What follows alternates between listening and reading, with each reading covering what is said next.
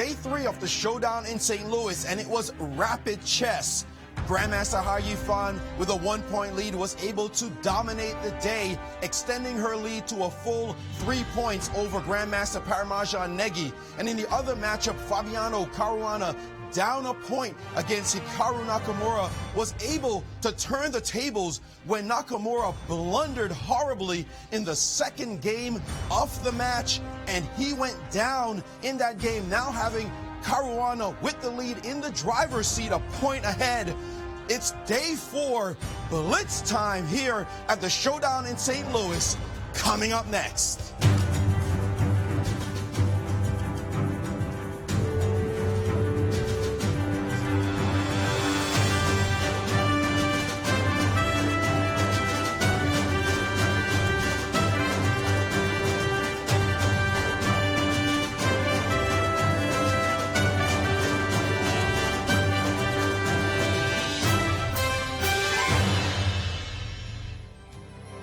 Hello and welcome back to the Showdown in St. Louis. We are in the beautiful capital of chess in America.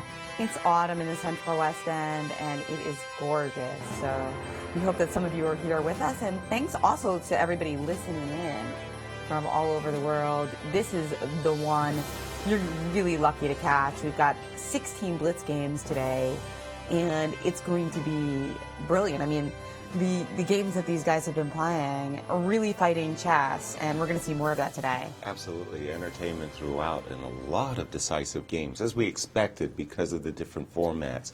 I was really impressed by Caruana's victories yesterday in the Rapids, and let's see how they stand. That's right. Great technique by Fabiano Caruana, which is exciting for us because we know how good Nakamura is in Blitz. So having Caruana come into this with a 1-point advantage makes it more thrilling from a competitive point of view. Without question.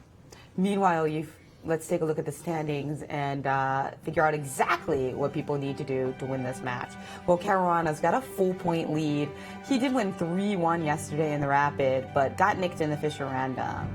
Hikaru Nakamura, not in the best of form shown yesterday, and you know, even in his kind of demeanor. But he's so expressive at the board, and he made that incredible howler so bad, that move F7, F6. Oh boy, I mean, he really mixed something up in his mind in his opening prep there, but it was a horrible game. Absolutely shocking. So maybe those of you at home who are still beating yourself up over an old blunder, give yourself a break. Exactly. Even Nakamura does it. Exactly. Some of the best players in the world. Now, in the other pairing is more lopsided. Hou Yifan, #1 woman player in the world right now. She's got 6.5 to Parimarjan Negi's 3.5. But judging by the dynamism in their play so far, exciting Sicilians, always double-edged, Negi does have a chance. Well, without question, and a couple of those points that Hou Yifan has scored in this match could have easily gone the other way. So the score at the moment belies the tension in those games that they've played. Certainly a big favorite, Yifan coming in with a 3-point advantage, but the Blitz still has to be played. Exactly. And we've got Grandmaster Maurice Ashley with his thoughts on what we're going to see today and yesterday's howler. Well, if the last 3 days has been any kind of example, it's certainly going to be exciting play today. We saw it in Bass Chess. The games were full of fight. Then we saw in Fisher Random, and then Rapid Chess yesterday. Those incredible Sicilians and Hou Yifan Negi match were just a joy to be commentating on. And also watching yesterday's games, seeing Nakamura, one of the best players on the planet, make a mistake the way he did was simply incredible. His response was also, as we have come to know, quite demonstrative as he made that incredible blunder. But take a look at the action from yesterday. And Hikaru is just looking, right. he's just curled up his lip, and Hikaru is just like, he's what lost. have I done? This what have position I is done? completely lost. Gross. And look at how disgusted he is, and that's like, a clear indication he cannot believe it. This is just one of the worst games you have ever seen him play. I like how Fabiano's not thinking that long. He's just really saying, You think you're better than me at Blitz, but not when you let me play Queen H5 check. Well, this ain't Blitz. Like you said, the Rapid is where he's going to have a chance. This is not Blitz. Time to stop. call it in, throw in the towel. 97, This yikes. one's over. This one should be resigned right now. It's not hyperbole to say this is the worst game I've seen. Yeah, I've never seen Well, Hikaru it's a play rapid game, like that. though. To It be is a fair. rapid Worst any game. I mean, period. You just don't see You haven't don't even see seen him play like this. He would not play like this in Blitz. In Bullet. the bullet. There it is. There it is. He's resigned. Gosh. Unbelievable. And the match is even. after- Unbelievable loss. Wow. He went on to lose yet another game yesterday to go down 1 point in the overall match. But he could take solace in the fact that today is Blitz, and the #1 rated player in the world is Hikaru Nakamura, and Fabiano Caruana doesn't even show up on the top 40 list. So he will be looking, that is Nakamura, to try to get back at this man who is in the driver's seat at the moment with a +1 score, but he knows it is no time to relax. He's got an angry beast that he has to somehow calm today, and if he does, he will have won the showdown in St. Louis. Today should be some incredible games, incredible, exciting chess as these great champions to prepare to battle round 4 coming up next. And you see Hikaru Nakamura getting his Red Bull ready. You know, I think Rhonda learned yesterday that you're not supposed to predict your own demise. That's true. So she bad said- idea. How she could possibly lose, and that's what happened. Exactly. Maybe somebody could kick me in the face when I'm not looking. Ooh, ouch. Sounds painful. And, you know, Nakamura said, well, Fabiano, you know, he could win this by beating me in rapid. That's my only weak point here. Well, not weak, That's but where he felt that Fabi had a potential to match him. that's right. And that's why I like what Fabiano said yesterday. He was very confident, even though he knows he's dealing with a Blitz monster here. It's so important to be confident in chess. He said, hey, I'm playing great. I'm a point ahead, so I'm not afraid. And let's set it up once again. They play 3 minutes per player. Each move, they do get a 2-second bonus. And essentially what that means is that Hikaru needs to score 5 points or better to win the match, because he's a point behind, and to win the match he's going to have to go +2 at a minimum in these 8 games that they're about to play. Now, with a full point edge for Fabiano, but Nakamura being the top Blitz player in the world, but not in the best form maybe this tournament, playing Essex, who is your pick if you had to pick? I'm so impressed by Hikaru, and I've watched him play Blitz over the years. Even when he was a young boy, he was really impressive. So, I mean, I'm awed by his ability in Blitz. So I will still maintain that Hikaru, despite his 1 point minus, he's the man to win the match. Right. Well, that being said, it's closer than we thought it would be. Not just because of the scores, but also because of Fabiano's form. One thing that I think is so overlooked and important in Blitz is technique. Fabiano's technique, it's almost invisible when you watch. But he gets a good position, or he gets a drawn position, and then he just wins or draws it. Yeah, and he's just playing very well. I mean, it's like he hasn't blundered badly. Okay, sure, there's going to be mistakes. Just look at the formats, look at the time controls. But overall, his quality of chess has been consistently high. Whereas in the other match, you're just seeing both players, swing for the fences, and they could have easily fallen one way or the other. Negi, after his 2-point romp in the Basque chess, has really fallen by the wayside. Now, you're a great Blitz player, too. What is the secret of technique in Blitz? Because you can't be too concrete, then sometimes you have a win and things get too messy. Right. But you also need to be somewhat concrete. Right. And I find myself having trouble striking that balance. Well, I think that when you're in a good form, the feeling is that you're ahead, not only in the clock, but just in the way the position's going. That is to say, you see that there's several plans and there's several ideas that one player can make, and you're just anticipating very well. You're anticipating your opponent's moves, and you're ready with your counter. And it's really off-putting when you're playing against a player who's consistently beating you on the clock and getting their moves in. So I think it really shows when you're in good form that your answers are coming quickly and you're maintaining a lead on the clock. We'll be starting, obviously, with Hou Yifan and Negi as they get ready for their first matchup. That's right. We are actually staggering these Blitz games. Let's go to executive director here at the club and international arbiter, Tony Rich, with how this is all going to work. Welcome to the final day of the 2015 Showdown in St. Louis, a set of 2 matches between Grandmasters Hikaru Nakamura, Fabiano Caruana, Parimarjan Negi, and Hou Yifan. Action is heated up. Hou Yifan leads in her match. Fabiano Caruana leads in his match, but with 8 rounds to play today, it's anybody's game. We'll stagger the games so that commentators can actually discuss what's happening on the board in each of them. We'll begin with the match between Grandmasters Parimarjan Negi and Hou Yifan. When they finish, we'll begin the game between Hikaru Nakamura and Fabiano Caruana, and we'll alternate all the way through round 8. Time control is game in 3 minutes with a 2-second increment per move.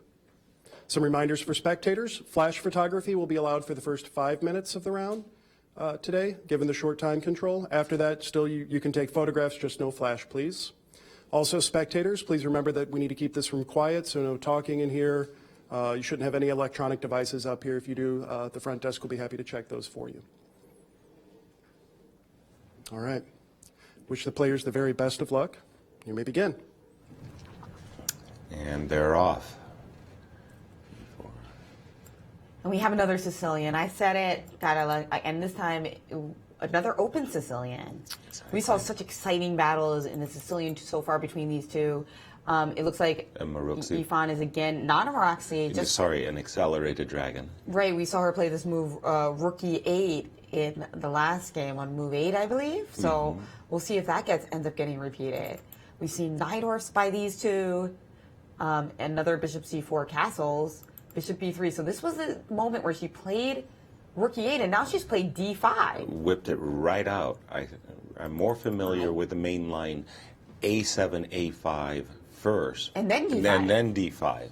We should point out, guys, that the most important thing is the clock in Blitz. And he did pause there for about 19 seconds before finally capturing. So he's behind on the clock already. He cannot keep that up too many times without finding himself on the precipice as far as time pressure is concerned. And look at that. In just 2 moves, she's already gained what it looks like almost 40 seconds on the clock, more than 40 on the clock now. This is a bit of a danger already in the opening. Yes, having said that, Maurice, that is a pawn, and I'm just wondering how Hou Yifan intends to recapture after castles. Knight takes b3 as seen, but now knight takes b3, and the queen on d1 adds further protection to the pawn on d5. Just the simple move b7, b6, and a fianchetto as Hou Yifan seeks to regain her lost pawn. She's acting like it's nothing that she lost a pawn in this position. Exactly. And now just going quickly, but she's just hesitated after that move, and he's played bishop to f4, attacking the queen. That hesitation on her part, somewhat surprising, having blitzed to this position, and now is she just down a pawn? Well, you know what they say, a minute is worth a pawn. In Blitz? Yeah, but I don't know if that counts the 2-second increment. That's the problem. Right. A minute in sudden death is certainly worth a pawn. And we do have the move queen c4. Again, black is eyeballing that d5 pawn, doing her best to recapture it, but then came rook on f1 to e1, attacking this weakness on e7.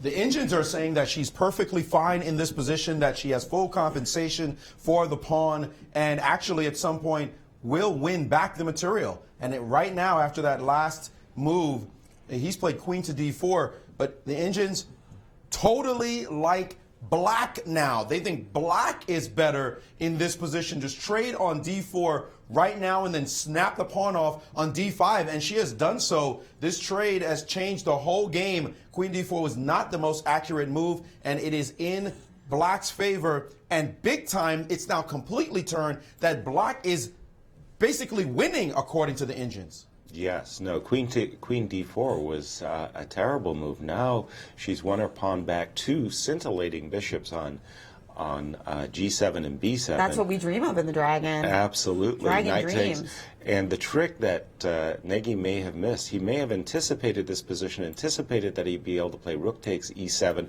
attacking this bishop, getting ready to trade, but there's bishop takes d4, rook takes b7, and then this intermezzo, bishop takes f2 check. We're not seeing your analysis, are we? I think we're not following the analysis on the screen. I see. But the point is rook takes e7, doesn't perhaps work. his intended move, does not work, and he had to back off with the move knight b3, and now he's going to be a pawn down after the simple trades. And Yeah, maybe click on D1. He's going to be down 20 seconds on the clock. Her opening preparation was brilliant, was perfect.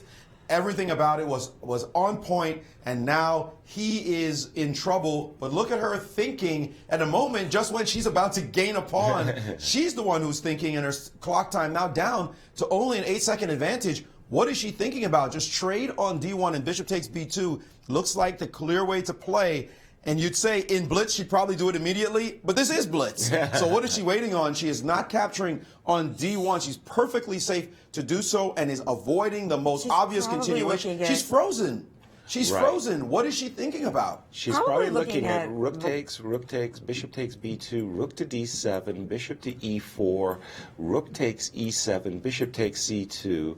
She knows she's a pawn up, but she's probably worried about the activity. Yeah, rook to Even E2. so, why she's Exactly. look at this. She's now Instead, maybe under rook a minute. D8 she could play. I mean, so maybe she's looking E7, at all, E6, or there's a maybe lot she's of looking at easy some moves. alternatives that just allow her to play a bunch of moves quickly. Right. I mean, But she does rather need than to- lose control, she as we needs to talked about move. earlier. Yeah. Can you imagine right at the moment when you're about to win a pawn, if we may go back to the game position, she has, in fact, Followed that line.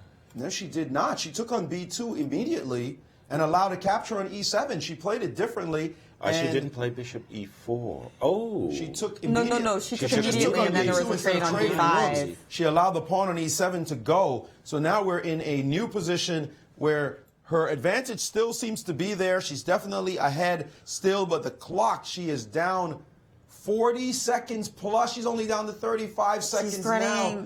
And this She's was threatening A4 is a devastating threat because then A2 would fall. So that compelled Negi to play this move, bishop E5. which is an excellent move to Indeed. stay in the game. We need to stop. A4 was just a crusher. Exactly. And that's probably one of the King reasons. F8, though, she just found the best move, King F8, to attack the rook. Now Bishop D6 is forced. Yeah, Bishop has D6 to- is only move, and then she will be able to go up to G7. Just a slight nuance in the position. He's going to have to play this move, and he did, and now her king goes up. Now she doesn't mind the trade as her king has gotten a full tempo ahead with that last sequence. But even having said that, I think Negi is forced, and he has played bishop e5, and there's been a very quick swap on e5, and bishop dropped back to e6. So black kind of snuck in a little extra tempo, and this move a4 is so devastating. A3 is going to be played, and he has played it. Now, Yes, and the but now time the is rook- 20 now, seconds, what about by rook the way. C8? 20 seconds. Rook C8 looks very powerful knight there. D3, knight Actually, rook D4. D8 was stronger. Rook D8 was even better, more active. But this looks like a good Knight idea. But knight D4 fours, changes the fours. evaluation. This changes the evaluation. Rook D8 had to be played to stop that move. And now she has lost much of that edge. She's still way ahead, though, but not the same. And this last move, also not necessarily that powerful. This looks drawish suddenly. whereas Big time advantage for Negi also. 4 times as much time right now. But He now has he can that, go that into clock is the king, isn't it? The clock always dominates. He just needs to make a quick move again. Knight takes e6 check. I'd snap that off, and I'd capture that rook, the pawn on e6. He didn't play H4. That is not a H4. move that appears on the engines at all. Now she has taken on A3, and she has the advantage again. The game has swung once more in her favor. Snap on E6, it looks like. No, oh, I no, think no. he's going to play rook b5. Yes, okay, because he's not otherwise B5 and those pawns are powerful. No, Nope, he took on E6. E6. A surprise move for me. I thought he was going to play rook b5 and capture the pawn on b6. B5 It's still is- close to a draw, though. She missed King F6 a little bit earlier. B5, rook It's still D6. very close to a draw for him to make this position. and he has. I think it's Her settled. clock down. is ticking down. She 3-2, needs to she move can't- quickly as her clock ticks very Rook quickly A2. thanks to the 2-second increment she's getting there. But she looks like this is very close to winning for black if she can manage this. But she only has 5 seconds on the clock, and he only has 7 seconds. This is going to be just wild. Wow. So the whole idea here is trying to hold those pawns down with the rook on B5. That's That correct. increment is saving them every single move. They basically have only 2 seconds to move each time. That increment saving them, and now the game is proceeding apace. Oh, and now she has gotten the 2 connected pass pawns, and he my. snacked on H7, but We 2 often is better than 1. But we often say sometimes it's faster to push 1 than it is 2. Right. You can only push 1 at a time, and now she's dropped her rook back, And there she goes, and there he goes, snapping that pawn off. And there it is. Looks like they're both disappearing. Draw. There he goes. All the Like pawns are leaving. He's still trying to win the game, Now though, he's because trying he's to got win. an extra pawn. 'Cause now But it he's got looks an like it's extra. now dead drawn. They're just moving, but he can move as much as he wants. This position is a book draw. Still making moves, extra though. pawn. She knows that it's a draw, though. She's not worried about it. This is his right to keep playing and hope she blunders in some kind of way. But we know this endgame is a clean draw. That's right. So after the chaos, we've gotten some calm. 7 seconds to 15, if I'm reading that right. And Now their down to heart rate- 12. Not 10. sure exactly what she's thinking about right now because it's easy moves. Every move should be easy. This is just easy. Keep the rook right on the rank. Sooner or later, it's going to be an advance. She knows it. He knows it. We learned this stuff in grade school. No matter what, he's going to have to push the F pawn at some point so his king can go forward. All those checks are meaningless. It's just gaining time for both of them. Bringing the king around is Yes, not that going to help. Philidor position is in the offing. There it is, and he goes up. He has to go back, and she just keeps the rook on the rank. They should be drawing. There he is. Finally pushed the pawn. Still not quite there yet. She's going to go up, and yeah, even here he can't make any progress at all. He's going to get checked mercilessly now. He's going to take the draw He right can't even now. get to the And the Philidor draw has position. been agreed.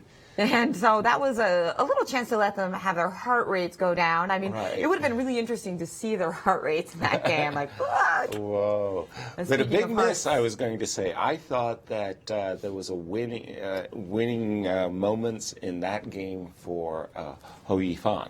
We're going to see even bigger misses in Blitz. This is wild. The evaluations are going to change. It's normal for there to be chaos and for there to be lots of shifts. So a draw in the first game between Yifan and Negi, and we asked them for Sicilians yesterday. They delivered. Yes. If, and we're underway with our second game today. We've got Nakamura and Caruana.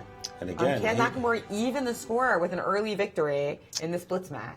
And Hikaru has been playing these queen fianchetto positions in the rapids. He didn't get much, in my estimation, but he's stubbornly persisting with his queenside fianchetto strategies. He doesn't want to get much. He wants to get an edge of the clock and try to elongate the game. But that strategy didn't really work out in rapid. But he's Not at sticking with all. it anyway. Yes, indeed. But this position looks really nice for Black, though. Knight FD2 was played.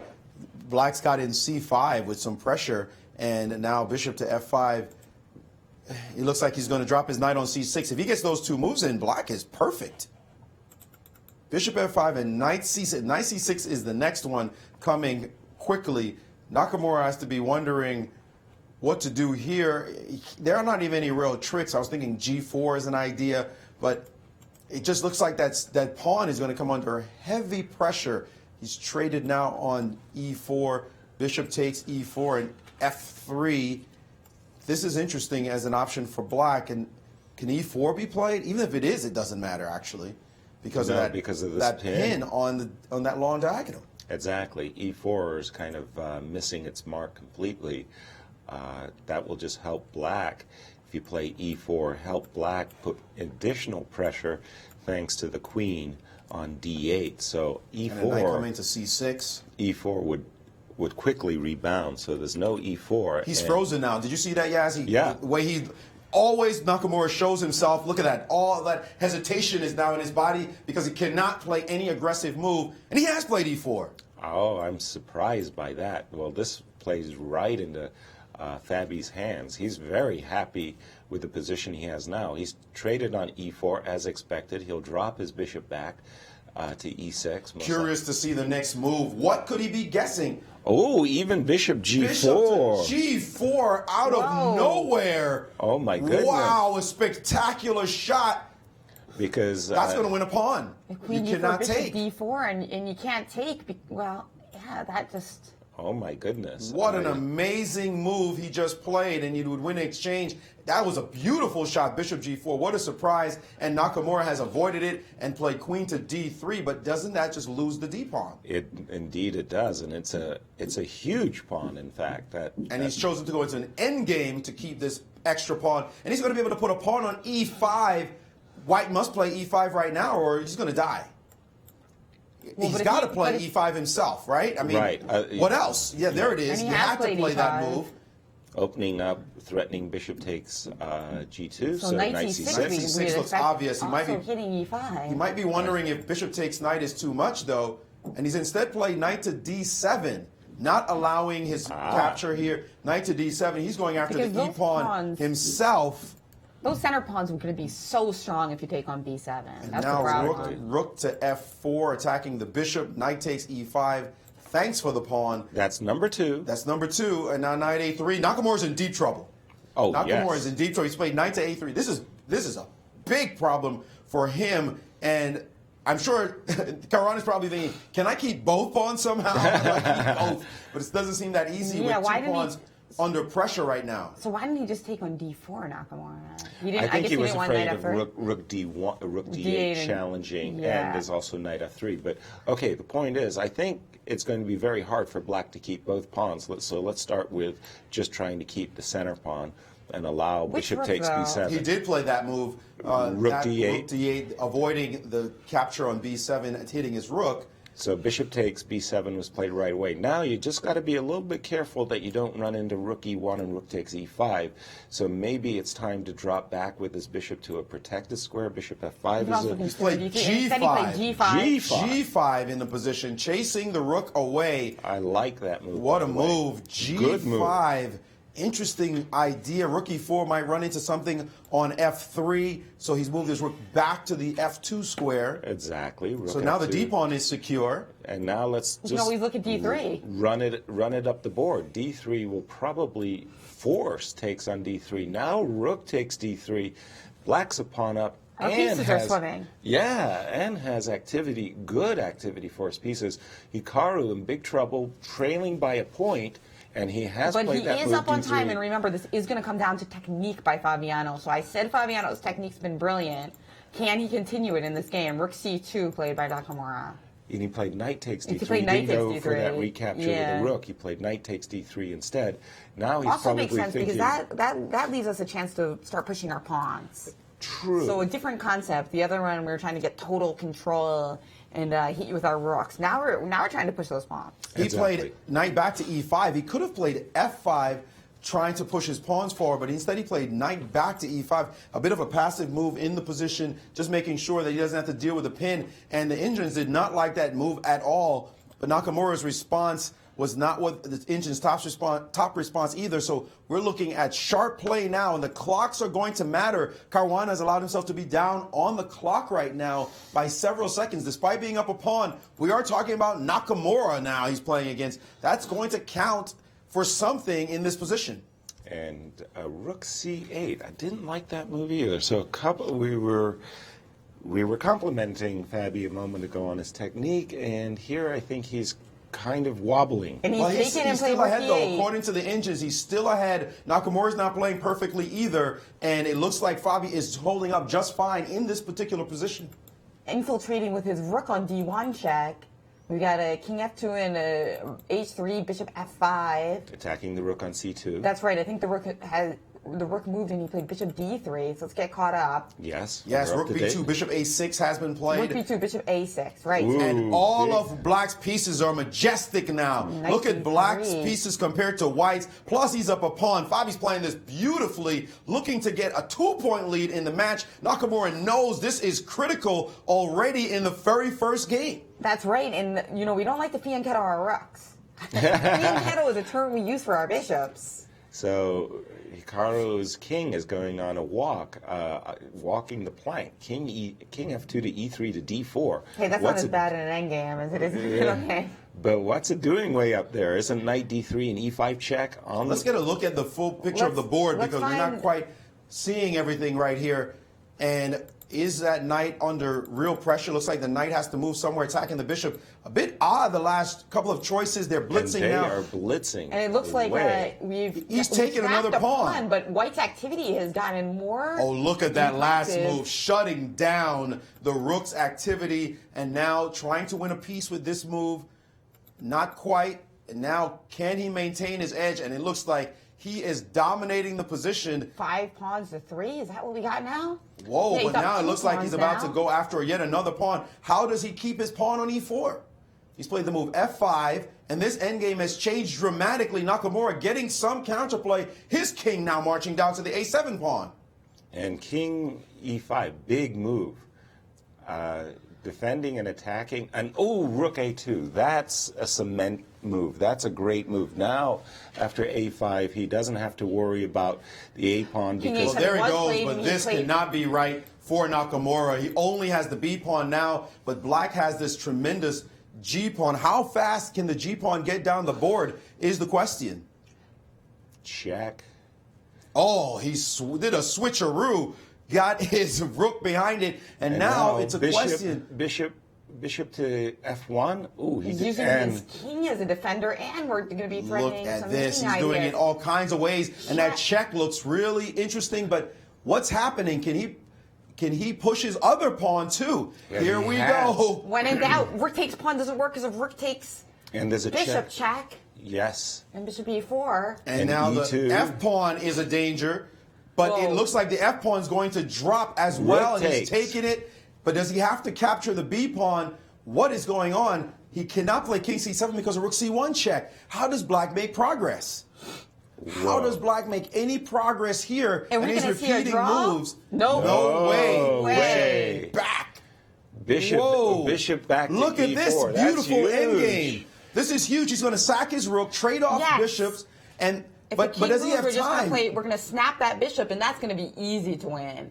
That king moves back. We play rook takes bishop, pawn takes, bishop takes. Your rook is in prison. Exactly. We win that easy. h5. But what if he H5, queens H4. right now and takes the bishop on e4? That's the best move. You Why does found he it. queen and take on e4? Oh my he's God, he resigned. resigned. He's resigned. Oh, I don't think he realized that he still had a trick in the position, in the final position. Hikaru resigned in a position that after bishop e4, he could have promoted to a queen, which we expected, and then, as Maurice said, bishop takes e4. You don't Actually, take the no, rook. Yaz. The analysis is that there is one move that does the job. Take a look at this. It turns out that if he queen, and I'm going to get a Yes. rook because normally my thing freezes. Oh, there it Okay. is. It's freezing anyway. I should never have tried to promote. Yeah. Just do it on your board. I got it. The move, if we take a look at this screen, the move b8 on Right. the board Right. is rook takes, bishop takes. Now rook to e8 is the killer. Ah. Rook to e8, and you can't take all the pawns all at once. Exactly. This is the problem. What a and game, He is now man. down 2 points. Those guys are good. Beautiful That play game. by Fabi, but horrible opening. I mean, okay, you give the guy a huge extra pawn like that. You know, I don't care if he's number 40 in the world. He's going to kill you. Let's see some e4, Hikaru. Come on. By the way, we should be We more need to switch accurate. this up. He's actually number 35 in the world. I misspoke Okay. earlier, number 35. But still, number these 1 biscuits versus number right 35 is a mismatch. After this Yeah. one, he might start to But climb in the ranking. impressive play And by just a great Fabi. game overall. I mean, that in-game squeezed enough variations and tactics that we could see in a classical game. Yes. So we got to take a longer look at that sometime. Well, for sure. But when exactly, we catch our breath, we got a new game to see. We got a new game. So let's take a look and see. Yeah, we got a big win there by Caruana, who now has a 2-point lead. So we were talking about the fact that Nakamura might still be a favorite going into this match, even with a 1-point deficit, but I don't think that's true anymore. 2 points is a lot of points. And only 7 games now. The That's number's right. going down. So Fabi is looking really like the man in this match. And I'm Fabi really playing surprised. so well. That was a great game. But again, what was that move e4? That even move, and he missed. For sure, he simply missed bishop g4. Bishop g4 just totally refuted Hikaru's entire strategy. And yeah, played this game. quickly too. Bishop Yeah. g4, bam. I like that. Yeah. Just like he played so quickly when Nakamura blundered in the other game. Right. And remember yesterday how he said, Caruana did, that he's not afraid at all. He doesn't think that's that big an edge in Blitz. Like, come on, what are you talking about? That confidence really showed in this game today. And remember, if you take yesterday into account, he's won 3 out of 5 games. Right? Am I right? 2 from yesterday, 1 today. 3 out of 5 with no losses, 3 wins. He's currently dominating the match completely. And He's got to feel very powerful right now. Nakamura's first game, that was the important game to get away. I felt like this was the game. Now with a 2-point deficit, 7 games to go. What does that mean? He has to score 4.5, 2.5 in the next game just to tie the match, and 5-2 to win? Yep. That's going to be tough. Nakamura, this next game by Nakamura is going to be hypercritical yet again. The result's he can't afford to lose another game or the match will probably be over. I'll just have to say that this was the key moment in this first game. Hikaru anticipated that the bishop was going to go back to e6. I'm sure he had planned the move e5 in order to launch his bishop against the pawn on b7. He was hoping that probably after a line like knight c6, he'd get in d5. Instead, this move, bishop g4, just totally turned the tables, and after that, Fabi was in control, and he kept control. Very impressive. It's one thing to win a pawn, but also to win a pawn and keep control against Hikaru. It's not easy. I like the endgame technique. Even though I know it wasn't perfect, I just think it's so hard to play against Nakamura. He plays so quickly. To begin with, he's always putting pressure. Yeah, he's always putting pressure on you, and he's always creating problems, and it causes you to stop and think. Right, and the other thing about Nakamura is when he's in a bad position, he plays even faster because he knows that at that point, that's what's going to put pressure on you. And you see it in that game. That's why he always had a big edge. But Fabi just handled it with class like one of the top players in the world, which he is. The standard of perfect is irrelevant. I mean, it's blitz. So there's not going to be any perfect move. It's blitz. So the standard of perfection is absolutely irrelevant. And I think that the point is you have to play blitz moves. You have to play quickly. You have to play rapidly. And a computer will say, well, you made a mistake here. You made a mistake there. So what? It's blitz. It's can you keep control? The standard that you have in blitz is can you keep control? Can you play moves that are clearly suboptimal? You're going to play moves that are maybe 70% moves, 60% moves. The kind, if you say out of a 10, am I playing moves that make a 9 or a 10? No. I'm playing moves that may be more like 7 or 8, but I'm doing it consistently, and I'm not making any blunders that make you just suddenly come back in the game. So even if the game shifts back to kind of only a slight edge versus the big edge I had, big deal. As long as I have the feeling that I'm always winning, more important, you have the feeling that I'm always winning. You're the one with the tension, and I have an edge on the clock. Then it's great for blitz. That's all you need. You don't look for perfect moves in blitz. That's just a mistake. Oh, yeah, for sure. And I like that word you use, control. Yeah. That's what you need to do. And we've got the standings overall in the match between Nakamura versus Caruana. So now Caruana leaping to a 2-point lead. Caruana was 6.5, Nakamura with 4.5. And I can tell you, Nakamura, very unhappy. This is his bread and butter, blitz jazz. For Caruana, you know, in a way, he has a psychological edge going into this match because despite being neck and neck with Nakamura in the world standings, he was a clear underdog in this match. Yes. So he's just feeling on top of the world right now. He could beat Nakamura at his own game, rapid and blitz. Wow. That's beautiful. He has. And again, he has scored 4 out of 5 potential possible points in the last 5 games. 4 points by Fabi Caruana. So he's turned the match decisively into his favor. And now Negi is in a situation, it's an awkward one. He's basically got to win with black to get back in this match. Once again, he's behind by 3 points. By 3 points. Yeah. Right. And by the way, I would never count out Nakamura. As long as it's mathematically possible for him to win, I think we got to hold on to our chairs. Well, because it's slipping away. If Fabi keeps up with the form that he just showed in the first game, I mean, it's a mountain to climb. That's true, but if Nakamura finds his groove, I think we just can't count him out. Let's put it that way. That's for sure. Because this kid knows how to win a lot of games in a row on blitz. He has no mercy sometimes. I think he's off form, though. Okay, so we're getting set up for Game 2 of our 4th day of coverage of this showdown in St. Louis. As there we see the world's #1 female, Hou Yifan, preparing for the second blitz game with a 3-point lead. She knows what she's got to do: maintain control, score each and every round, and she'll be the winner. She's got 7, he's got 4. She's been showing a lot of heart in this match, and also in her lovely shirt choice today. Yeah, I can check it has little red hearts on it. I see. I see. All right, Negi, you see him drilling down. He's thinking to himself, what do I have to do to get back into this match and find the form of day one, where he scored 2 out of 2, and that seems like an eternity ago. Play faster. You notice that the big difference between these matches, people notice, okay, so we've got 2,800 players and we've got 2,680 players over here. What have we seen? A lot more practical play by the elite players. Yes. We've seen a lot faster play, and also they tend to play openings that aren't quite as sharp.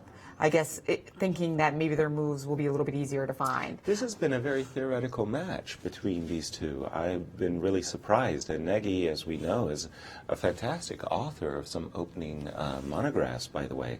So he prides himself on his opening knowledge, but he's being more than matched by Hou Yifan and her pawn sacrifice yesterday, previous game, pardon me, was simply brilliant. Gave her a big edge, indeed. Yeah, But, turned out to have been perfect. He was able to keep step as in one critical moment, not only did she not find the right moves, but she also gave back her entire time edge.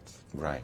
By the way, I noticed that in that game, that rook and pawn endgame that was just played, and the players are going to be starting soon, they were really playing on the increment, but with only 2 seconds. It wasn't like they were playing really fast, so they never really built up any time. It was like they were always in this 10 Treading water. seconds, 6 seconds thing.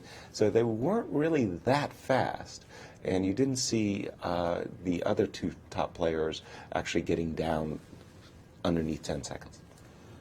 Yeah, that's true. So you're saying that 2 seconds, it's really hard to build up time. It right? really is. Yeah, Nakamura can do it, but you have to be very physically fast. Exactly. And the pieces are very, very beautiful, and they're weighted. They're triple weighted sets, and the board is quite long, so it's very hard to move, and you need a second or 2 to move.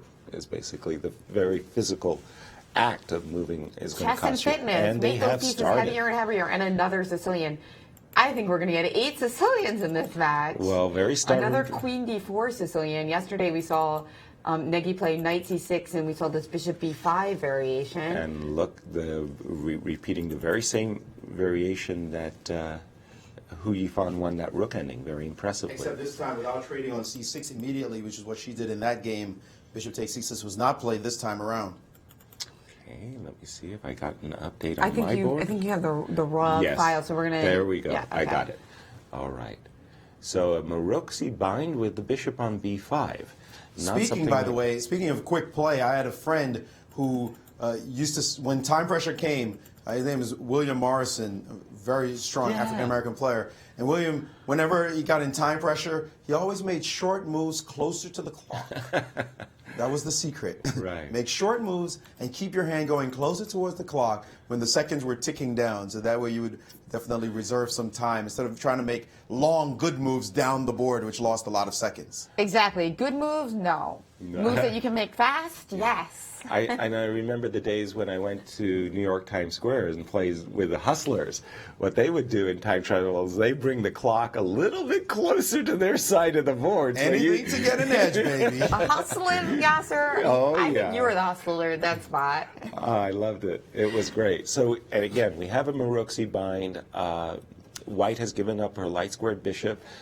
It's perfectly fine for black, of course. There's no problems in this position for black. But on the other hand, the situation in the match is so favorable for Hou Yifan. She probably loves having a position where she's not under any pressure herself. So we just saw that Negi dropped back with his bishop to preserve his 2 bishops. But this isn't really a position for the 2 bishops. The position is really very closed still, 7 pawns on each side. So I still like White's position a smidge. So looks like she played rook c1, queen a5, and b3, and b5 is the hope. If b5 happens, black gets great play, and Well, usually in these situations to discourage b5, White often plays the move queen d2 with that little tactical idea of maybe jumping with the knight to d5 with an attack against the queen as well as the bishop. true, sir. Queen Right. to d2 has indeed been played. And the idea there is that if you take on d2, we can play on knight takes e7 check. The intermezzo. And after king h8, we'll end up a piece. That's why sometimes you see the other rook going to c8 rather than a. so that king f8 can be played after knight e7. what But has it looks been like we've gotten a couple more moves. Rook fe8, rook fd1, very good. Everything's still very natural, normal. And now another update. We've got a retreat of the queen back to c7.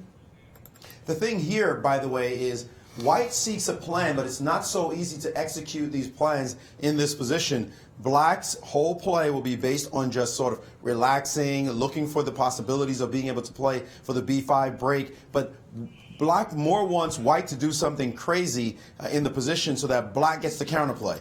And these are typical of hedgehog position. You see Black dropping the queen back, dropping the bishop back, and white playing a4, trying to curtail the b5. And now he's played the move a5. Certainly a committal move on that side of the board, as Negi has leapt at the chance to play knight c6 and attack that pawn, and a quick trade has happened, and now the b file is opened up. The pawn formation has changed dramatically, as. Absolutely.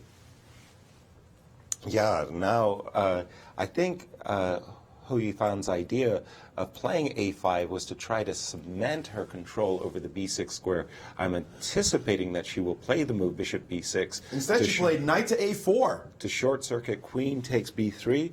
She plays it sharp. This lady does not back down from a tactical challenge. And that's a pawn sacrifice. That's a pawn sacrifice on b3, exactly. Although knight b6 is possible. It looks like knight b6 is too strong for him to allow, as his queen would be caught on the other side of the board. Right. So, with nobody nearby to help. So that looks like a bad capture. Sounds like a bad party. But knight a4. Beautiful move. Looks like a really strong move. Beautiful move. His capture on c6 with the pawn was not great. And now she's going to put a knight on the b6 square, and there it goes. Beautiful square. And now white is the one with the dominant position. Big edge for white here. Great outpost. That knight on b6 is great outpost. So now with this knight sitting on b6, white can turn her entire focus to this d6 pawn, and something like doubling the rooks on the d file followed by bishop f4 immediately. That would have my attention. Started with bishop f4. Very good. And also, by the way, something to be said for b4 as well. But bishop f4 looks to me like, again, we talked about control and blitz and just limiting your opponent's options. This is just a nice spatial advantage for white. You can see how cramped Black's pieces are. Yeah. It looks like Fisher random for Black. That's right. We need a plan. So it looks like he played bishop b7. Is c5 also in the air? That's something that he has to watch out for. Problem is definitely that sometimes it's a problem to be in the advantageous position. I know it sounds paradoxical, but when you have an edge, you think you should be able to milk that edge. And here she is looking for a concrete solution that has cost her already 20 seconds on the clock. And finally, she's played a concrete move, the move e5. When c5 was better than that move, but this move is definitely a strong move. e5, he has to play d5 right now. But the point is, it's all about the clock now. Control and clock, the two C's. She's got to think only that at the moment, and he's got to figure out how to just make moves as well as his time is starting to tick down. That's right. I mean, they both got just 43 seconds, so hold on to your seatbelts here, guys. I mean, this is not an end game, so we're going to see a lot of craziness here. c5 is what he played. I'm sure he was afraid of, in case of d5, I'm sure Negi was afraid of bishop g5. He was wondering what bishop g5 was still playable. She missed it. After c5, bishop g5 was quite playable, and his rook was trapped. Exactly. She would have won a pawn in that position. It looks like she would have cracked the structure at least. But queen e3 does build up that same idea. Well, queen e3 also, yeah, we're trying to take on d6 and take on c5. Very queen c7 is his best defensive move. He has to find it with only 19 seconds and counting, coming down quickly. He needs to make a move. Only 13 seconds. He doesn't see a move to make 10 seconds on the clock. So what happens if what if he just takes on e5? That looks ugly. Ooh, it's not what it's about. It's about making moves right now. That's going to lose a pawn. A7, that's going to be ugly. He's played bishop c6. He's dropping a pawn, and she's jumped all over. And he's played e5. Takes e5, trying to mix it up with no time on his clock. I don't think this is going to work. I think this is going to really... But that move was gimmicky enough to create problems. Now, d7, it is a move. She's still in control. It's not a top move. Bishop but rook e6, bishop to g3. He is still somewhat in the game, hanging on by his fingernails, but queen b7. only 4 seconds on the clock for him. But she's going down almost to 10 seconds too. F3. And she played F3 quiet. He's got 2 move. seconds. 1 second before he made his last move. Bishop H4 trying to stay ahead on the clock. F6. Instantly Rook D5. She's got lots of pressure here. Is he going to blunder? No. She's allowed him to escape, I believe. Rook D6. He's built up a little bit of time. He's got 5 seconds now. She's got 13. The position is now even according to the engines on every move. Black has improved his game tremendously, and he knows it, and she even on the knows it. clock, 9 seconds each. Now the trade on D5, which does not hurt Black at all. Black is fine. Black is perfectly fine with 9 seconds left, and now he's taken the A pawn as well. He's taking a pawn. Is he just up a pawn now? What happened? Oh, No, queen takes H7. Queen takes H7, loses according to the engine with to the move at queen. some point. He had the And he move played a E4 check. and he missed it. He had E4. He had E4. And he missed that opportunity. And now she's looking for Perpet on the E6 square. Maybe And even he more has than played the E4. Perpet. He's check. F4, and now it's... And he's only got 2 seconds left, so he's going to lose on time. No, it's going He's to be a finally perpetual. moved, but he's losing his piece with check. And what is happening here? It's It looks all like... about... Oh, no, queen- she's going for the win. Absolutely. Queen takes E4. 2 seconds. Oh, my gosh. No, this is still a game. No. They're even in pawns. No, he's down a pawn. Here comes the king. Will he get there in time? No, It doesn't no. look that way. No Here way. comes her king, and he stops her with the move F5. Is this going to be enough? King up, and now he's down going a to pawn. take... He's down on the clock. He's taking the pawn on D5. What is this end game? It doesn't look like Black No can time make to progress calculate. here. No, it looks like it's great for white, actually. And he's chased her out of the position. So that Look he at can this. play He's King fighting. E4. So he can play King E4, but F6 will happen. Exactly. F6. And she plays after it instantly. takes, And now H5. King back, and he can't approach. And he's trapped. He can't approach her So pawn. she's just gonna go after his He is dead. pawn. He is finished now, backing up, but it's an extra pawn for white. This And there game we is go. over. Design. More Wow. endgame lessons. Wow. We came to watch the Blitz, or we came for our endgame lessons. How about That- putting vegetables in your pizza? That was a nervous game that really, we got to a position, there was one chance right here that Negi missed. He could have turned the tables in this exact moment after King H2. He missed this very straightforward shot, E4 check, with a discovered check against White's king. If White had played the move bishop here to G3, I think he had bishop takes, king takes, and something like maybe queen E1 check, and you're just nursing this. Or maybe Queen E5 check maybe and pick off. Yeah, Queen to stop E5 perpetuals. Check and then take the D pawn, maybe? and just Or maybe then take this. E3, because the other... Depending on what the next move is. Yeah, Because but Queen this was the one and only moment that he had. He missed that opportunity. He was down to a few seconds. So Jen. both of them were. So Exactly. she outnerved him. Yeah, that was a battle of the nerves, no question about it. But boy, did that mean that she put her signature on this match with that win. That's right. She's got 1.5 out of 2 in the Blitz, but that gives her a 4-point advantage in the match. Nearly insurmountable. And we our other started game's our second underway. game. Yeah, that match looks over now, +4 as a result. It's going to be hard to make any hay in that position. Meantime, Nakamura down 2 points. Who would have thought it right now? Down 2 points right now in the match, needing desperately to win. Absolutely. And for Fabi, he did open with E4. We got a Sicilian, but he immediately, instead of going for mainline Najdorf, just traded off the light squared bishops with his quiet line bishop B5 check. And again, with a score of 2 points in his favor, he doesn't have to go through any really sharp theoretical battles, but he's just hoping to keep everything nice and You tidy can't under play control. for draw and Blitz. Agreed. No, Agreed. That is you a don't. dangerous thing to do, to not really pressure the opponent. What do you think Naka would do right now? Would he go for the kill if he were up 2 points, or would he play solidly? Most likely, Naka would still play his aggressive self, but He sacrificed a minute. Why is Nakamura sacrificing a minute? Are you serious? That's He's huge. sacrificing a minute That's in a blitz insane. match. Really? And he's shaking his head already. That's craziness. He's shaking his head already. What is happening to this man in this competition? Where is Nakamura? Yeah, this is not the Hikaru Nakamura that we're used to. And he's just We're like used to bishop to h6? Are you serious? That's a remarkable. I don't think I'm serious, but it's on the board. And trading the bishop on c1 that hasn't moved, speeding up White's development. I don't get that. And I dark really squared don't get. weaknesses? I don't get Wow. that one bit. And you have a 1 minute disadvantage. Wow, boy. that was really fascinating. Well, maybe it's the 1 minute sacrifice. And look at this, e5 is on the board. Knight to h5 in the position, and the Indians definitely like White here. Nakamura mixing up something in the opening, and now he's got to Space come up with for his White. superpowers, all his blitz superpowers to save this position. You see, Caruana knows this is good for him. And now he's getting a feel like, if I win this game, this match could be over. So no reason for him to be hesitant anymore. He should be looking to play really aggressive chess this time.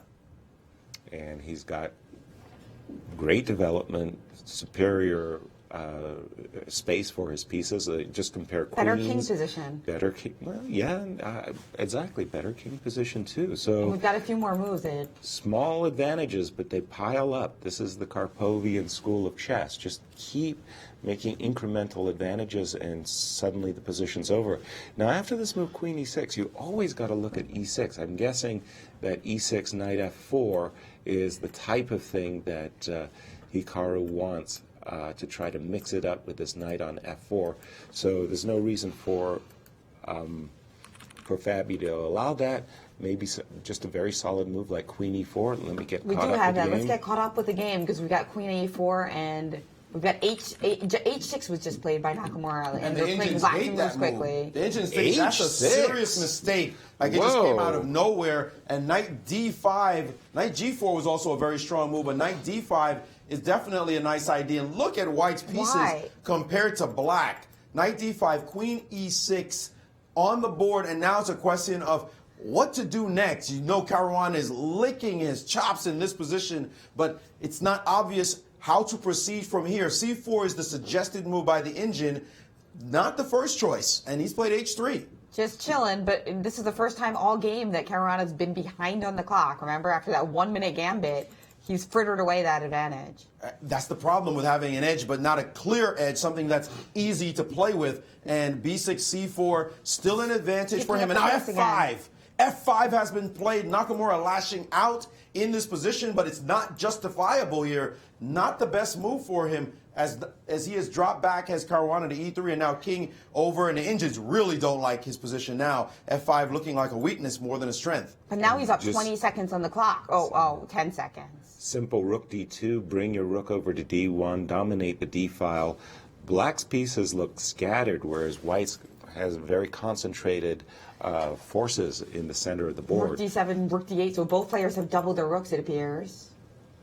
It's about control. It's not about accuracy, and Caruana is consistently keeping the edge on the board. We always gotta And look now- at knight f4 Now ideas playing here. for the b4 plan. It's the key. The b4 plan, and now he's gotten a chance to increase his initiative on that side, and the Indians love his position the way he's playing right now. Total control over the board. The knight on h5 is a meaningless piece, and all of White's pieces beautifully centralized. Well said. That's it. A3, Every B4. knight c7 is always in the air, actually, but now that knight is come to c6, it's less of an idea. Look at that last move, king g7, keeping the knight on h5, just totally at bay, no way to get in. And now the Indians Now are... b5 and knight c7. Well, why, Well, why isn't- isn't c5 hanging? as C5 well? was hanging. He took it. He took it. But and maybe Nakamura B5. in big trouble. He just lost the pawn. Let's see what's going on. But I don't understand why. Okay. So 'cause after you the were knight moved away, mentioning- well, I was just saying b5 and knight c7, rook takes d2, knight takes c6. Well, we'll have to But- look at that line but- later, but guys, something because similar moves is happening. Let's moves are see what happening happens. quickly right now. So let's look at what's on the board after that last exchange. Let's get back to the big board and get So the actual bc5, position. knight a5, queen c3 has been played. Let's get the and- other image. Let's get the other image.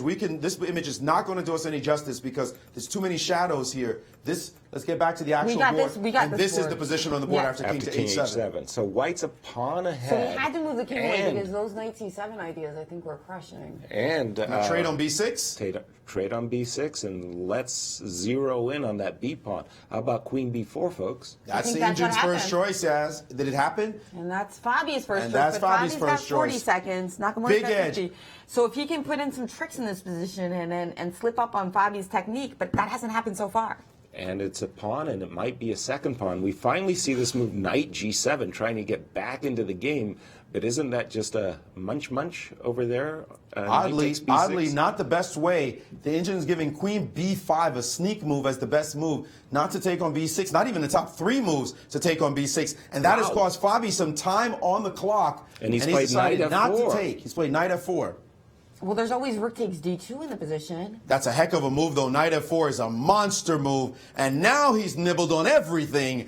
2 pawns up, crushing in the position. A lot of things have been traded, and then b6 has also been taken, and now knight c6, and now it should be easy peasy. Yeah, 2 whole pawns and still maintaining his control. Look at it, the safety of White's king. There's just no counterplay here for Hikaru, and White is ready to run with the A pawn. Oh, he's Still- busted by a long way. Looking now for something to hope for. He's checked and Something. picked off the knight, and now looking for some tricky counterplay.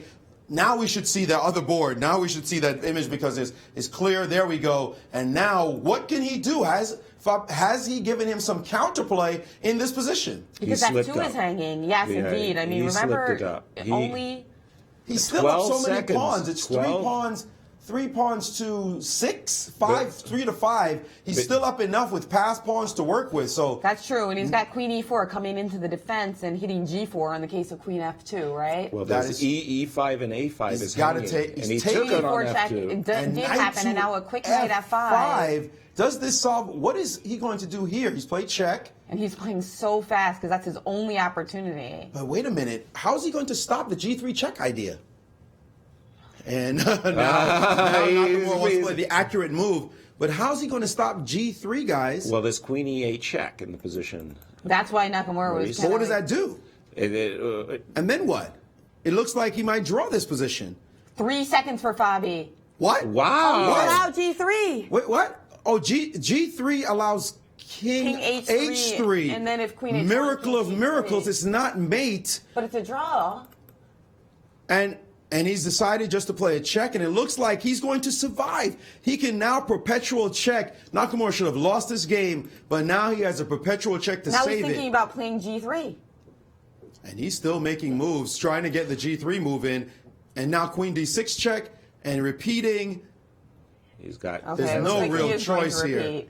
Well, his king could also go in, can't it, to F4 maybe? Oh, and he's gone for it. He needs to. G3. Wow, look at this. And now almost, not quite. It looks like he still has Perpet. Nakamura's hanging, not sure what to do, Nakamura's where on to 1 put the queen. second. He's only at 4 seconds left. Oh, my goodness. What's happening? Whoa. Queen G7 6 check looks seconds. strong.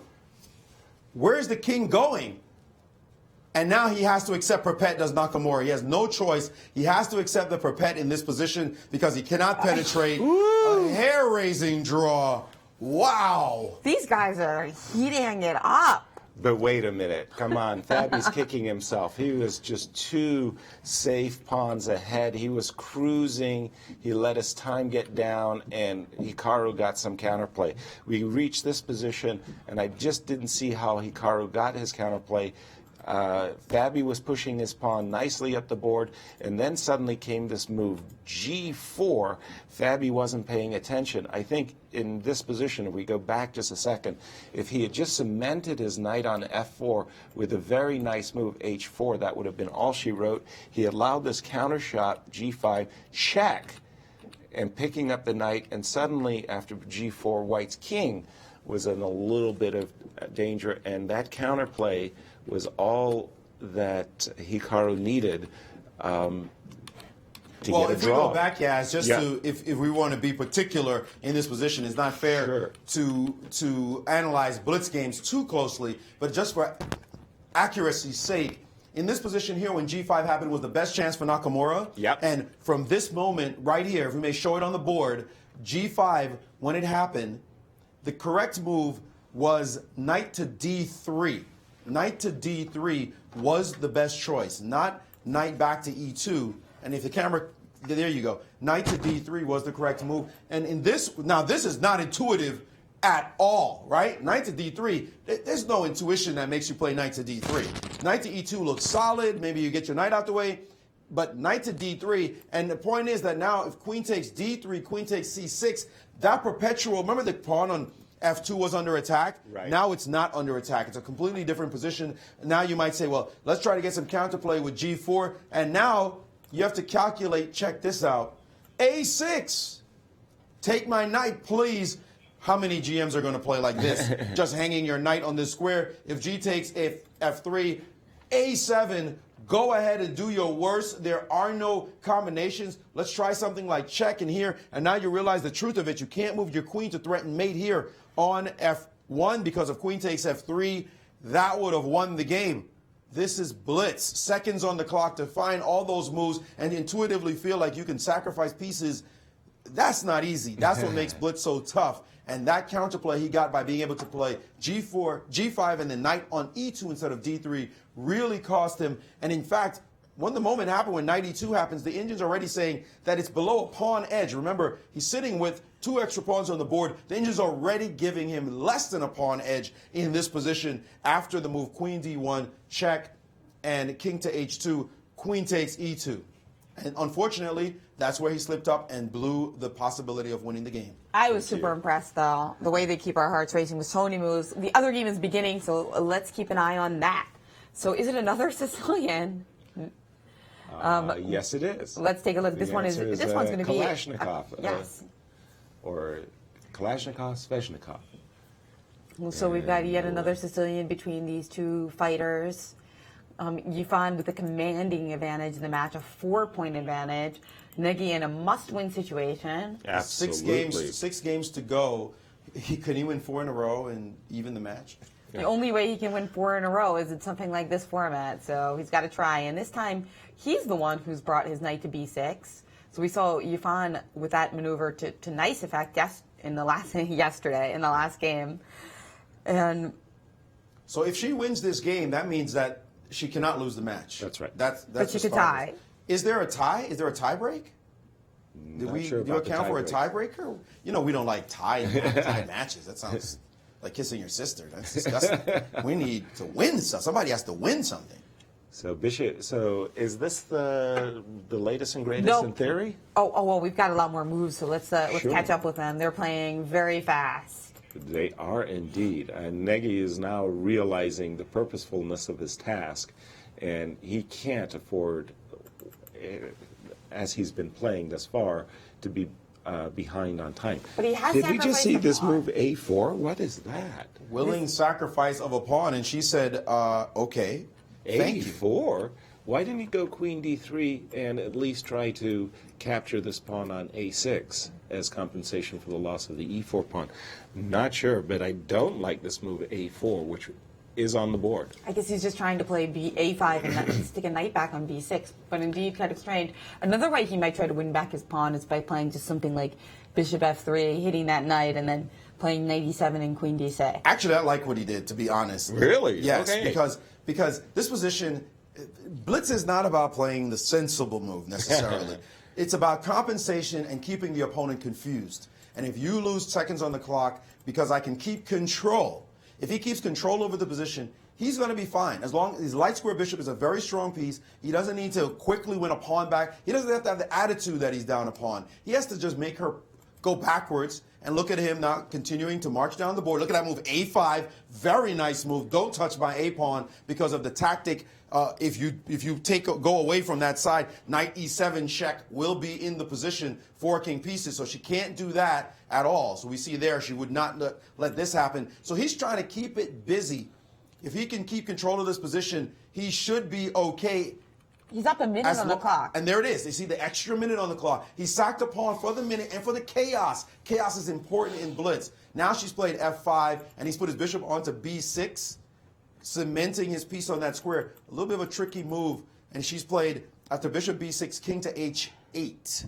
getting away from all of those tactics that you've been mentioning, Maurice, with removing the knight on c6 and then playing knight e7. And now queen to d3. You see, now he gets... I've been waiting for this move, queen d3. Yeah, but he got some positional pluses in the meantime, and now she's played knight to c5, daring him to take the pawn on a6 after knight c5. He could take this knight, but I don't think he wants that. I don't think that's what he's about right now, because the a-pawn would hang at the end of that. At the end, the a-pawn hangs, and we don't have those knight e7 check tricks that we had before. Okay, so the question, can he still keep control? Should he play queen c4 maybe and keep control of the position? If that's possible without any knight a5 tricks, then that's what he should do now.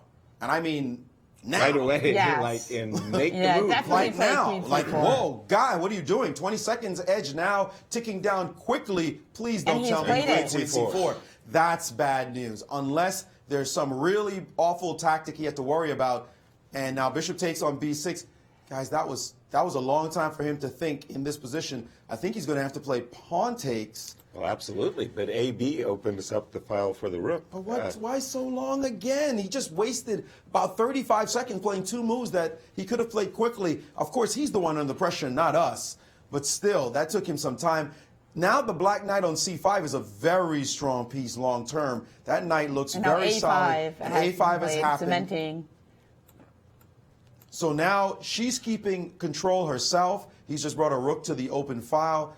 And queen to b7. She's thinking eventually of playing the move knight to d4, which he might think about sacrificing. Oh no, he's played c3, not letting it happen at all. That's a nice little move. That's a good move. Keep control over the game. Yeah, we'd like you to take so that we can play rook to b1 and that. What pawn on about b6 knight is pretty. d7? Knight d7 looks like a very attractive move to go after this a little b6 bit of a pawn. problem. You could lose control on this move. She's played b3. She's played b3 instead. Wow. That's a surprising move. b2, b3. Trying Didn't to see lock that down one coming. our pawn, and now what did he play? And he played bishop f1. I was wondering what this bishop was going to do. It's He gonna played try to bishop feed f1. She Hikaru. played e4. And now he's moved his knight to f4. What's up with this? Knight f4, hitting knight b6, e5, hitting the e6 hitting the square d6 as well. pawn. I see. Now she's starting to get a little more, but her a pawn is hanging, so he's playing queen b5, but she's taking his b pawn, a trade, and he's taking her a pawn. And does he have enough here? He can still control the d pawn and claim he's got that extra. I don't think it's enough compensation, Maurice. I'm seeing g5, knight d5, and just get those ponies moving And on those the king side. those moves had been played. G5, knight d5. d5, rook b7, knight b4. Nice move. Rook b7, knight b4. Hold on, I'm trying to get my board updated. There we go. g5, knight d5, rook b7, knight b4. Hitting the d pawn again. It's And still a big time advantage for Pari. that's the key. That edge on the clock is everything. Look at her hesitate. She hesitated because she was about to blunder and play Rook rook d8 d8. allows rook c5. Yes, she But saw instead that she played quite rook quickly f6. and played rook f6 instead. That's now a lot he can better. backdoor rook a8 check and go after the pawn. You see, he's still got control. That knight on b4, rook to a8 check. Knight f7 and though. now she has to play knight back, and that's all he needs is just keep harassing, just somehow find moves that bother her, force her to think. Look at the time Knight f7, disparity. rook e8. He's handling this really well. She's defending well too. But take a look. Now she's gotten her knight to e5 again. Can he add any pressure? You know what? That's not the question. Make a move. Just make a move. Don't 16 seconds. To play 32 h3 seconds. if you need to. Just make a move. And he's moved his rook to the d file again, eyeing the pawn. And she's hesitating. And now she's Playing for the win. What is Knight this? d3. How is this playing for the win? Isn't that losing a pawn?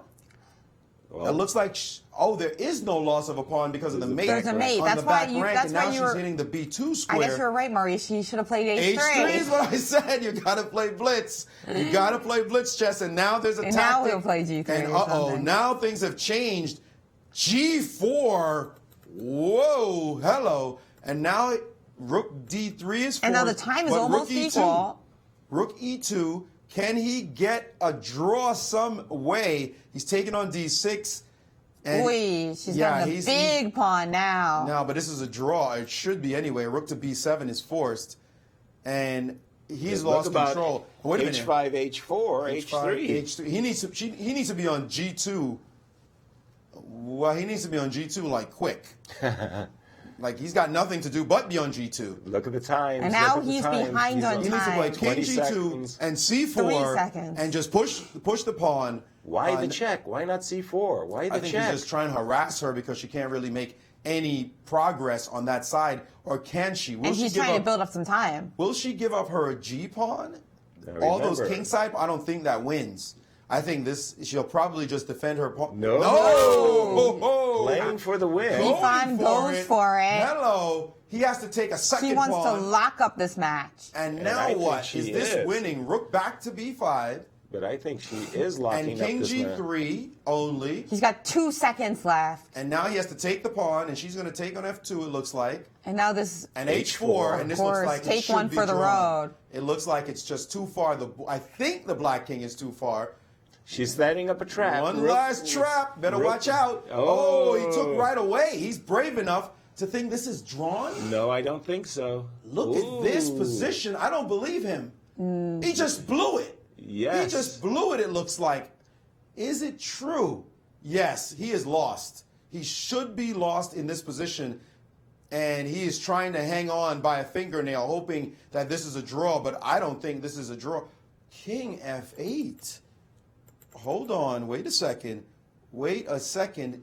Is it one of those stalemating tricks? King E7, H7, and then check. H7 and then check the king, and where does it? No, he has King H8. Yes. Survival. Look at this. He has found a way to hold the position like a miracle. Unbelievable. And there we go. We got a draw. So the Wow. match is still not totally locked up by Yifan, but boy, she's creeping closer and closer. Yeah, victory's in her grasp. Just a few more topsy-turvy games like that and draw. But why did he What's sacrifice? the current setup? What's the current score, Jen? After this, I think it's result? going to be 8, and I think that should be 8.5 now. 8.5. No, 9 maybe. We'll get it up on the board Okay. soon. Okay. But yeah, fantastic end games here. What? Yeah. We're getting all the theoretical end games in every position. The match that is so theoretical, and then we get the end game at the end of a very long theoretical dispute. That was quite a game. I was very impressed by Hou Yifan. She accepted the defensive position, but had the pawn, and she nursed it throughout, and she had the great chances when she played knight d3. I'm still thinking that endgame was a draw, but I don't like the way Negi played it at The all. endgame was a draw, in fact. And let's see the updated And score now- in the Negi Ho match. 8.5 for Yifan and 4.5 for Negi, but it looks like Caruana and Nakamura already started, so let's go right to that. A +4 lead for Hou Yifan. And again, we're seeing this B3 stuff. It's really not given any advantages whatsoever to Hikaru, but he's being very stubborn about it.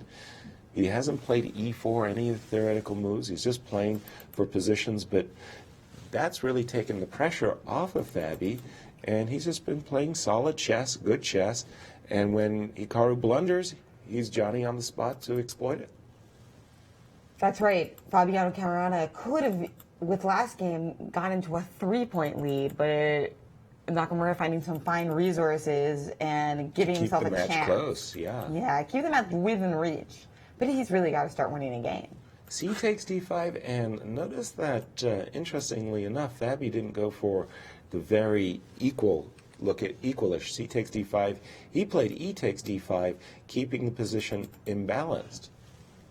And B4 by Hikaru, knight PD7, knight D2.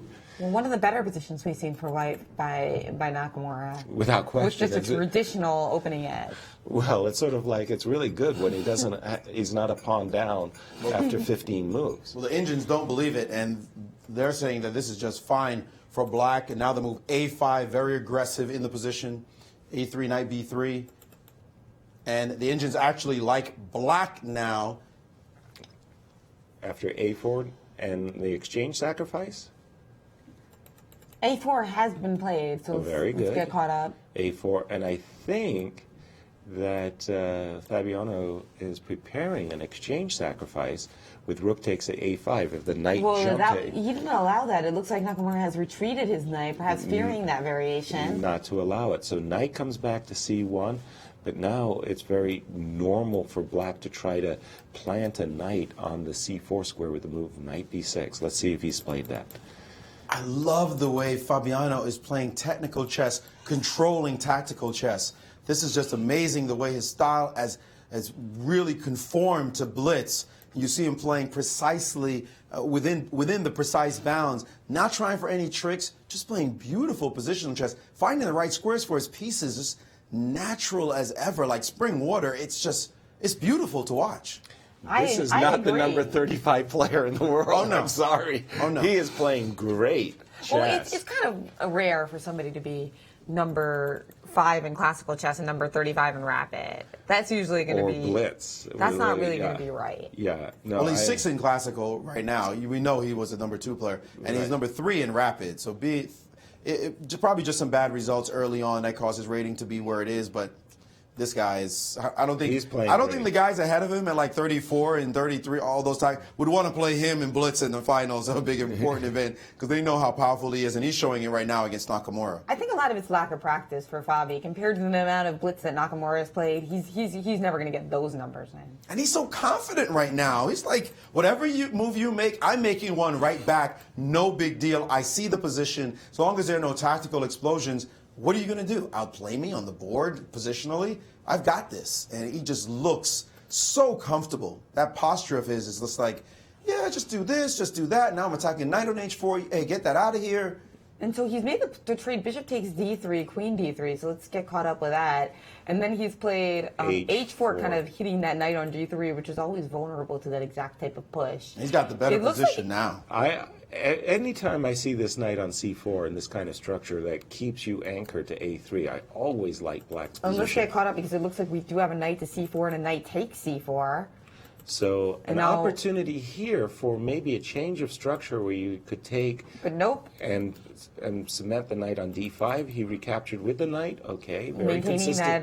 that lovely square. Still better for him, and Nakamura knows it. There's not much for white to do here in this position. That's a closed position where we love the knights, right? Exactly. Normally we're all bishops, but this position, I think. Nakamura's a little jealous of that knight on c4. Why don't I have a guy that moves that way? Exactly. Just double up. Yeah, you just double up the rooks on the e file, just preventing this e3, e4 break by white. And he just played king g7. Let's point out that Nakamura is ahead almost a minute on the clock. I hit the wrong button there. Whoa, he just brought his king back to g8? Did he really? I think he did. He's trying to make fast moves here. King back to g8. That's a surprise. And bishop back to g7. And it seems like, okay, well, maybe he doesn't have a plan. He's just trying to make some moves. But Nakamura's the one with a time advantage still. Oh, no. And he wanted to play the move F5. That was his point. Wow. He wasn't just making Mickey Mouse moves. He wanted to be aggressive and clamp down on the e4 square. And he's done so. And look at those rooks. Oh, my goodness. This position is monstrous. And he's remaneuvered that knight back to c4. So... We're up to date with the board, are we? And you just keep updating it because they're playing fast. They are This is a close position, so they feel like they can both make very quick moves here. And the other plus, by the way, I should just to quickly point out, the other plus is that Nakamura has nothing to do. He's just moving around, and as far as Caruana is concerned, he could just blitz around as well for a while, look for what the right plan is. But remember, the disadvantage of having the advantage is that sometimes you want to make something happen, and he's behind on the clock as a result. Maybe he's setting up Alekhine's gun here. He's going to try to get the 2 rooks doubled and the queen behind it. That's possible. He just played queen to d8. But now the move's on Nakamura. No, instead he's actually maneuvered his queen to d6. And Nakamura certainly is looking at sacrificing on f5 if that does anything. Looks like it doesn't work, so he's moved his rook over. And Fabi's retreated his bishop to d8. And finally we have bishop now he's going to play c4. bishop. And now Fabi's getting ready to play bishop c7. With the idea of d5, which what is played, this? Which he has played. What is this about? Hikaru, well, he's down 2 points in the match, and he figured he had to change That the looks course desperate. How's of he going the to deal game. with the move Bishop C7? Bishop C7 looks like Because a we've got our killer in a pawn- second. We've got our move H4 stopping you from playing G3, so you're going to have to do something disgusting like F4. You don't want to have to do that. I really don't. That is That not was fun. terrible. That was awful. Bishop C7 is coming. The engines are screaming. Well, Bishop Black's C7 just was- winning by a long way. A long way. Right now, it's busted for Nakamura. It's amazing to watch the #1 blitz player in the world being so summarily outplayed, but he is busted in this position as well. Down 2 points in the match. He's about to go down 3 if he doesn't come up with something real quick. And look at him, how demonstrative he is. As he's analyzing the position, he realizes that he is lost on the board. And we do have a Bishop C7. How'd this happen? Let's get caught up. A queen has found itself in H2. So Nakamura's allowed this and means the G doubled up pawn, on D5. the G pawn is lost if he wants it, and he says, "I want it. Let me He's get it." taking it. Whoa! And the H1 H pawn check, is queen hanging. takes G2. There is no counterplay. Rook check. Just Rook block D7 with the check. rook. Simple enough. And he's blocked. No problem there. Total Even on control time. of the position again. Showing just time. amazing Petrosian-like control of the board. Ahead on the clock. Ahead on the board.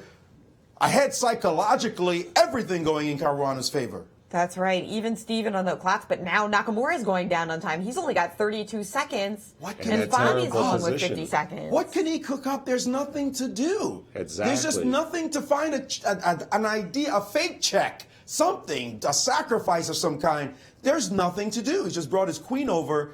What does that do? We can play Rook E3. Oh, in some look at this. A positions. threat on, and now he can play check.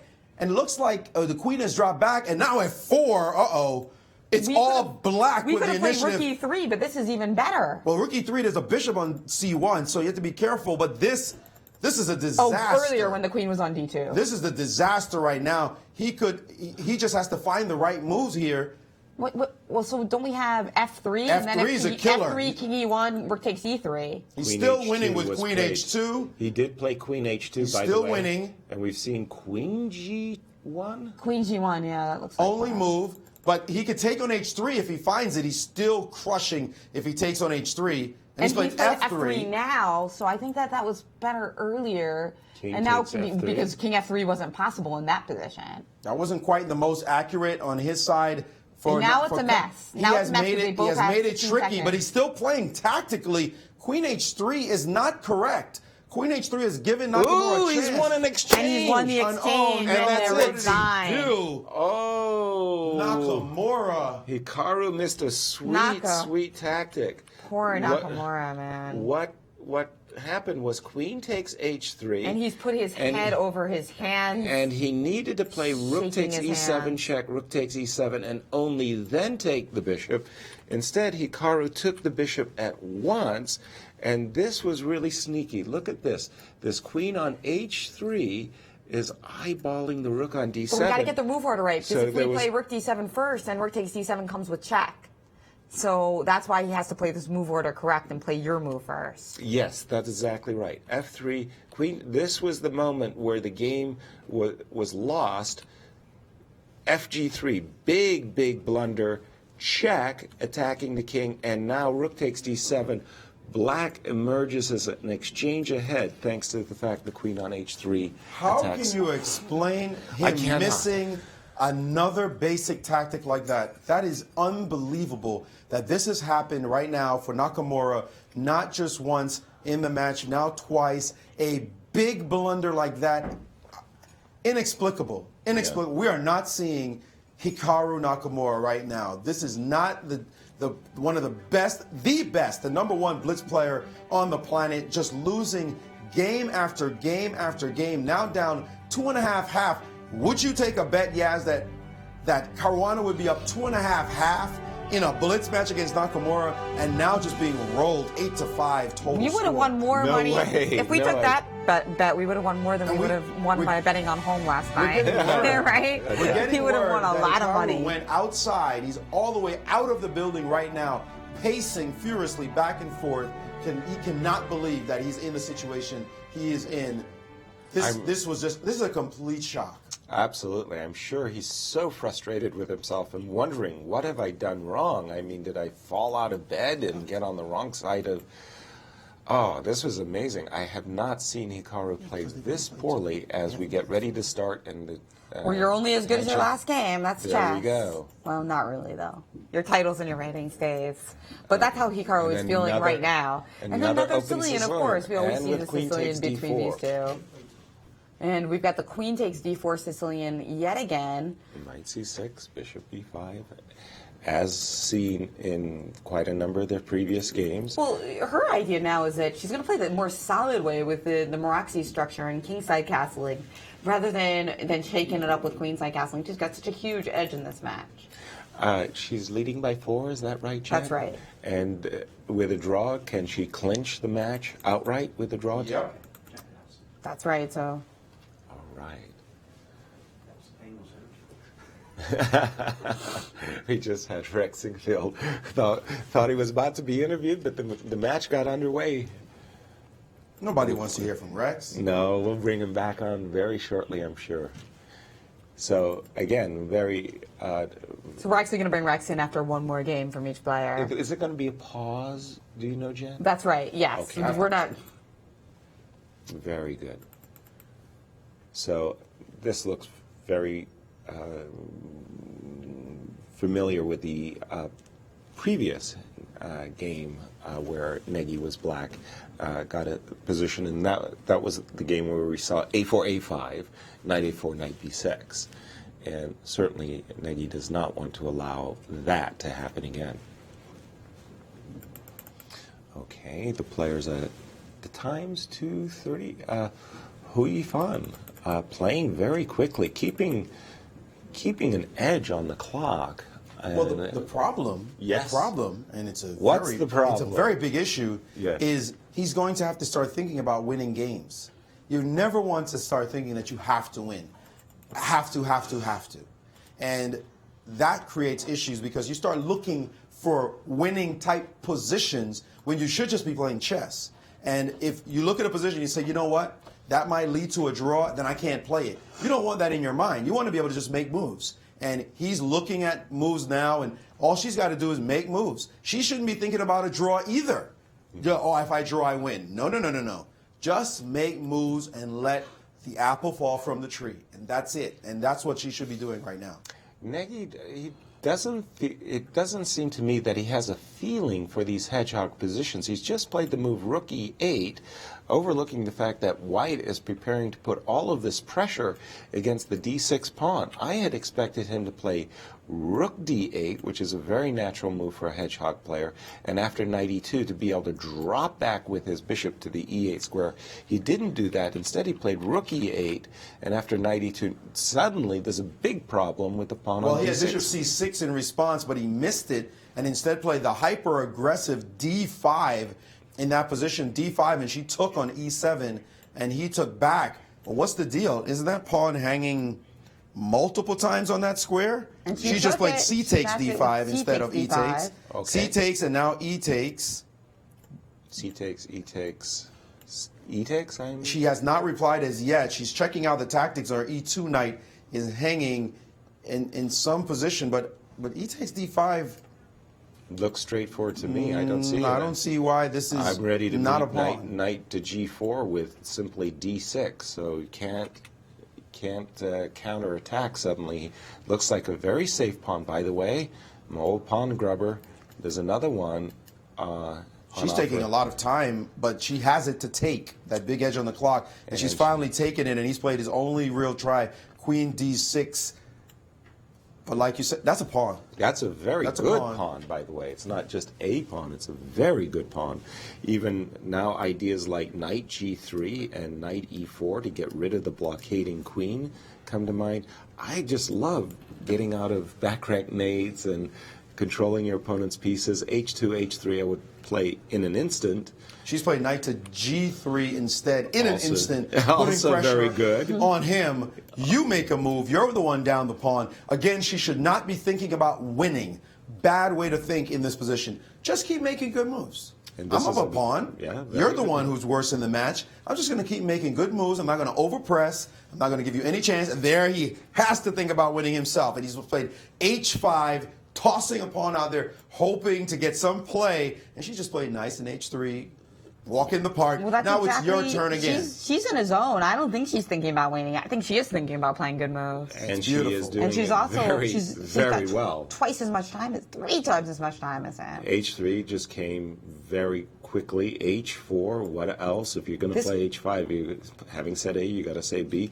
And now simply knight E4, either knight to E4. Either knight, yeah, and it looks like she's choosing the other knight, and this could be the end of the match, you guys. Absolutely. Notice that queen on D6 blockading. We saw that in a previous game where Nakamura did save the draw against Caruana, but he was getting crushed at some point. It's not a good blockader. There's a good move here, queen G6. Attacking the knight and hoping against hope for a bishop takes H3 in the position. The moment the knight on E4 actually doesn't have very many good squares, she's probably going to have to drop it back to C3. And it turns out the engines didn't like knight E4 as natural as it looked, because now the engine's saying that black has found counterplay with this move, queen to G6. This move is a surprising shot that we did not notice, and it looks like she is now allowed some counterplay. The knight E4 move looked as natural as ever, and it looked like knight F1 was actually the better move here, just because of that hidden tactic, the queen sneaking over to the G6 square, which was not in the position until it was just played, and it looks like he does have counterplay. Right, let me get updated. So after knight E4, queen went to G6, she played the move rook E1, fortifying her knight. He doubled up. And what did she do? Suddenly she's in big trouble after F5. Oh my goodness. She has simply blundered F5 in the position. She played F3, allowing F5. But actually, F3, she was already in trouble when she allowed amazing situation. The whole match just shifted suddenly.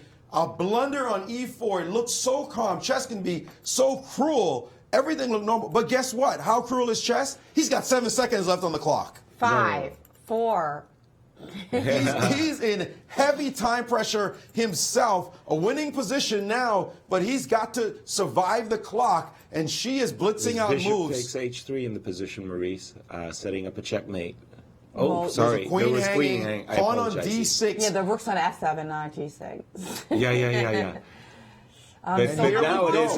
what's the body count? He's winning. I mean, she's winning for sure. No, I mean, Negi is winning. Excuse me, he's winning, but can he play fast enough? Here's the challenge. He needs to find all the moves. She's 6 got seconds. the time on the clock. And here comes the king. Yeah, this looks good. Here he comes, He is and not now that she's fast, on though. D4. But she's in some kind of Zugzwang. She cannot move almost anything. Now the rook drops back, and here she's finding play. Now she's finding play in his time pressure. Oh no, he's messed this up. And she has a perpet. Suddenly, he has to play king D8 if he wants to keep the game going. He does it. But rook to C7 or A6, or now the game has turned around. Maybe rook G7. The control, the second C, he hasn't kept it, has he, Yasser? He did not keep control, not with the clock being a problem. But he snagged the pawn. And she's grabbed one, and he's gotten one, and now she's going to take the other one. Take another one. And this is looking more and more drawn as we speak. But he's trying to trade rooks now with rook he's G4. done it. Whoa! Now she's allowed that trade. Can she hold the position? I don't think so. Not anymore. That was a good so. trade for him because king D5, we can blockade, and now he's trying to come in with the king now to C5. But and it's- Well, hold on. it's Opposite wrong- colored pawns. wrong If he has color to pawn. he has to keep one pawn at least, and there she goes after his A pawn. And he had to move, and he Maurice! ran out of time. Oh my God, he lost on time. Oh, The he was trying to play match king is D8 in order to play bishop over. C8, and The he match couldn't do it is in time. over. He's The too match- slow. Hou Yifan has won her match in St. Louis. So congratulations to Hou Yifan. It looks like Wow. he wrapped that one up, but of course we are still going to be playing the rest of the games. Of course, of Are course. they fun to watch? Look how Wow. calm she looks. Like, yeah, you know, I messed it up. I hung a piece. Yeah, whatever. It's Blitz. It's Blitz. These and things happen. Wow. These things happen. Just keep going, and you've got to keep control, and you've got to stay ahead of the clock. It's all about control and clock. That's Never Blitz. give up. Never give up in Blitz. That resilience that you talked about yesterday, Yasser, and that is even more important in Blitz. And so now we've got, Clinching the match. that's right, 9.5 points, and Negi with 4.5, and there's a total of 4 games to go. yeah. So the best he can do is score 8.5. So that clinched the So match. 18 games total. So 9.5 just gives him that clinch. Precisely. So the first one to the saddest man in the building, Well, Grandmaster Hikaru Nakamura. And what's the current score in his match? He's I know down he's 3 behind. points, I think. -3, I believe. He started the day down -1. We really expected him to climb back into the match, but in the first games that they've played, Fabi has been fabulous. Well, first of all, the loneliest guy or the saddest guy in the building is Negi. He just got murdered in a match with 4 games to go. Yes. Does he want to play those 4 games? I don't think so. He's 4 games down. Nakamura is still in this match. Let's not get it twisted. There are 5 games to go. He could go 3. He could win enough games to tie the match. Hard to imagine how he wins it, but he is not down for the count yet. This guy's a great champion. He's the #1 player in the U.S. He's still the #5 player in the world, and he's still the #1 Blitz player in the world. So if he has gotten his mind right, you could see an epic comeback from Nakamura. So it is not nearly over yet. Oh, I don't think so. I don't count Nakamura out till he's mathematically out. But it's rough because Nakamura is known for being the best Blitz and Rapid player, well, best Blitz and Bullet player in the world. Without question. And it's brutal to be beat at your own game. But the point is he's just not in the form that we associate with Nakamura. He's being outgunned in the opening. He's not getting any advantages. His tricks aren't working. His tricks aren't working. Fabi is staying ahead on the clock. And guess what? One of those draws, Fabi was up 2 pawns and should have won. So this match could have even been more one-sided. All Fabi needs to do is score 1.5 in the next few games, and he clinches. And right now, Hikaru is faced in a situation he must win with the black pieces. That's right, and he wants it for so many reasons. Well, this is a big game, obviously, and I will tell you, if he wins this game, the complexion of the match will have dramatically changed. Despite the fact that he'll still be down a significant number of points, if he wins and gets his confidence together, he has no problem winning 4 games in a row. No problem.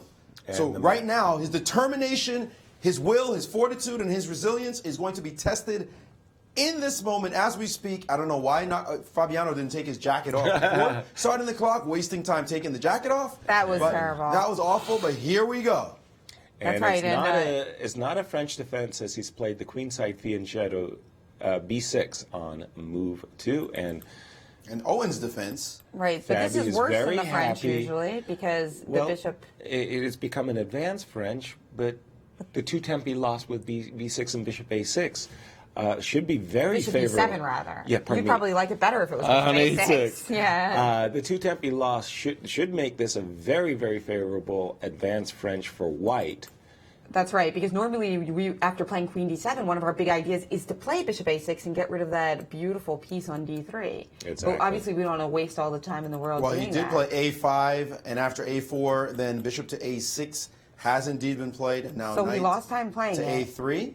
Knight Yes. a3. And by the way, if you haven't seen Nakamura win 4 Blitz games in a row, then you haven't watched You haven't been watching. enough YouTube chess.com or ICC because he does that. He's very, very, very Bishop takes streaky. d3, queen takes. He is a very streaky blitz player, as we all are. But boy, the challenge he's facing right here, right now, is really formidable. Fabi is just simply playing very good. That's right, but Very good. usually the streaks are in his favor. Yeah, you don't become #1 when the streaks are against you. I get it. Okay. And now what? Why is he letting his time now tick down behind Fabiano? That seems a bit odd. He needs a plan, but he has no control over the b5 square, and that is an issue. A white knight can ensconce itself on the b5 square, and he has traded on c4 and decided he's got, on d4, excuse me, and decided he's gotten the b4 square for his knight. So takes, pawn takes, and then knight b4, queen b3. I'd probably drop back with my queen to e2, actually. Did he play queen b3? He did. I beg your That pardon. is very odd because that queen e2 looks more thematic. The queen but b3 he's was his eyeing that choice. weak b6 pawn. And the players are playing so quickly. Queen Knight to b3, b5 was played. rook c1, bishop e7, knight to b5, and now we're expecting castles by Hikaru, which in fact Which he has played. been played.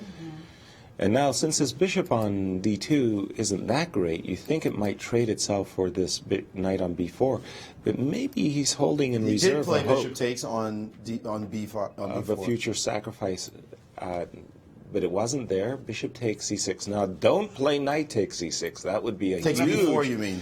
Knight takes b4. That would be a huge blunder, allowing rook to c7. You don't Instead want to bishop do. takes happens. It was box, as we would say, and now I would. If I was doubled rooks rook on the c file. Very natural idea. Rook c2, rook c1. Rooks belong on open files, as we. And we got a couple more moves in. Okay, let me get updated with the. Rook c8 and rook c1, knight b8. Okay, now it's time for h4. Let's go.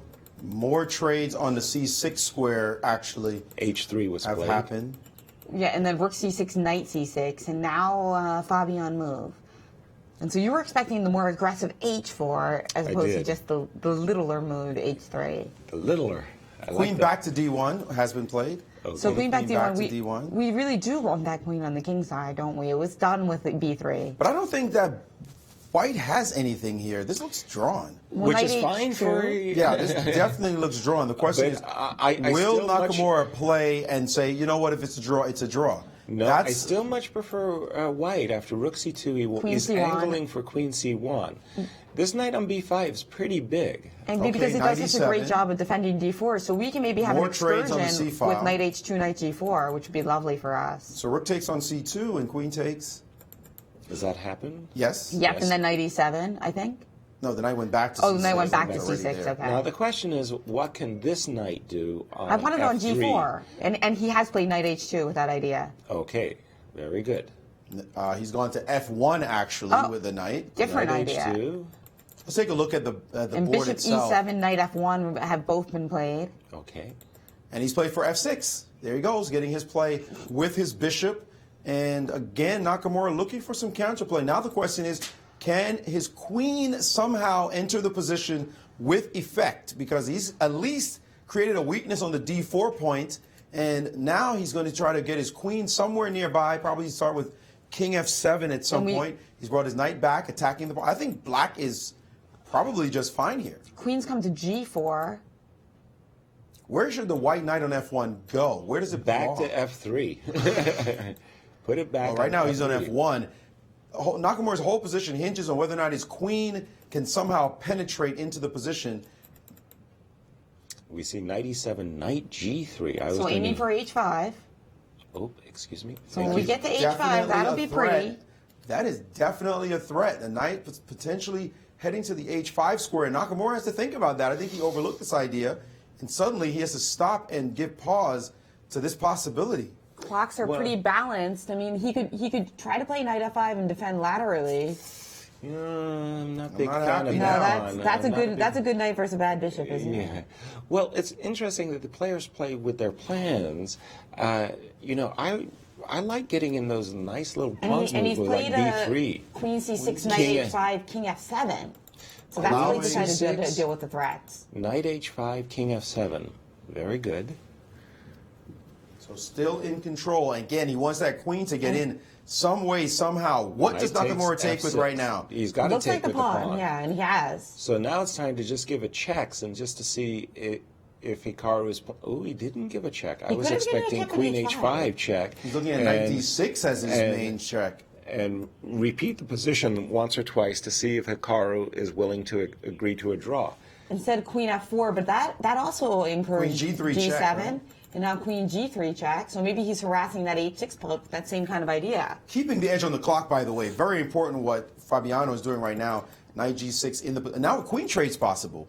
What is that about? Queen c7 check is playable. Trading queens, is that endgame fine for black? But it must be favorable for white because white is hitting a lot of black pawns. And knight a8 is in the air. I mean, this has got to be good. Your pawns are too loose. And he's reaching for his queen. He's thinking about it. 46 seconds, 40 seconds. It's pretty close. Dropped below. Dropped below. He has played it. Finally, he's played that knight ending that you mentioned. How do we get all those Knight pawns? f4. Knight f4 might be playable just right now with the knight e2 check threat. Let's start with but king he said f1. move this king to guard the pawn. And now, what is the question? If knight to a8, Isn't that a pawn? Well, He has it's played flashing King his hair. F7. He's just played Oh, King he's F7. played King F7. Yeah, Knight A8. What is wrong with Knight A8? Yeah, that's what we were looking at before. No, yeah. he didn't give. You But want to he give played- Knight F4 counterplay, but there's the Knight on F4. Oh, the Knight is headed to D3 himself. That's true. Getting his own play on the B2 pawn, and so both of them headed And there after goes Knight A8, weak by the way. pawns. Knight A8 in the position. Now we're expecting Knight King C3, but nope. E7. King E7. Wow, look at this. He's trying to trap. Is he trying to trap the Knight? Well, Is the Knight in trouble? I don't think so. I think knight takes b6 is required.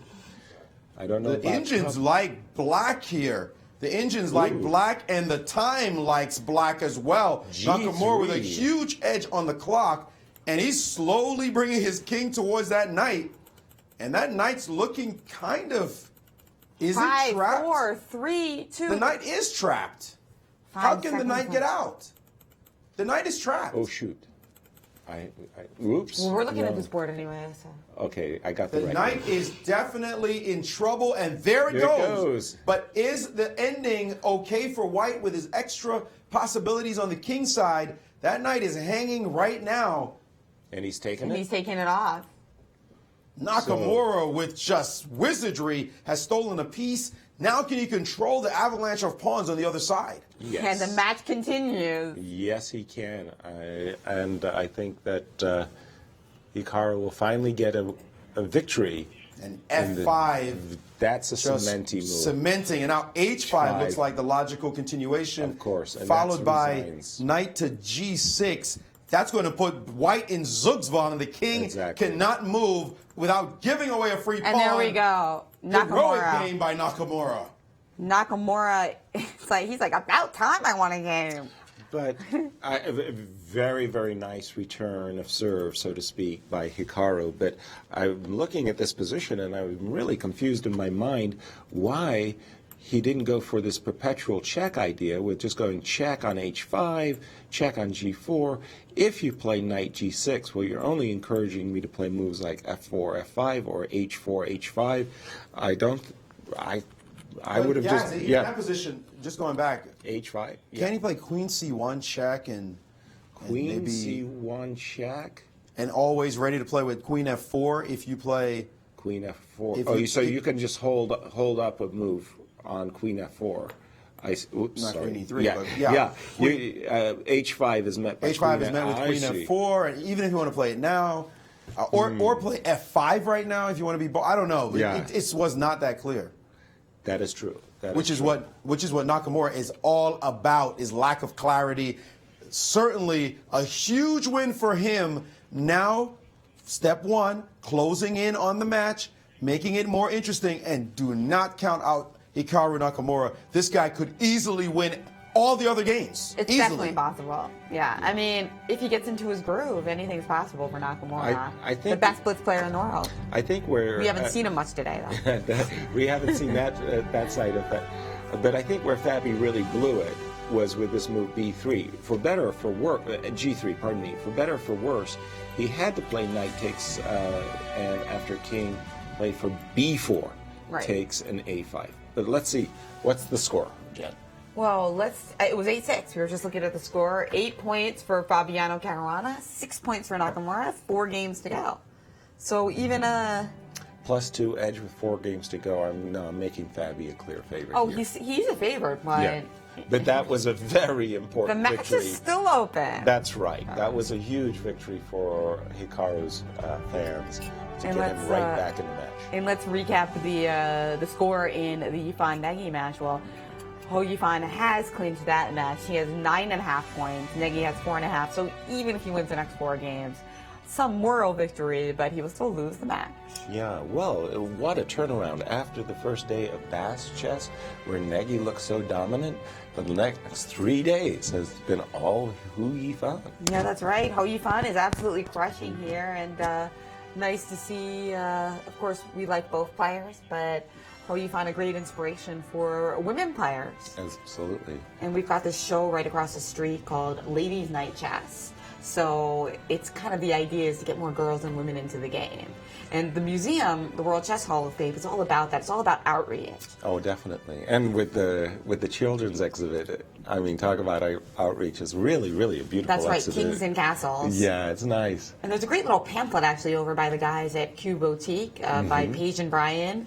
I believe they put together a great little workbook of activities for newcomers to chess. So not only learning how the pieces move, but also maybe drawing a crown of your own. Yeah, it's very colorful. I was walking in the Voight Elementary School with these posters in my hand, and I could see all the children's faces turning towards the posters like, what is he carrying? That looks fun. Yeah, that's exactly what you want. And they are so talented at the World Chess Hall of Fame. So I love to see that because I really think some kid is going to come into that exhibition and 6 years later we're going to see them playing on the top board of some competition here. I don't doubt it at all. And we do have a very special guest for you guys.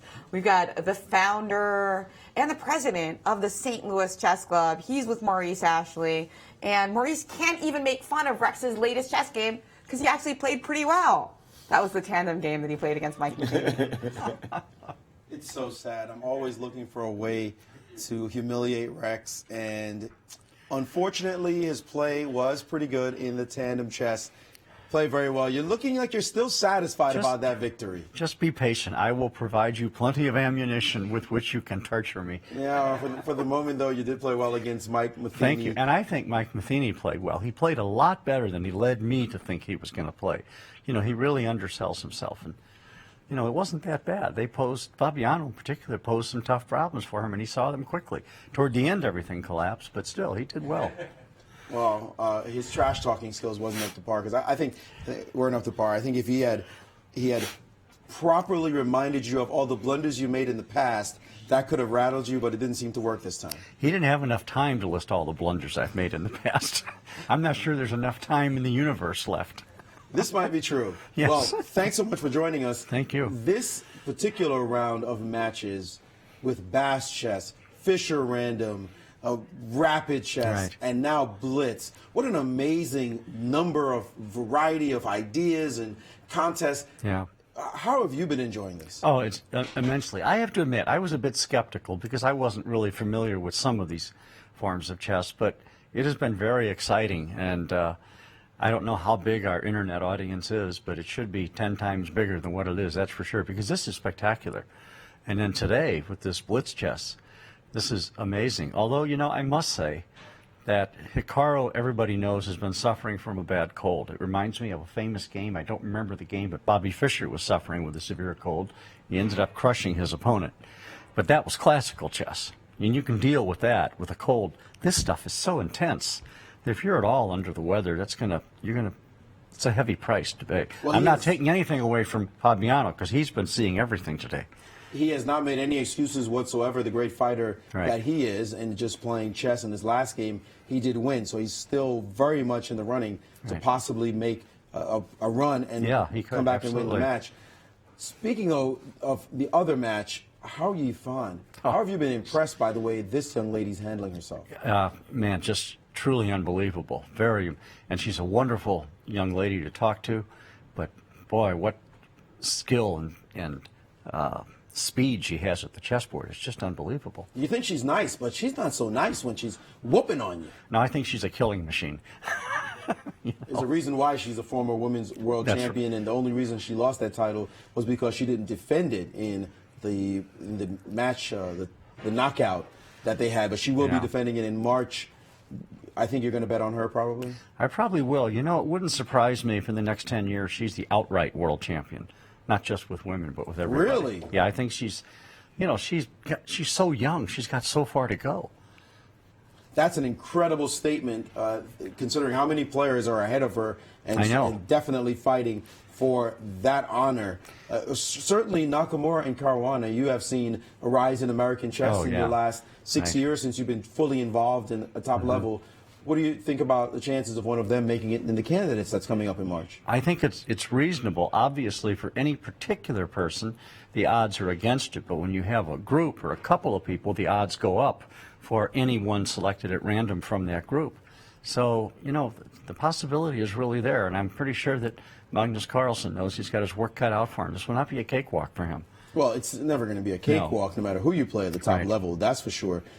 You hosted a great event here just a couple of months ago when we had all those amazing players. Right. You must still be basking in the glory of bringing players like Anand and Giri to come to the United States and play in the latest version of the Sync I think it's a great thing, and it's wonderful for St. Louis. It's, of course, wonderful for World Chess.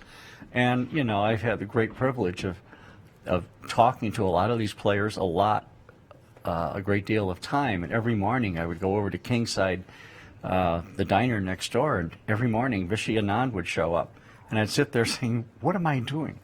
You know, a guy who the chess gods will probably ban from the universe if they ever rise up and know what they should do. Here I am talking with a 5-time world champion. You know, that's pretty special. Yeah, to have that opportunity myself is an honor. Being able to interview players like that on a regular basis and call their games.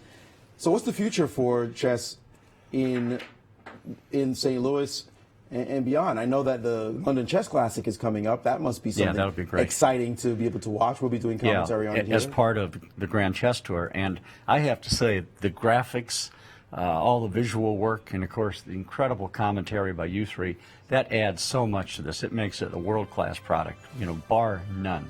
And as we see there, the London Chess Classic will be happening December 3rd through 15th. 15th is probably the departure date. December 3rd is the arrival date. I believe the actual games will be played December 4th through 13th with one rest day. And if there's a tie on the 14th, a tie break. Don't miss our live coverage and commentary at grandchesstour.com.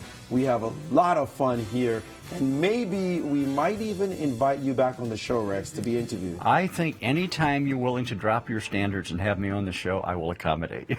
Well, you know, it's not me. They forced me to sit you down. I know. I understand that. There he goes. Yes. Rex Sinquefield, the founder, president of the Chess Club, one of the great patrons of our game. We really appreciate you joining us, Rex. Thank you so much. Back to you guys, Jenny. Yes. Thank you, Maurice. Thank you, Rex. Thank you. And we're going to take a quick break after this intermission. And we'll be back for the last the second four half. rounds That's right. of Blitz. Can Nakamura come back? Stay tuned.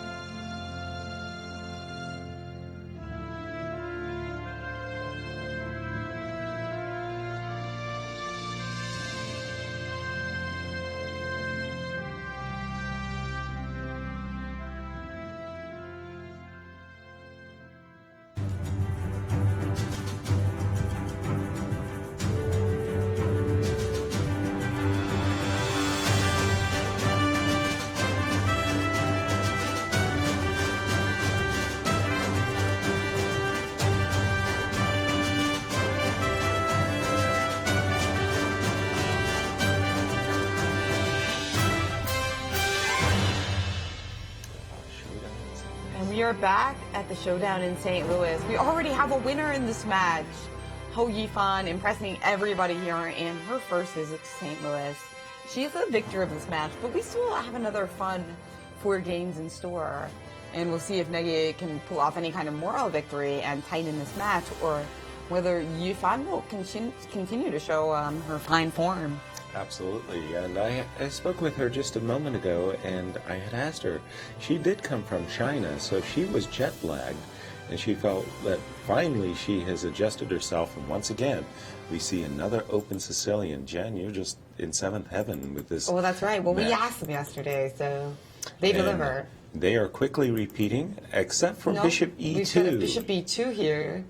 Instead of the Bishop C4, the sharper lines. And going for the positional play. Oops, F4. I was about to say the positional line. It can be F4. positional, exactly, with just a castle and a rook E1, and more playing for like the B5 square and whatnot. Right, but F4 is an indication that there is a potential for a kingside pawn storm with G4, G5, which he did not go for, by the way. He castled right away, and that's another thing about F4. We can stick that bishop on F3. Sometimes the bishop on E2 is actually a little bit awkward. And so he's still trying to attack with his pieces, his major pieces. He plays queen E1. The idea is with this move, maybe later he can play queen to H4, get an F5, and then a bishop H6. Now, this is a dangerous game for Hou Yifan, because usually when the match is won, the match is over. You just kind of stop and think, yeah, well, I've won the match, and there's still more games to be played. But she has played the move B5, B4, harassing this knight on C3, and essentially provoking knight D5. But what did he play? Yes, he did play knight D5. And in case of E7, E6, this is a question. Knight takes B4. Can we just take on B4?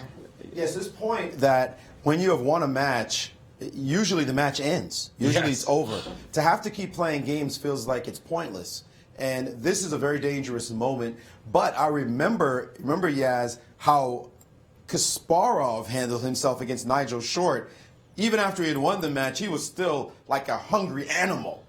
Give me more points. Exactly. So can she keep that kind of focus and not let herself lose this game just because it's no longer of any real consequence to play any more games? I think that's the point about world champions, and especially Garry Kasparov, is they always kept their killer intensity.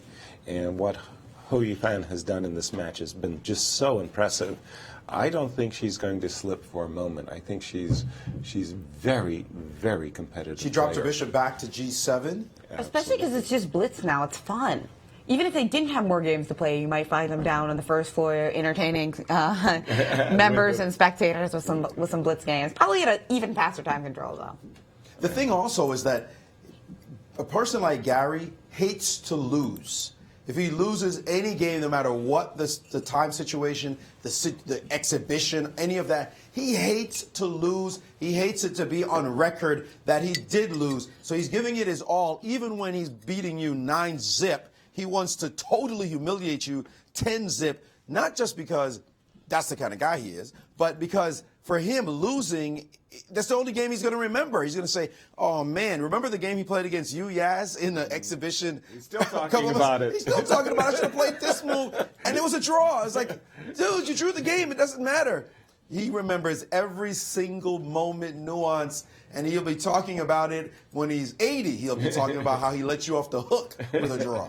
He is so competitive, that's right. You know, he was just in St. Louis for the opening of his book, Winter is Coming.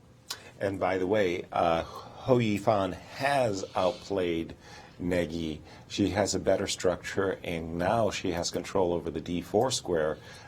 So she's acquitted herself brilliantly thus far in this game. And she did, in fact, trade on B1 and did occupy the D4 square. Very nice move, knight D4. She's cruising here. I like her position very much. Excellent play. She's just keeping it up.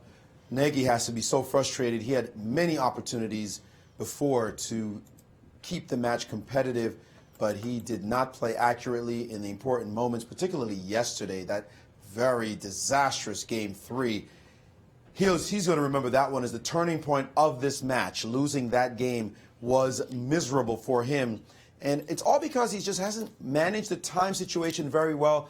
He plays too much of a perfectionist style. He never seems to move quickly until he's under 10 seconds. He just sort of sits there and thinks a bit too long in each moment when he needs to giddy up, make moves. It has not happened, and his time has frittered away. She's been thinking for some time now, but see how quickly she grabbed that bishop? You've got to move fast. You're playing Blitz. Act like it. Move like it. Feel the energy so that you're playing quickly and you feel like you're playing quickly. That's how you've got to play, with a rhythm of speed. He has not done so throughout this entire match, and it's probably just inexperience playing Blitz. I grew up playing Blitz on the streets of Brooklyn. Boy, you knew how to giddy up, man. You do not hesitate, because a microsecond counts. Half a second is too much time to be wasting. You saw that hesitation right there? He knew he was going to play knight b3, and he still just hesitated. Again, that's a half second. In a situation like this, it's too much time, and he's already under a minute on the clock. So is she. She's going to have to speed up as well. And she played this move F5, opening up another front in the board. And I love this move F5 very much. This bishop on A6 is looking to come back to B7 one day on that long diagonal. Very nice opportunities for black in the position, and I love her move F5. He bounced with counterplay with C5, and she immediately captured on E4. C5 captures on E4, retakes on E4. So this is fantastic, though, for black. White looks porous as ever. That light square bishop is going to be a monster. That's right now, Rook B8 is the B8, engine's first choice. Switch back. She did not play it. Instead, she played queen to C6, and then she took on C5. I like this queen C6, though. Give me this pawn on E4 with check. Let's get caught up. Okay. The Indians are not as impressed by this move, though. Knight C5 and then Rook C5 or Bishop C5 is a good choice for her or for him right now, and it still looks better for. He's played Rook C5 instead, allowing her to snap off the A-pawn. Why not? That's an extra pawn for black, and she has the two bishops and the safer king. So nice advantages. He's in trouble. Nice advantages across the board for And she Hou did it, Yifan. and he tried to get counterplay with queen b6. She just played the move bishop e2. Ooh, that's a nice move. Bishop e2. Well, actually, the Indians like queen a1. Queen a1 ahead of bishop to e2, but bishop e2 looks annoying. Like there might be some mating ideas. He needs to play. What did he play? He took the pawn. That Queen was takes that was not a first choice by the Indian. But the way to play was to actually trade queens, according to the Indian, which seemed paradoxical. Her move. Queen b3 attacking the bishop on. Well, that's E3. not the position on the board right there. Looking at right there. You got to get the right image quickly, please. So queen b3 attacked the bishop on e3.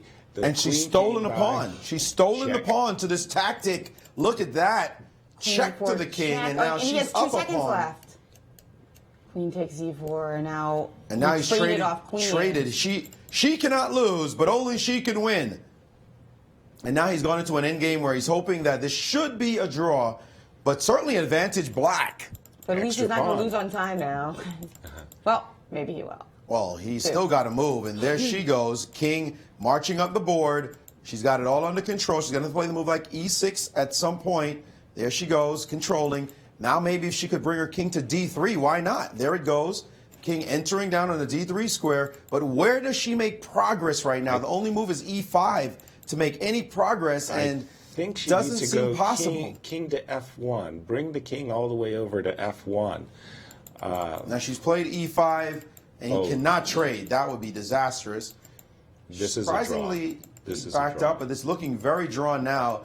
She might offer him a draw at some point, or she might just make some moves, but looks pretty drawn. She also has the wrong color pawn, the wrong color h-pawn, so if the pawn ever gets to f4, he'll sacrifice his bishop for it, and that will be a technical draw.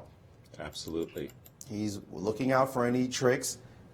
And king h4, he could play king. And now if f4 happens, that pawn will be dead on arrival. Soon as it lands on the square, he will take, and she admits she cannot make progress. And a draw has been Game agreed. drawn. Well, nice, easy game for Hou Yifan, and she kept the edge throughout that whole game. Perhaps she missed a chance of winning, but a very dominating performance against a really good grandmaster. I mean, Negi is an Olympiad member of the Indian team, medal-winning Indian team, and she's just handling herself beautifully, especially considering the first day.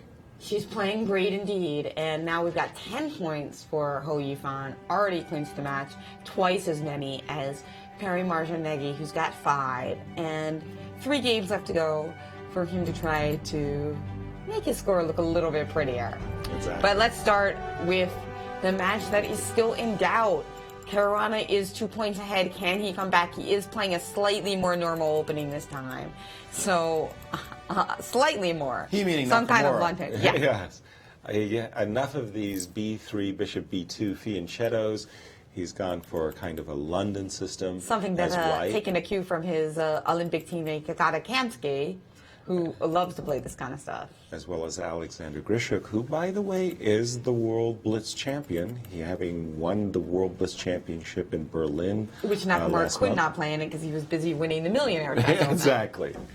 Exactly. And where his skills in rapid were absolutely on display as he won that, especially the qualifier, because he had to win on the last day, the second to last day before Millionaire Monday, and he just showed that he was a boss. No one could touch him as he qualified for Millionaire Monday and then went on to show his rapid skills. And even there it was tricky in the first match against Yu Yang, but he dominated the finals against Lee Kwang Yim and took home $100,000. But now he's got a challenge that he has to face right in front of him in this position.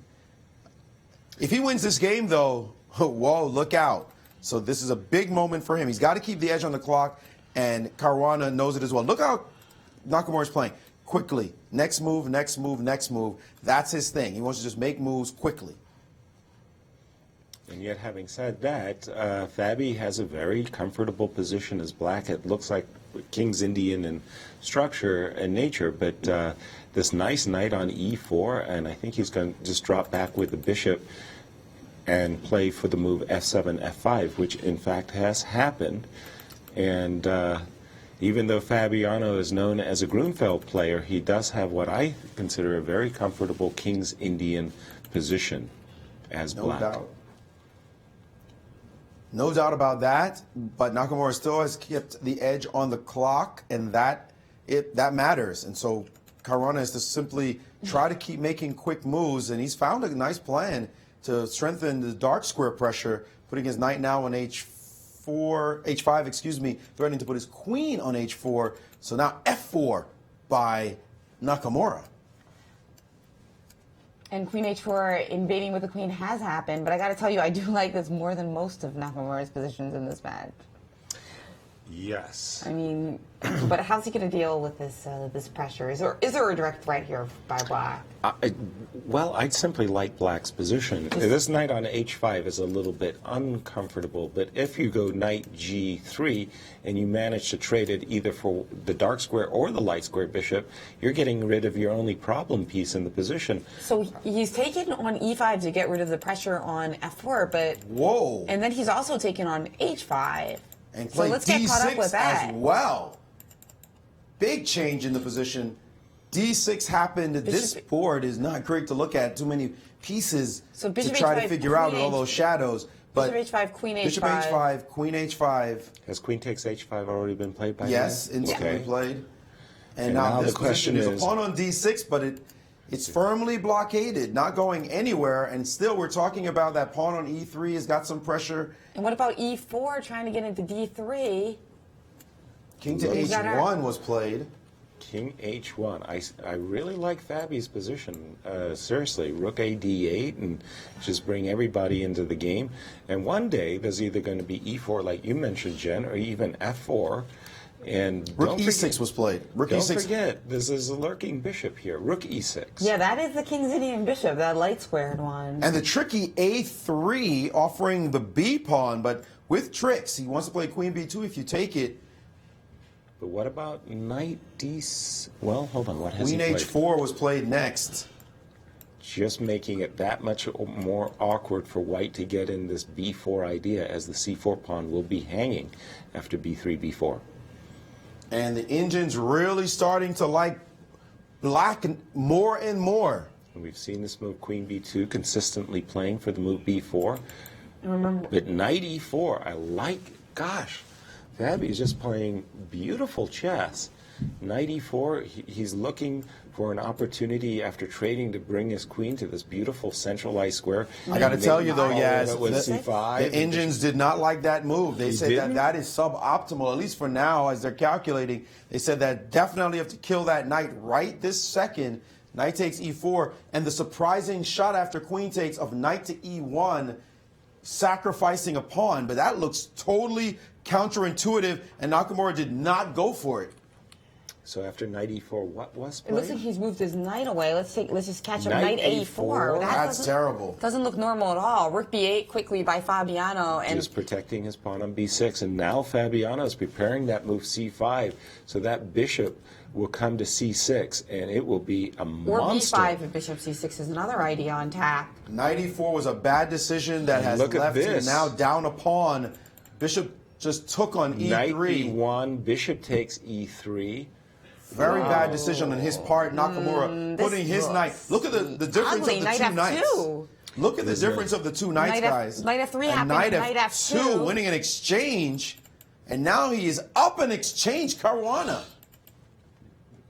Knight f2 check. Knight rook F2 check. takes Rook f2. takes F2. Queen F2 is on board. This is Okay. crushing. This just looks over, and he's got that time advantage. So what about knight takes e5, trying to break the blockade for his d pawn? He has kept queens on the board. But there's a queen on b2, right? Okay. Well, he's played queen a1. Queen a1. That oh that my was gosh, he's trying that to keep looks queens, terrible. but that is not a good idea right now. Nakamura also down on the clock, by the way. Wow. He's trying to just cook up any kind of chances, but this is very bad for him. It's worked before for him, but Every move, What according about to the the engine, simple is C- better yeah, let's for see. for him.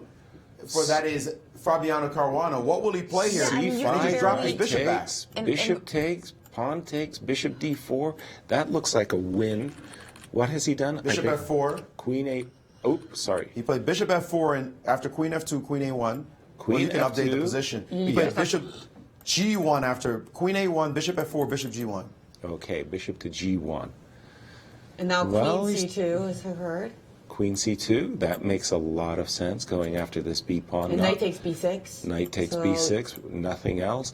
And now I the times are take- equal again, though. I take that. And he No, has. Rook takes b6, bishop takes b6 b6. on board, queen takes b3. Very nicely played once again by Beautifully Fabiano. played. Dominant position. Bishop for takes a5. Bishop takes a5. Well, let's take this one off the board. Nakamura would be happy to draw this position. He'd be thrilled if he could pull off a draw, even though he would love to win, but he needs at least a draw here. But it's all about the clocks now, everyone. Look at this. The clock times are terrible for Fabi. He needs to move, and this is all about Blitz. It's all about the clock now.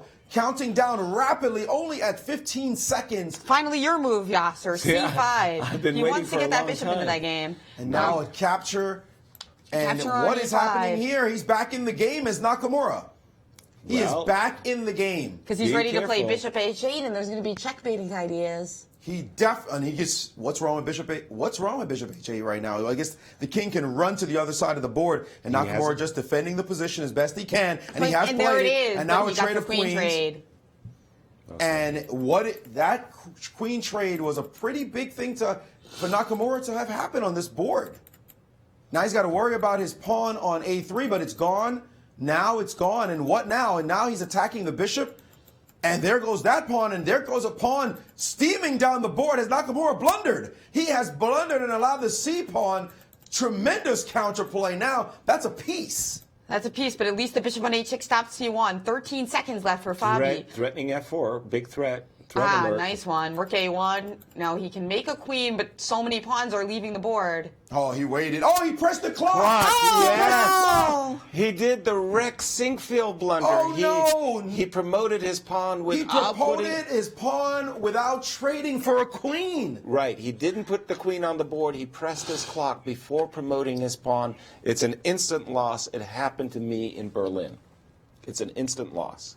What happened to Is you? that what You happened? lost or you won? Is that what happened? I don't know. We gotta Let us see if that is exactly what happened. I don't know if we can pull up the instant replay. If it's They possible. might need to find the But instant replay. what is happening right now? It looked like.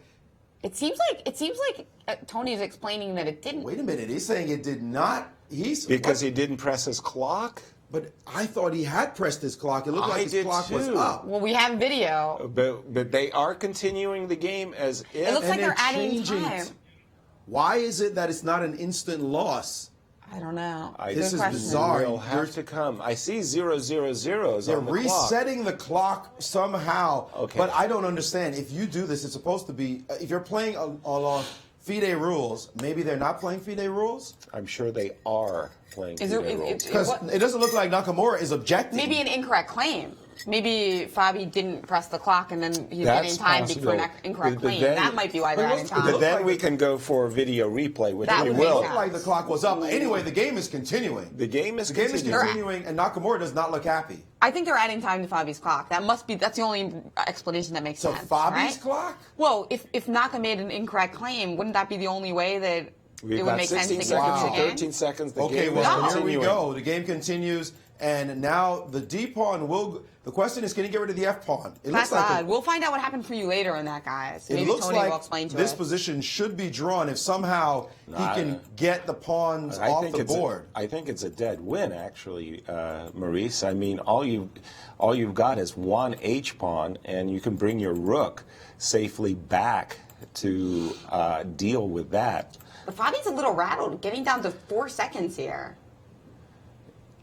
So he's just played the move King E7 in order to herd, and there we have it. That Rook C8. The Rook comes over, the King comes over, and the Bishop steps back so that you can just play King G7 on the next move, snap that pawn off the board, and that should be a win.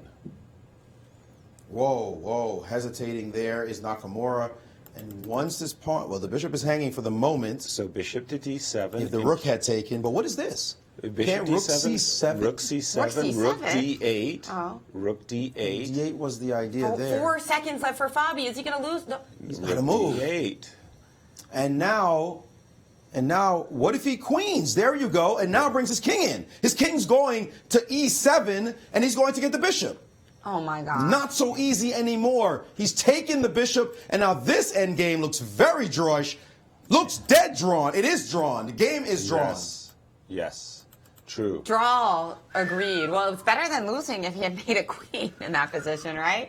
So we got to find out what happened there. Yeah, we'll definitely be replaying the tape, as they say, and look at that instant replay. And we're working on that for you guys. We are going to get that for you. Because really, Maurice, I thought I saw the pawn going and the clock getting hit. Maybe I missed it, but that's what I thought I saw. They seemed amicable, though. There didn't seem to be some kind of massive argument. And So. Nakamura would have argued. Yeah. I have argued with Nakamura. By the way, recently we did go through that at the Millionaire Chess Open.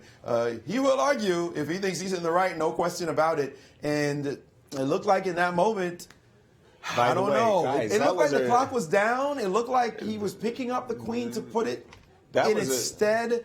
That was bizarre a brilliant situation. save. These guys are putting on a show. I mean, if you showed me these games, I would say, oh, it's Grichuk and Nakamura. I mean, they're just like toe for toe, playing quickly, and I'll just recall one particular really like moment in the game when we saw this position and we saw this move, Knight F2. We thought that Hikaru was toast at this point, and it's a really remarkable save. Probably this move, Bishop F4, allowed Hikaru back into the game. He had a lot of nice He was choices. still busted here, too, according to the engines. Absolutely. By the way. This is still toast. So this is a big save by Hikaru Nakamura in this game.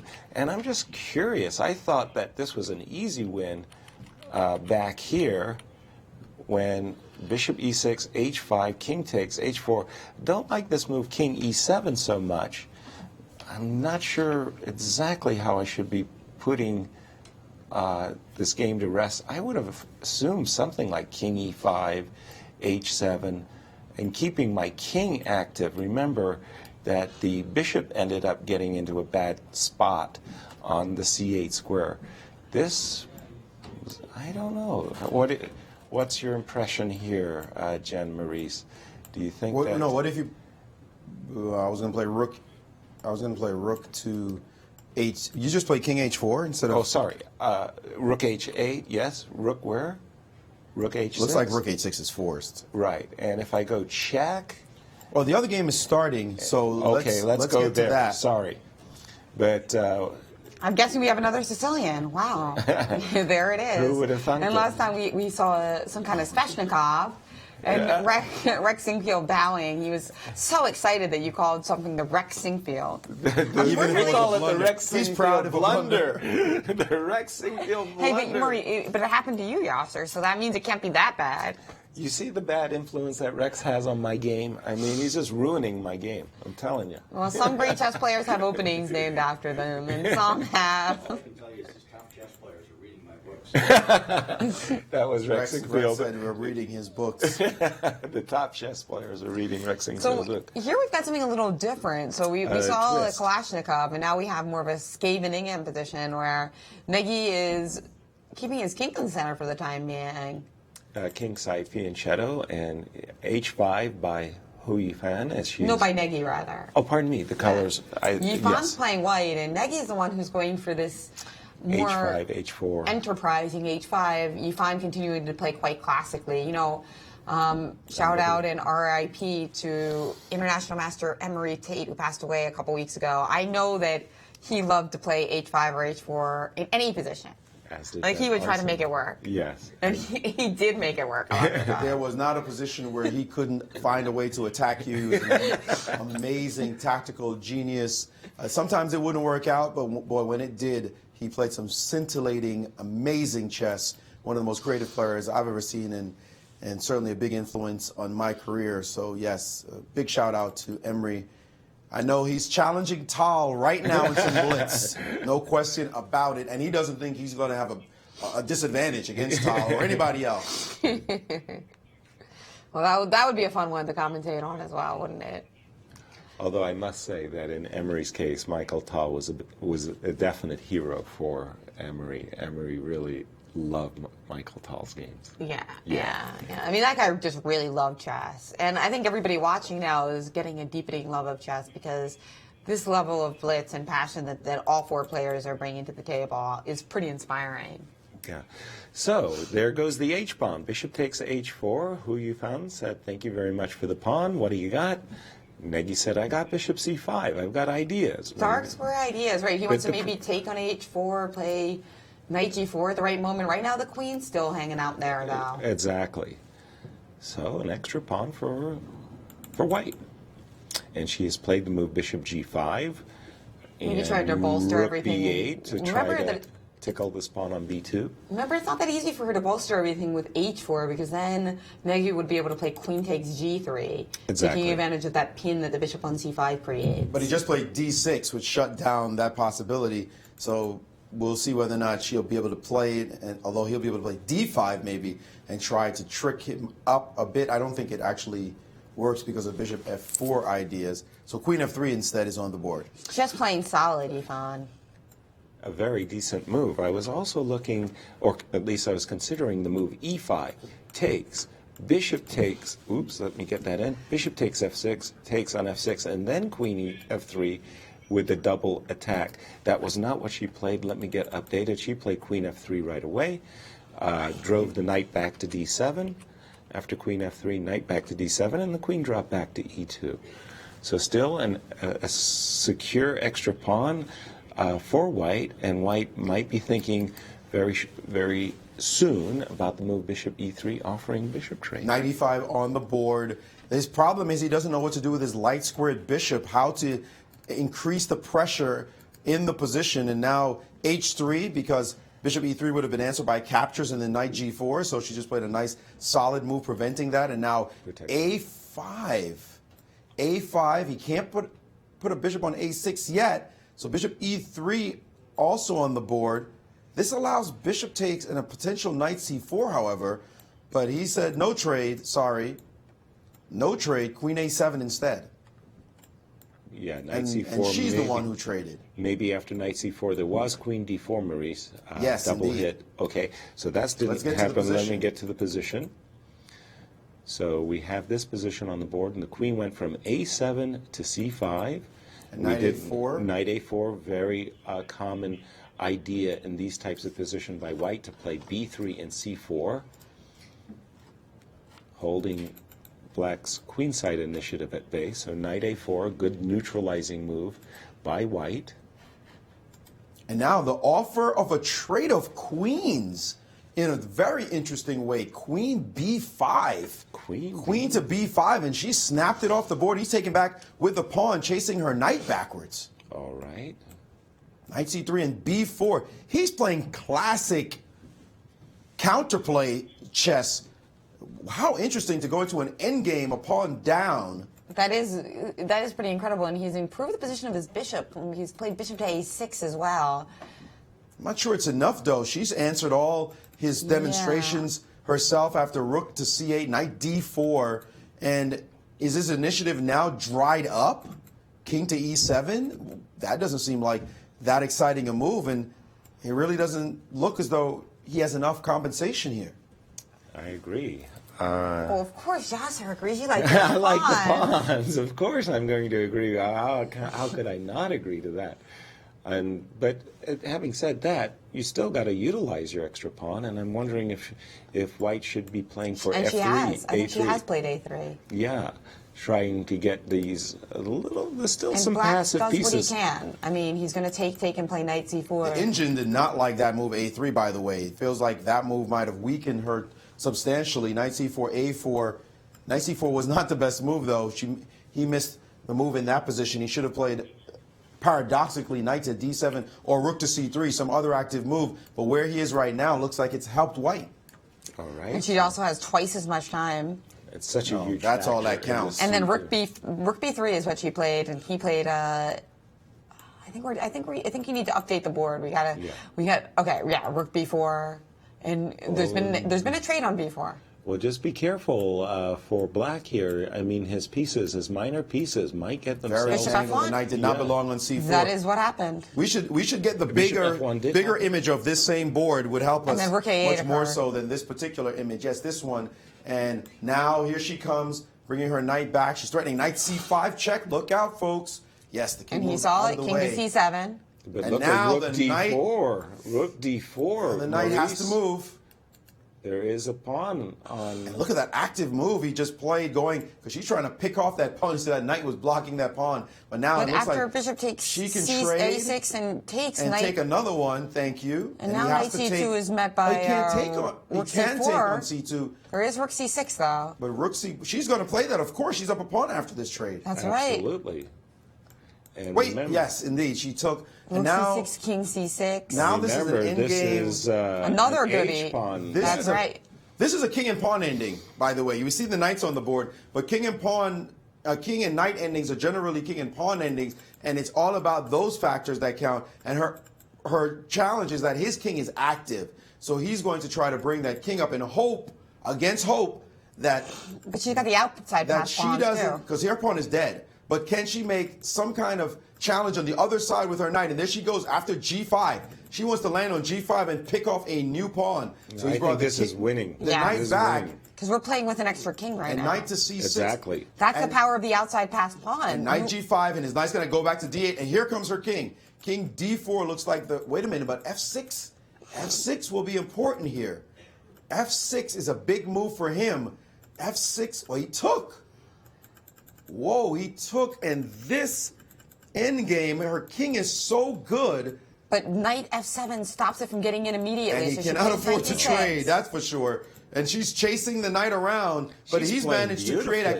activity. But her knight can go to e8. That's right. Her knight can go to e8 at the next opportunity. Where but he plays knight f2, keeping the balance. Knight e8 would have been met by knight e4 check. But his king is still off sides, and now he gets a knight e8. And now he gets to go after her pawn, and she's getting 2 for 1. Everybody's munching. She's getting 2 for 1, and and the outside passer, and he took what? Wow, good find by him. Excellent trick on his part to draw the game by reducing He all was the pawns. very, very, very lucky here. I think that pardon me, back here, I think Hou Yifan just missed this opportunity to just play the very simple move. I didn't understand why she just didn't play G4 very calmly. Look at this. These two pawns are on pre, and just at the very end, she missed at the finish line.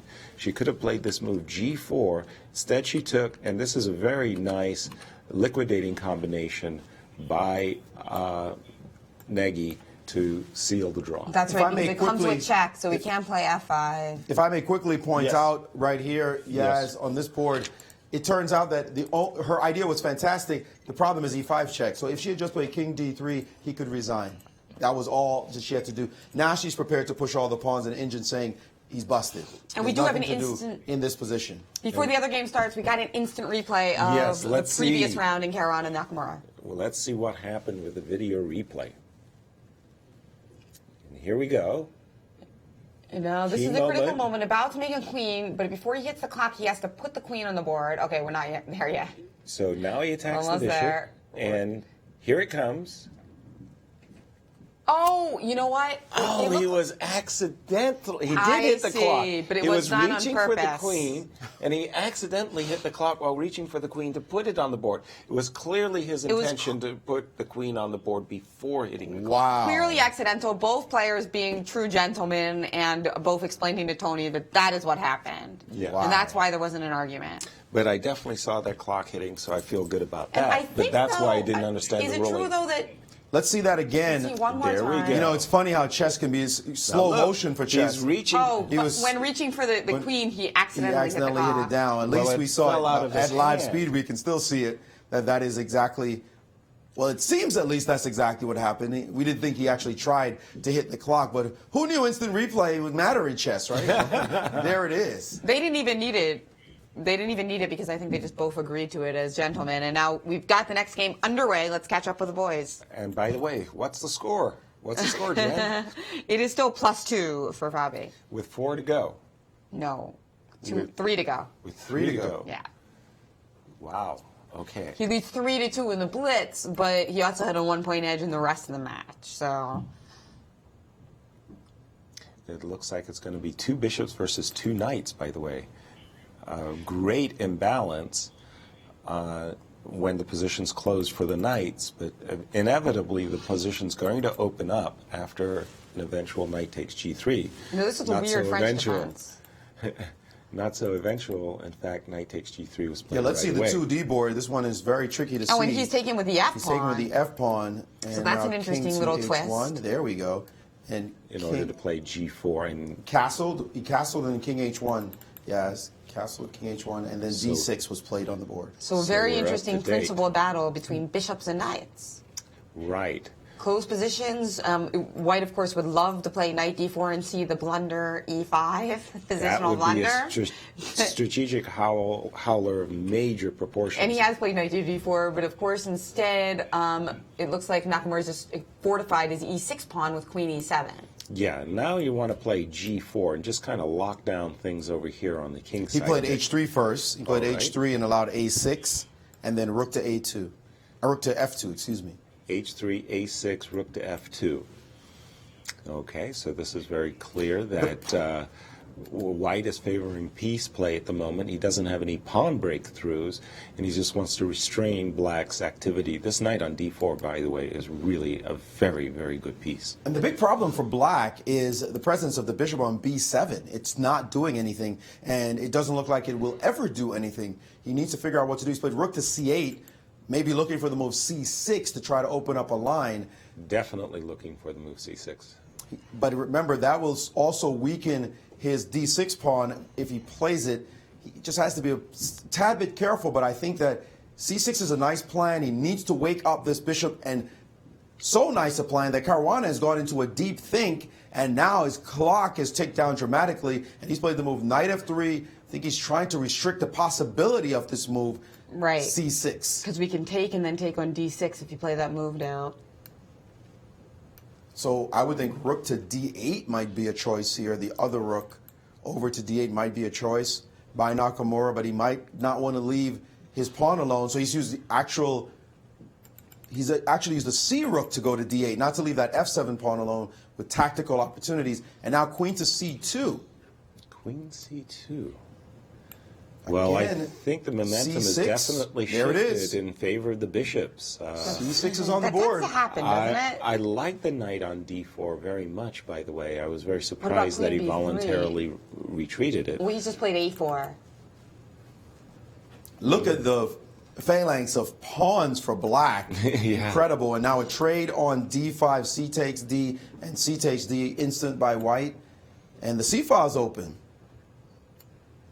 And nobody's there. Now, The should he white put- queen ready to go to queen b3, try to create a little bit of counterplay against that pawn on b6. And get away from, of course, the open c file. Exactly. Rook c8 is the engine's first choice, by the way. Grabbing the But c instead, file. bishop back. What an interesting move. Bishop went where? Bishop back to c8. Bishop back to c8 and queen b3 was played. Yeah, the engines did not like bishop back to c8. Queen b3. Because we might put our knight back on d4, Yasser. Without question. You liked it there before, so let's go back. I liked it there before. I like it there. And now when it e5. e5 to prevent that. Ooh, we were Because- talking about not giving up this f5 square. But this is a Hikaru's- sacrifice. Talk pawn on b6. We could And take he did it. not take it. I would play g4, and I think g4 was in fact played. h5. Knight h2 captures. What? Lots of captures on the g4 square. Very fast play here. They're playing. He's rerouting his knight. It looks like to g3.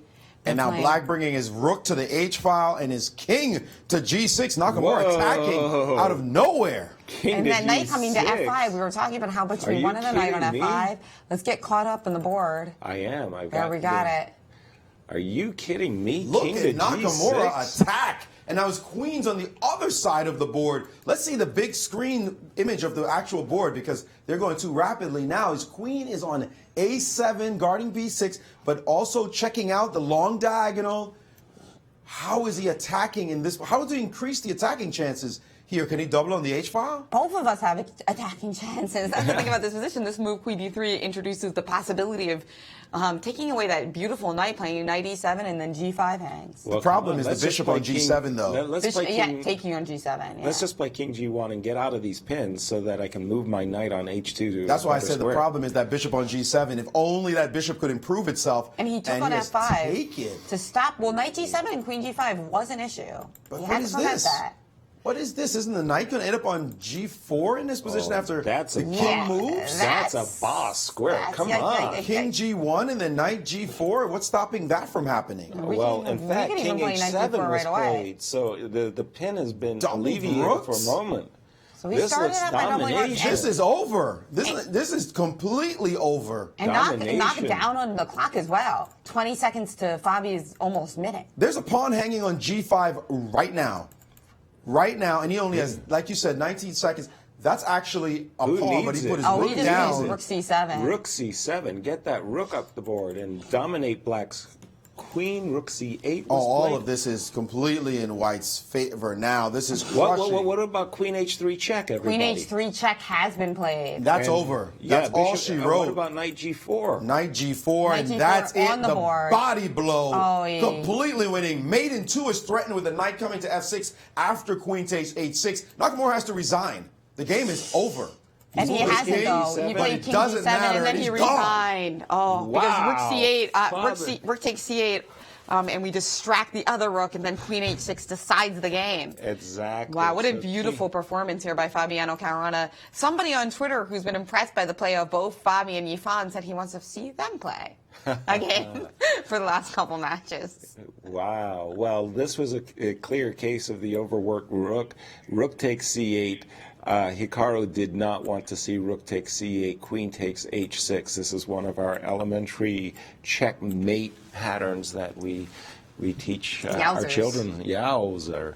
Wow, that was a spanking. And again, I'm so impressed by Fabiano's blitz play in this match. It has been nothing short of stellar. Yeah, I mean, if you told me that Nakamura was Caruana, except for the opening choices, you would certainly believe, wouldn't you? Absolutely. Yeah. Can we get it? How's the stand? Is that it? +2 is not it yet. +2. So Nakamura can win 2 games to tie the match. Okay, but essentially, Caruana's at least clinched to tie. Exactly. That was my But we have a question. tiebreaker, yes? Or we're Or not no? sure about No the tiebreaker? We'll have to confirm that, but as I've heard, no. We need a tiebreaker. Arm wrestling, Yeah, flip a Frisbee, coin, Frisbee, Arm wrestling. maybe a little MMA. a I'm little not sure arm paper, wrestling. rock, scissors. Something has to happen. I'm not If this is a tie, I'm just, my skin's gonna crawl. I'm not sure After arm all this wrestling's excitement fair. at the end, we're gonna say, "Oh, tie." Hey, clap. listen, guys. I on. mean, the win that Hikaru had, by the way, he was in an awkward position in that French defense that he won. I mean, Fabiano's been fabulous. I don't see him losing these next two games. I really just. I don't either. I mean, it's just been. that last game. That last Wow. game was such a spanking. It's not even funny. Wow. Just pure desperation, completely outplayed. You know, the thing I notice about this match most critically is that Nakamura has decided to eschew any kind of opening debates. He doesn't want to go into any of his theory. He's holding back for maybe London, where he's got more important games to play. So maybe he's just avoiding all the lines that would be great lines. But that's proven to be disastrous. Fabi in those positions has just relished, and that strategy has completely failed. Now we see the other match here as Nakamura. Pardon me, Hou Yifan has. Okay. This score of. Finally, we don't have an open Sicilian. By the way, we have a Russell. By the way, look at. Did we make a mistake mathematically? There's something. Maybe. Something Yeah, I there. think we did. We did. He's clinched the match. +2. He was +2, so Yeah, actually yeah, he has the indeed match clinched is the over. match with that That's- victory. Because That we've only was got what 2 I- games left. Okay. That is right. We So- miscalled that one. He's up. He has won the match. Congratulations to Fabiano Caruana, Wow. the winner of this part of the St. Louis Showdown. So we do have 2 winners. Maybe we should switch the matches in the last couple and see how Caruana and Yifan do. Okay, Of wow. course, of course. Congratulations to Fabiano in this showdown in St. Louis between America's #1 and #2. I thought this format definitely favored Hikaru, but Fabiano said no, no, no, no, no. And in theory, it very well did. And even Fabiano, I think, knew mathematically that he was an underdog if you look at the Rapid and the Blitz ratings. But in his heart, he showed he has a lot of it. That's why we play the game. Exactly. And on paper, it looked He good. killed him. It He was killed him. ugly. My goodness. I wouldn't be surprised if he put a lot of practice into it. You know, Fabiano, obviously extremely competitive. He actually said that he hadn't played much Fisher Random, but he had been practicing for this match. And I think he might have just practiced a lot of Blitz, too. Because he seems like an all-new Blitz player. I've seen him on the ICC playing Blitz, and he's really one of the top players on the ICC in the 5-minute pools and the 3-minute pools, and for that matter, 1-minute pools. So he's not a beginner. He's not a babe in the woods. I mean, he's really very, very good. He's not as obsessive as Nakamura. And well, he's definitely proved it. Let's see what's going on in this match. We have seen Hou Yifan playing F5, takes, and F4 by Negi. And do we have an update? F4 was the last one. Yeah, no, knight D5, we do have an update. And the players continue to play very quickly. And now it's time for white to capture on E5, I'm sure. And bishop takes E5. You know, it's one of those crazy things about Blitz, though. When you start dominating someone, sometimes it doesn't matter what your strengths are, what your relative strengths are. The flow just falls onto your side all the time. It's like you a know, cascading many times you play Blitz avalanche. psychologically. It's just like you have no chance to stop, go get a nap, take a nap, come back the next day. It's just here's a punch, there's a punch, here's another punch. We saw that with Gary versus Nigel Short. Right. I mean, it just, you start taking a beating, and it doesn't matter what position you have, good or bad, you just keep getting hit. You might get one punch in, but the guy comes back and says, boom, here's another. And we see it here with Hou Yifan. They're separated by, what, 10 rating points maybe? But she is just stomping him right now. I mean, he's looking like Ronda Rousey right now, just getting pummeled. I mean, incredible how much she's dominating this match, and they're not that far apart. I bet you in another day, maybe even a week from now, it might be a completely different match. But this one, it's just what it is. The momentum is completely in her favor. Sometimes it just happens like that, that regardless of the position, it's almost kind of a feeling of an avalanche. You're getting rolled, essentially, and it's just, you just feel helpless. And that's what's been happening. However, in this particular game, I'm going to say that Negi is going to be very, very pleased with the outcome of this opening. At least he's got some weaknesses that he can work on, that F5 and C5 pawn. And if he can get a position like this, let me just say that if he can get a position where this knight on D2 can make a tour to the E5 square, then strategically he'll win that game with that. So here we get a little bit of theory on this idea, right? Because he is up in the position, he's up on the clock, but psychologically he's been Devastated. brutalized. Yeah. So, don't you think he's going to lose? Well, again, if he can get his positional grippers on, he's still got a very good position at this moment. He's played C4. Play Bishop F4. Just get in that important Zwischenzug. Bishop F4, swing that knight back to the F3 square, and he'll be doing, and he has done it. Bishop F4, he'll get that knight to the F3 square, and then he's in the driver's seat. Rook G3, this is huge advantage, by the way, for White in this game. Absolutely, big time advantage. The question is, will a rook land on E4 maybe to get some counterplay by sacrificing an exchange maybe or something No. like that? It looks bad. This Rook definitely E6, looks knight F3. like and it's in White's Negi- favor in a big way. Negi is going directly for that strategic plan of hammering the E5 square. Nice play. Now she's hoping for some kind of bishop of opposite color position in a dream where she'll take the knight, but he's still just, it looks so simple. He's cruising at the moment. And he's played bishop E5, not allowing that to happen himself. Exactly. Cruising with bishop E5. Rook takes G3, I believe, has been played. Pawn takes G3. Very good recapture, by the way. Maintain that bishop on the E5 square. Yeah, from a psychological point of view, winning a very nice blitz game would be huge for Negi because this can't be fun. No. Remember, he still played the nicest game of the match. That He Sicilian hated- with rook C8 That was a beauty. and bishop takes A2. No question. He'll at least have that as his solace. Or maybe, and if he can play the queen as, and it looks like Yifan has snabbled a pawn, as you like to say. Right. And That's a lot of greed. But bishop takes G7, and the queen can cozy up to this D6 square. Oh my in case goodness. of Well, queen. now the knight is on instead he E5. invaded with E5 again.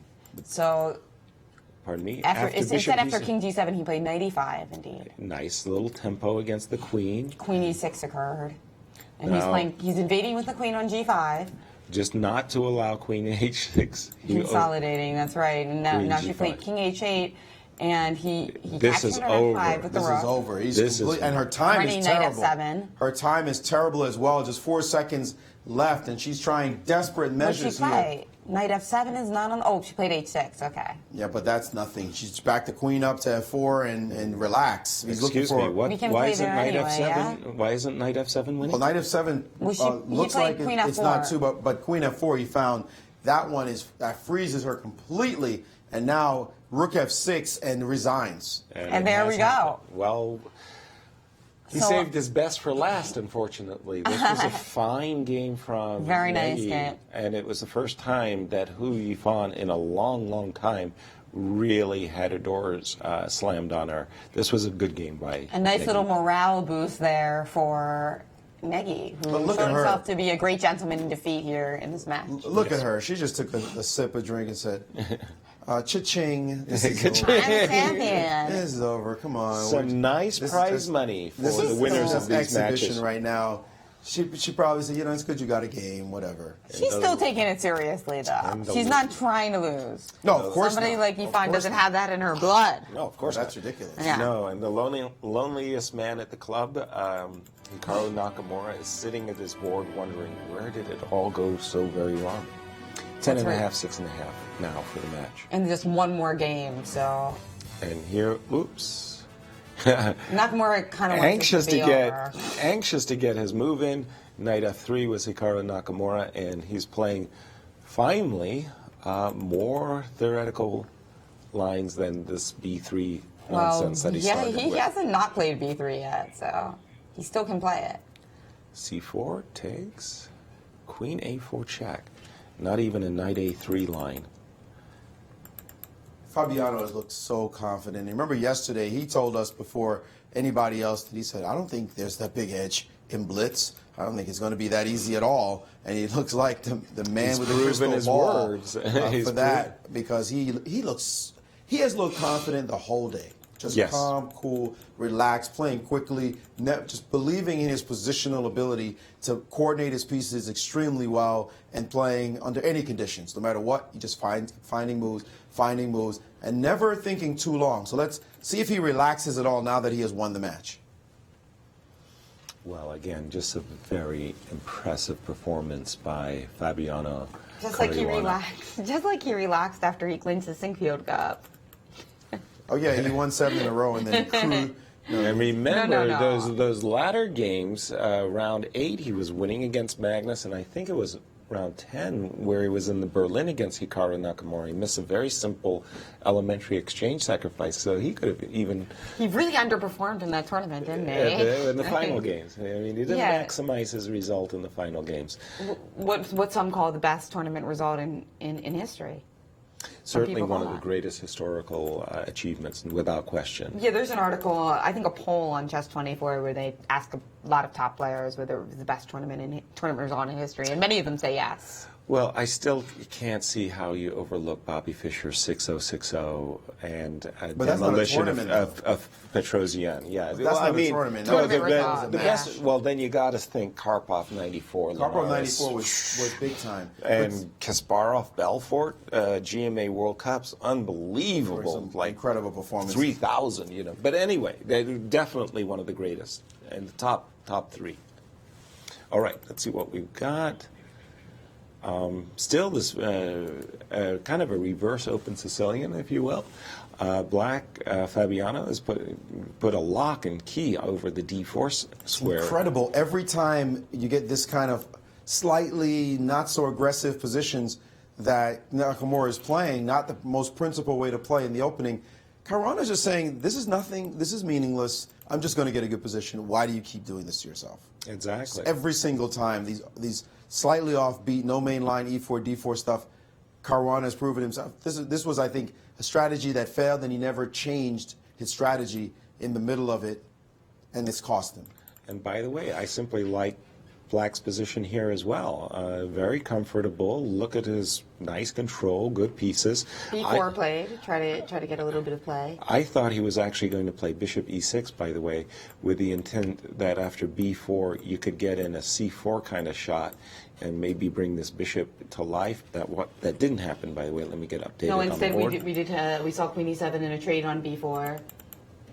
And Fabi's played one more move, I think. Okay, and that move was C4. Ah, okay, so your idea.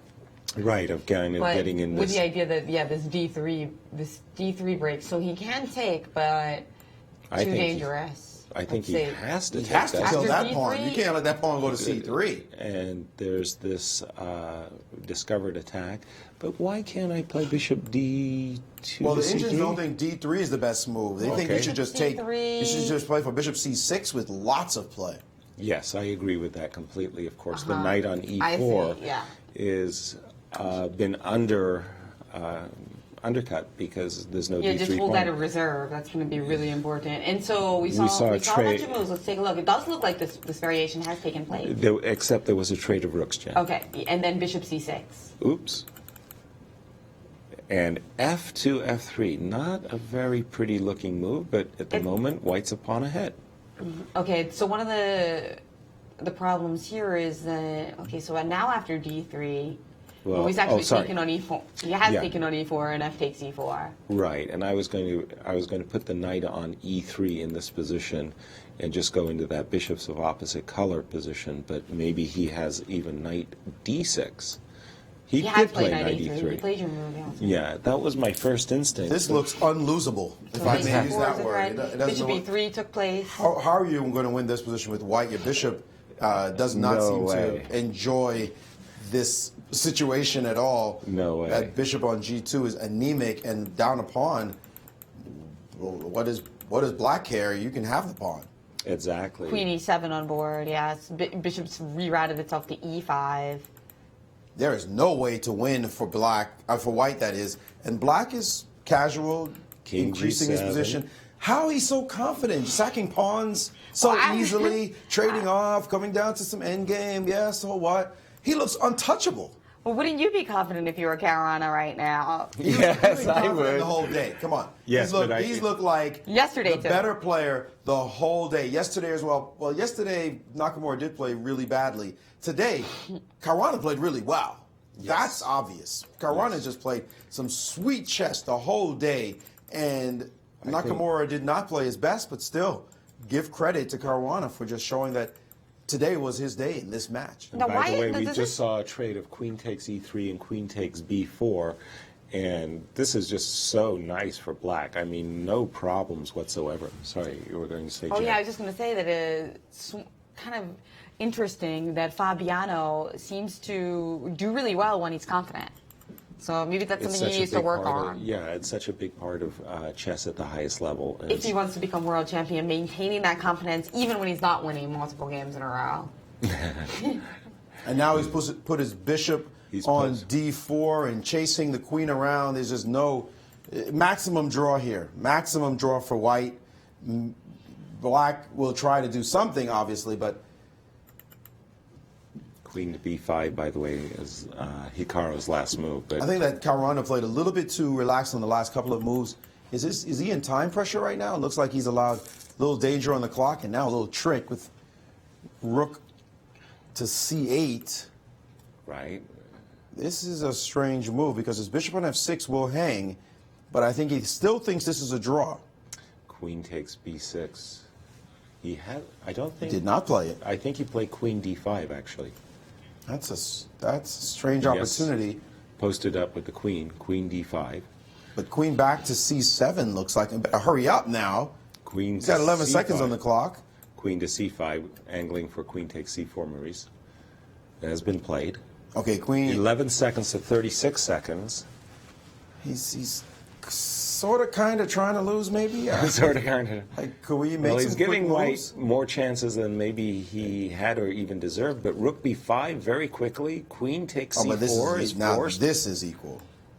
Rook takes b6, attacking the bishop on f6. Don't move it and fall for rook g6. Quick trade, and now a blockade about to happen that looks like that will shut everything down. He didn't quite get the blockade yet, but looks like he's trying to get. And it's all about the time here because it's not about the position. Black is just doing fine in the position, holding the position, the pawn behind, but it's an easy blockade. Very easy blockade. Except the 15 seconds. Keeps gaining time on the clock. And I was like, Ooh. I was a little worried there. Little rook d4 check, no? Just rook d4 check? Yeah, rook b2 check. Oh, he's off. He's looking for a trade of rooks now. Oh, better be careful. We put that king.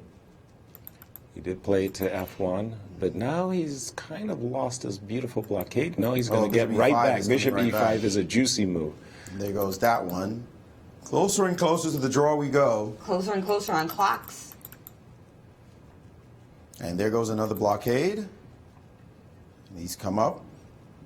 Left the d file, but trying to cut the king off and proving the king can't come up easily. And another check. And here goes that king trying to get up. And he said, nope, not a chance. Let's close the door on that one. Now rook c5 and the king again. And how did he get more time on the clock? But no rook check. Look at that. So he had to No stop the rook e5 check. check. Perfectly And timed bishop with the e5 will be his move if he gets the chance. But what is his next move? He's close, really close to a Zugzwang. Well, he wants to maintain the blockade, so he has to keep his bishop along that long diagonal at all times. Also, rook f8 is starting to creep into the position. So there he goes, stopping that rook f8. But I got to give Hikaru credit. He's made the absolute maximum that he could have possibly gotten from this position. Bishop f4, threatening rook Throwing a e3. little cheapos? Yeah, cheapos are important, especially in time troubles. Okay, so where's the cheapo for white? White looks 20 like seconds he's going to have to lift the blockade, but he can't do it from there. So rook to c8 maybe? And Put it on Hikaru's E8. undecided. Check. And now challenging the king again. So we're circling around again, and the king on the back row. Boy, that left a bad impression. Well, I would have kept the rook on the second rank. He quickly And now he's trying corrected to his push error. the pawn. Bishop to very good move. Bishop c7. Bishop f4. Oh, daring him to push the pawn in that Yes. position. And now the rook can get behind the pawn if necessary on d2. Hold on. There's a setup of bishop h5. He He's stopped noticed that as well. Boy, All I kinds tell of you. little tricks happening here. And now if6 Getting allows Also Now, light and be careful. King can come to f4, and sometimes it can be a nasty checkmate. Yeah, but rook f3. So the black rook should be leaving now, no? Yes. Or can he take the bishop? Yeah, he took the my bishop. gosh, He's taking yeah. it, and now the d pawn is not going anywhere. And how do you make progress? King to d4 and bishops to c5. He also can play yes, and there goes that pawn. He's circled that one, and this is a draw. Yeah, just rook. Just bishop. take the pawn, and he's going to try to play, but this one is a clean draw. No chances. Not one of those where you have good chances. Just don't bring your king into the wrong corner. We saw Don't- Fabi with the knight and knight versus rook. And there goes his king to the correct Yesterday. corner. He's headed to the h1 square. To the light square. Yes, corner. that's right. As long as he stays on this side, there are no winning chances whatsoever.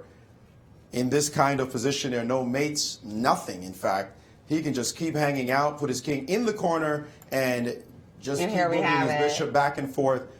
And so And they- no tricks in this position. Nothing to do.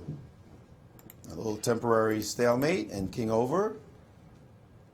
And now he has to be a little careful because there is this idea, but he just brings the bishop back. And I can't see. Is that 28 to 9. to 9? It looked And like he's a still 2 trying. for a second. Just a little circle here. Merry-go-round. King has to go to h2. Yeah, but he can just go back, Yep. hanging out in the corner. Don't Be get careful, don't get checkmated. Don't make King some h2, silly rook one. h4. There goes Nakamura, still trying. Another Yeah. check. Both of these guys, all of the competitors, with such heart. Whoa. Now he has to be what happened careful here? where he puts his bishop. There is a check, and he's still trying, but still, you should put your bishop back to that square. With only 7 So seconds, these even stalemate though it's a ideas. draw, there's blunders to be If only made. there was a 9th rank, or K2.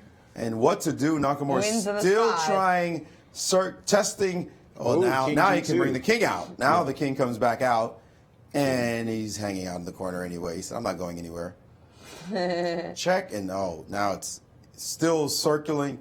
Back and forth we go, as not much to be done. Now, what move number are we up to? That was my question. They must have passed the 50 move rule by now, no? I'm not 100% sure, Maurice. He But it's seems got to have be close. Tons of moves.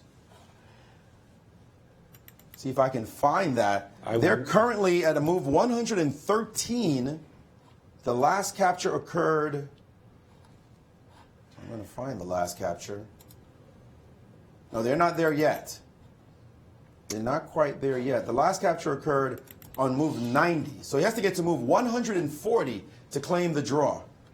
And he doesn't even know what move number he's up to. So will the draw be off? Can the draw be given to him by the arbiter? No, I think he will have to stop the clock and say, I claim 3-move repetition. And No, he's not 3-move repetition. It's 50-move rule. Right. Pardon me. I meant to say 50-move rule. And then the arbiter will say, no, you're Okay, he has to 15 be moves careful, short. though. Right now, he has to be very careful about his next couple of moves. Has he Yeah. made a mistake? Well, he can't play king. He has to be very careful, very, very careful where he puts that bishop.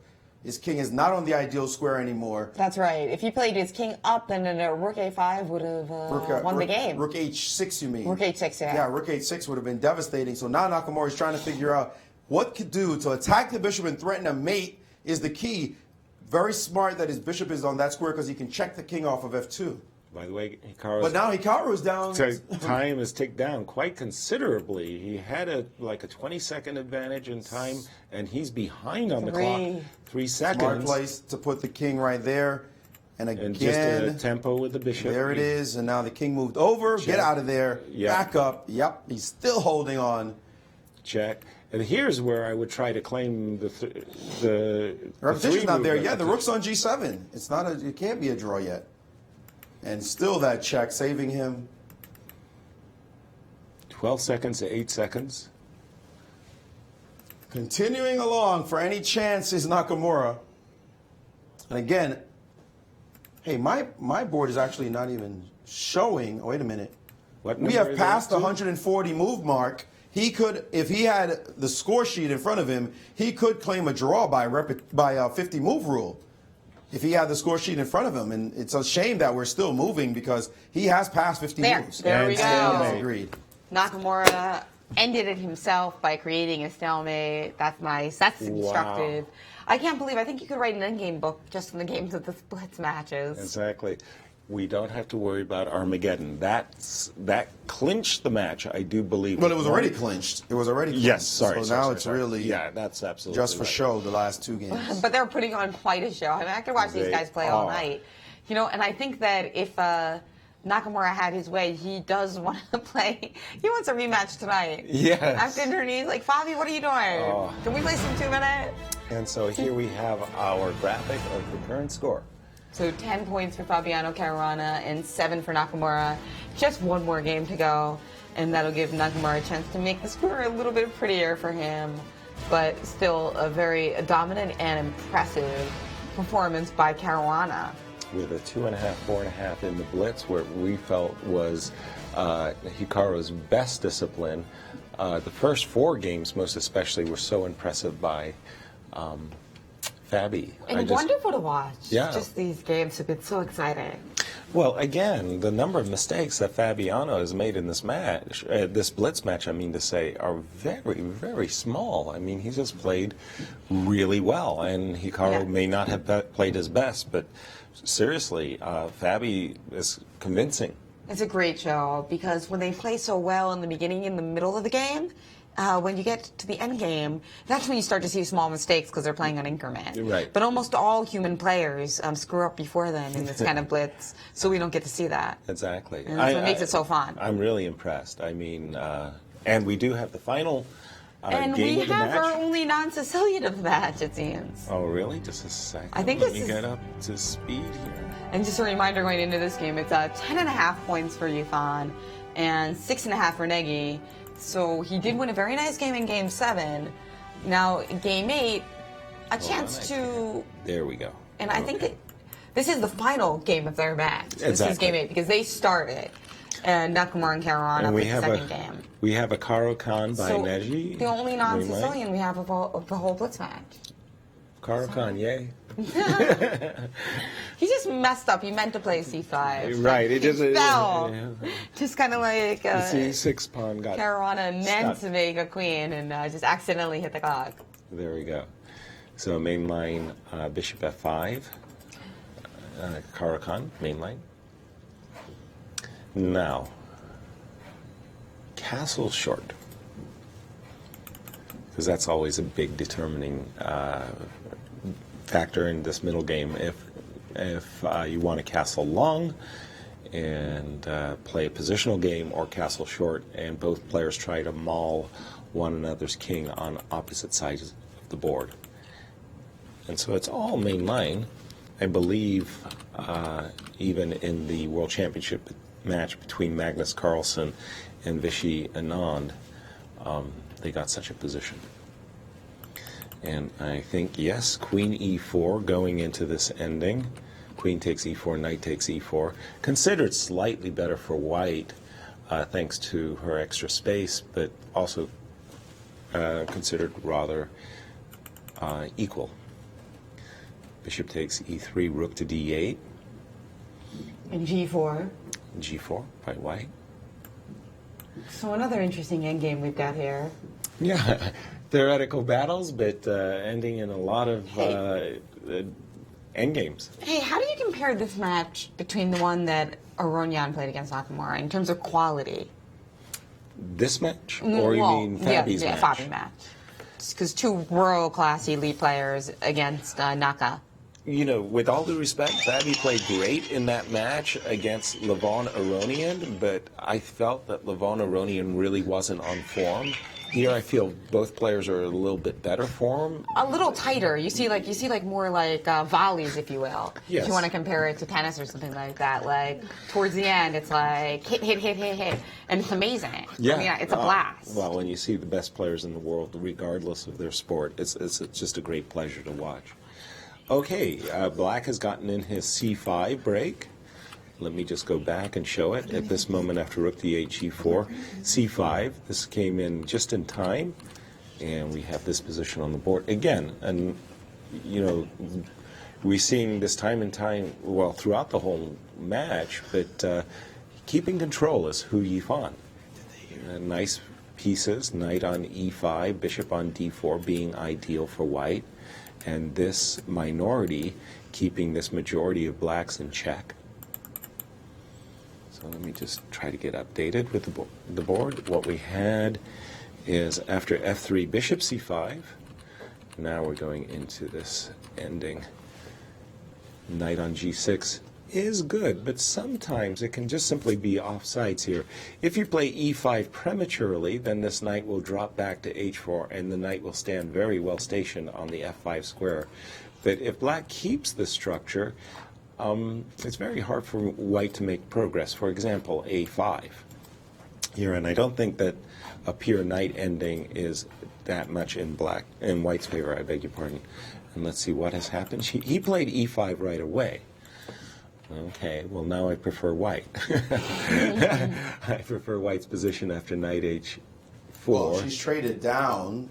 She has traded down rooks after e5 and played rook. And played rook to d1, which is taking all the rooks off the board and trying to go into a straight knight ending.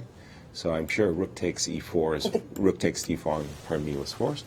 King takes d1, and what do we got? hard to imagine this being victorious for either side unless the clock plays a major factor here. And what is our clock? Minute and 12 to almost 2 Big minutes. edge, yeah, big edge for Yifan, Yes, which has been definitely a big part of her success. no question about it. And now offering another trade of pawns. E4 by. E4, but what happens on B4? Well, after B4, I'm You just play knight D3, right? I don't get any brownie points for this one. So E4. The big question is, can white essay F4 with the intention of playing King E2 and King E3? That's exactly what she's calculating.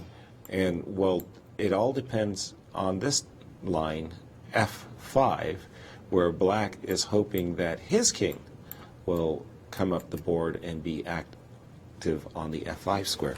So this is the big question. Yeah, there's too much for black in that position. Too much so play. She just said, let me get rid of that guy quick. But he's starting to generate some energy. And nice played F5. With the same idea of activating the king via the F6 square. Exactly. And also, keep in mind, there is this knight check down here, and knight takes h5, and it will be black who is the first one to establish a pass pawn and an outside pass pawn. And Yasser, remember you mentioned knight h4 instead of trading off rooks? Yeah. Remember back then? Yeah. Trading off rooks, sometimes you play for an easy draw and you get yourself in a bit of a trouble. It's not there yet for us to say that she's in any real danger here, but that easy trade was probably not as much as she wanted. And now look at this last move. Look at this last move, yeah. Threatening, and suddenly D6. she's had to think about sacrificing her B pawn as 2 pawns were hanging there. 2 pawns are hanging. I still might have, I mean, if I was playing And he's bullet, I taking would it. have played knight f6, but... He took it. And the times are pretty close to equal now. Well, actually, she has like a 15-second advantage. So king d4, knight takes b2 was played, and then taking, and what can he do with the knight or king to make this position work? His knight is not exactly the greatest piece right now. He played knight a4. And why didn't he play king f6, by the way? Oh, I don't know, but he's trying to stop the white king from coming any closer by putting some pressure on that c5 pawn. King f6 was the best move according to the engines. That was the ideal move here. Knight a4 gives white some edge after knight to e5. She has played instead knight f4, still with a slight edge for white, even with this move, but nothing serious yet. Okay, still King f6 on the board, knight e6. king f6, knight e6. Very good. And that king in the middle is a very important piece. Now the Dominating. capture happening. Dominating the knight on a4. And I think we've seen a trade with king takes f5, knight takes g7, king g5. No, king f6, chasing the knight to the sorry. e8 square. And now And king e7. The engine does not like this line at all for black after knight to d6, threatening knight f5 check and also the b pawn. Ooh, yikes, and she's thinking about it. And he only has 4 seconds left. Why did he play king f6 and not king g5? Well, he's already blown it. It looks like knight d6 is the strong move, and that will freeze him as to what to do exactly, because knight f5 check, although he may be able to, maybe she's calculating b6 as a response, and she did not play it. She went knight She g7. ready knight f5. And now she's repeating moves, just giving up on the idea of knight d6 completely, just ending the match with And this it's a draw. repetition. Very good. Knight d6 was winning completely. According to the engine, knight d6, the game is over. She stopped herself, Maurice, because she saw b6, and what didn't she see? She forgot about knight f5 check, and in case of king f6, maybe something like c6? That is correct. Right. She missed this move, c6. C6, okay. And it's lights out.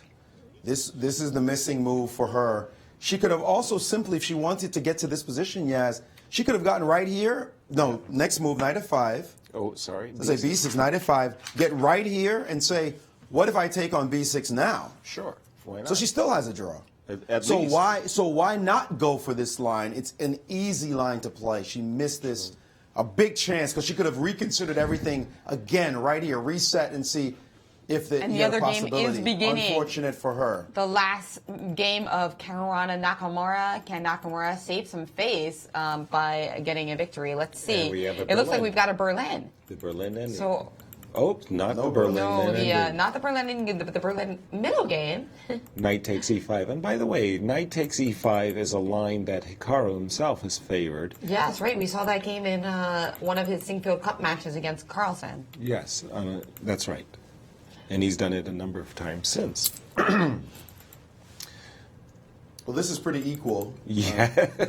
This is something that both of them know is very equal, and Nakamura is just thinking, how do I simplify everything? Fabiano obviously doesn't have to take any chances. The same attitude that Hou Yifan had in the ending she just played, but Trade it's on h4. pretty standard. This is so equal. The symmetrical pawn structure, everything about the position says this should be an easy draw, but they'll play. See what happens. And the way these two have been playing, we can expect some interesting things to happen. Even in the most drawn positions that are so uncompromising, they'll figure out a way of creating challenges for one another. Well, it's also blitz. So a draw means under conditions where you have time to look a little bit longer. Blitz is you have no time. You better keep up good moves throughout, and there could be imbalances at any moment based on small mistakes. This one is very hard because the only open file on the board is the E file, and that means further exchanges will potentially happen on this file, and everything else is balanced in the position. Bishop f6. I'm not sure I really like this move, queen d2. I thought that he was going to go for g3, bishop f6, bishop g2, but that wouldn't necessarily change the nature of the position. The position is simply too balanced. And then we got a bunch of other moves, and it looks like Fabi's managed to get his knight to g3. So bishop f6, knight e2, h6, so he's trying to get his knight to c3. g3 to play knight h5, and we saw that in another game of his where that worked out well Exactly. earlier in this match. And the play is coming fast and furious, by the way. I'm trying to click and get an update on the board. I have gotten, let me just go back a few moves. So knight e7 by Hikaru, knight g3, knight g6, bishop. And this is the current position on the board. Well, bishop takes now, as bishop takes and queen takes was played. Bishop takes e3, queen takes e3. And queen to f6. Very good. So it's hard for black to develop that light squared bishop because bishop b6 would just be met by bishop g6 winning a piece. Bishop g4 kind of hanging out in thin air. So queen f6 now preparing to play bishop e6. Well, okay. Or maybe just bishop d7. Bishop takes g6 is the key move. Queen takes g6. And that How happened? about queen e7, as in gift me the pawn? And Queen F4 instead he played Queen F4, hitting the pawn in another way. Okay, but keeping that the was met E7. by Queen B6. But the Indians really like white now. That important exchange, we talk about it a lot. Bishop for knight versus means knight. you can dominate the other color. So bishop takes on G6 was meant to dominate the dark squares, and it looks like Fabi is making some improvements in that regard. The Indians really like his position now. Yeah, because that knight eventually gets, if it lands on H5, and also Which that, it will. that pawn on H6, creating a little bit more weaknesses, so it's not as easy to play G6. Not that it would be that much fun anyway. That definitely gives him something to write home about. And we know knight and queen make a delicious combination together. Yeah, They exactly. do create problems. And he can't just trade off rooks on the e-file because he'll have to face a potential knight landing on f5. He has to be very watchful of the tactical. And has he played it? No, he has not played it yet. He has to be watchful of knight landing on f5 and the idea of queen e5, knight e7, picking off pawns. This is something he has to pay attention to in this position. So that knight is lurking and touching the dark squares. That's the key. That trade of bishop takes knight by white has created a dark square superiority. Yes, he's inferior on the light squares, but it doesn't look as though black's bishop is able to take any advantage of that in this kind of position. In the meantime, it's about the dark squares, and rook to e6 has been played. That's right, but probably because at some point, white might consider playing rook e3, and Or simply rook e7. yeah, so rook e6, stopping some of the negative things that could happen. And it looks like Fabi has just taken on e6 here. And an immediate recapture with pawn the takes pawn. e6, changing the character of the position. Nice e5. big weakness now on the e6 square. And look at this beautiful e5 square as an outpost for either rook in the first place and knight in the second place. Well, that'll take a little while to get the knight there, but it could sure happen. And meanwhile, he has played knight to h5, landing on that square, which makes you always have to worry about the g7 pawn. And it looks like he's managed to double his rook and his queen on the e-file. So some really nice positional. Play by Optically looks very good for white. The Optically. Indians saying that it's not necessarily over, but boy, I really like in White's this position. Getting a little bit of counterplay with rook to c8. Note that Fabiano also ahead on the clock. Wow. So that's doesn't maybe knight the f4 most look like maybe one of the most impressive things about the games that Fabi has played. He's really kept. He's matched Hikaru in his speed, and we know that Hikaru is really fantastic in getting ahead on the clock. But Fabi has been great. But the problem is that the pawn on d4 is not the greatest pawn in the world. This is a big problem for him right now. The rook can go to c4 and create some chances. The question is, can his queen get back in time? And we have seen rook c4, as you mentioned there, Maurice. Yeah, every The punch you D4 feel like pawn. they're the best pawn in the world. Kind of like how every dad has like greatest dad in the world mug. Exactly. These The greatest, pawns are- you are the greatest pawn in the world I until love you it. die. I love my pawns. Queen e3, and now rook c2. So Hikaru doing what he can to keep the position as problematic for white as he can. But white finally has put his knight on f4. He's gone after the e6 pawn. He did capture it, but at the cost of the b2 pawn. But there is rook takes e6, rook e8, pardon me, in the position that has to be respected. And But now queen it's at looking very f5. drawish. Very drawish.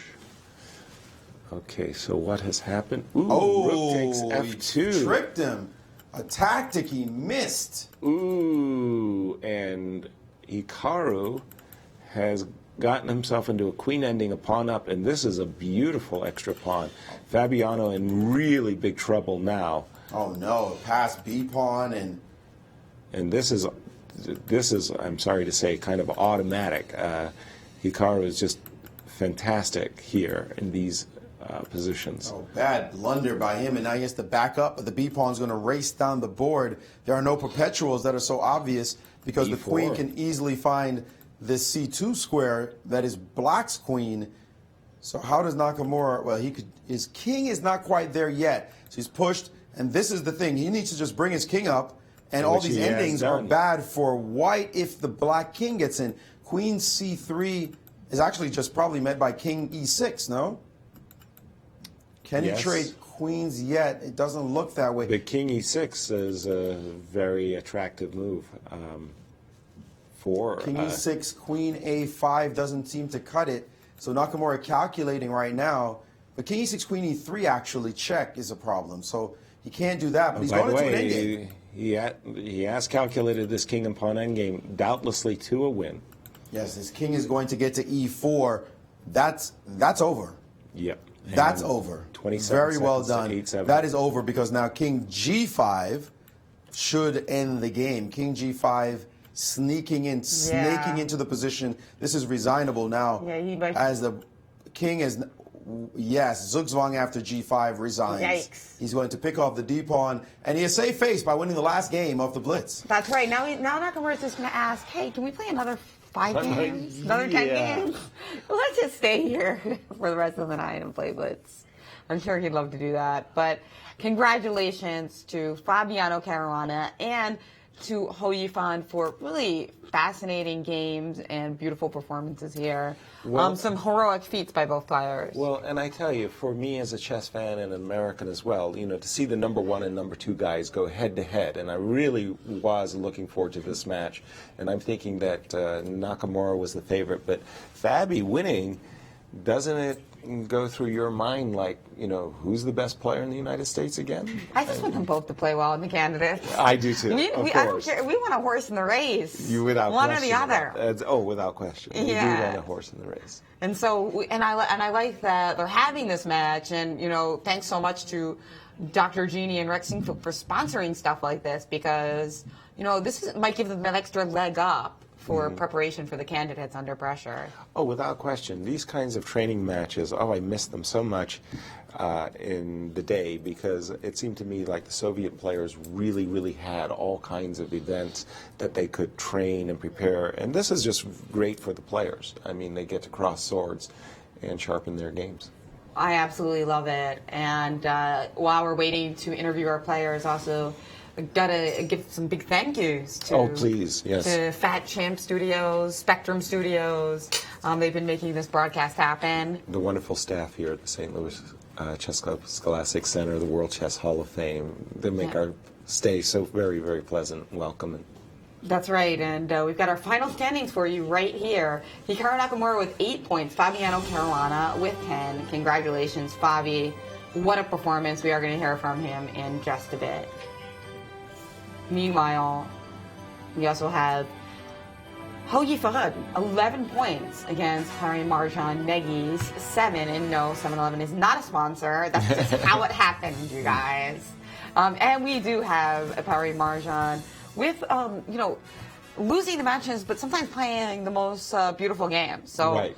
if only he could do that every game, right? Exactly. He's with Grandmaster Maurice Ashley about the Blitz and his time in St. Louis.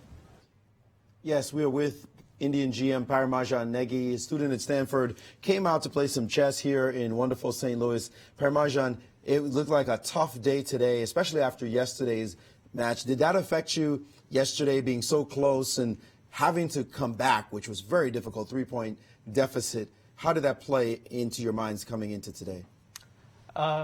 Yeah, I knew that would be really tough to, of course, cut the deficit. But I thought I'd just try to play really complicated stuff, so anything can happen. But then she was just out calculating me. So towards the end, I started trying to avoid the open Sicilian and trying to do something a little slower. That may have been a better strategy before, but it's really hard to say now. Hard to indeed say. What did you Yeah. feel about her play in this overall event?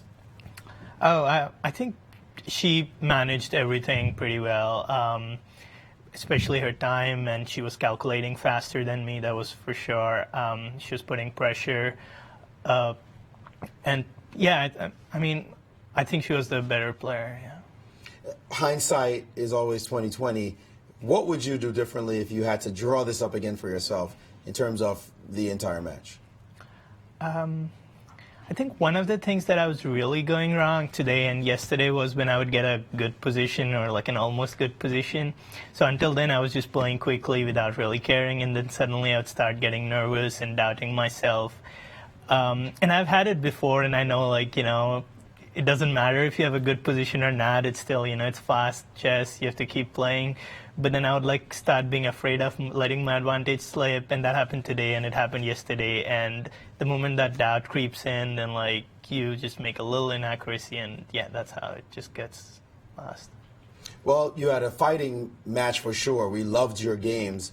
What did you feel about your time here spent in St. Louis? It was a lot of fun. It's my first time here. Took some long walks in the evenings.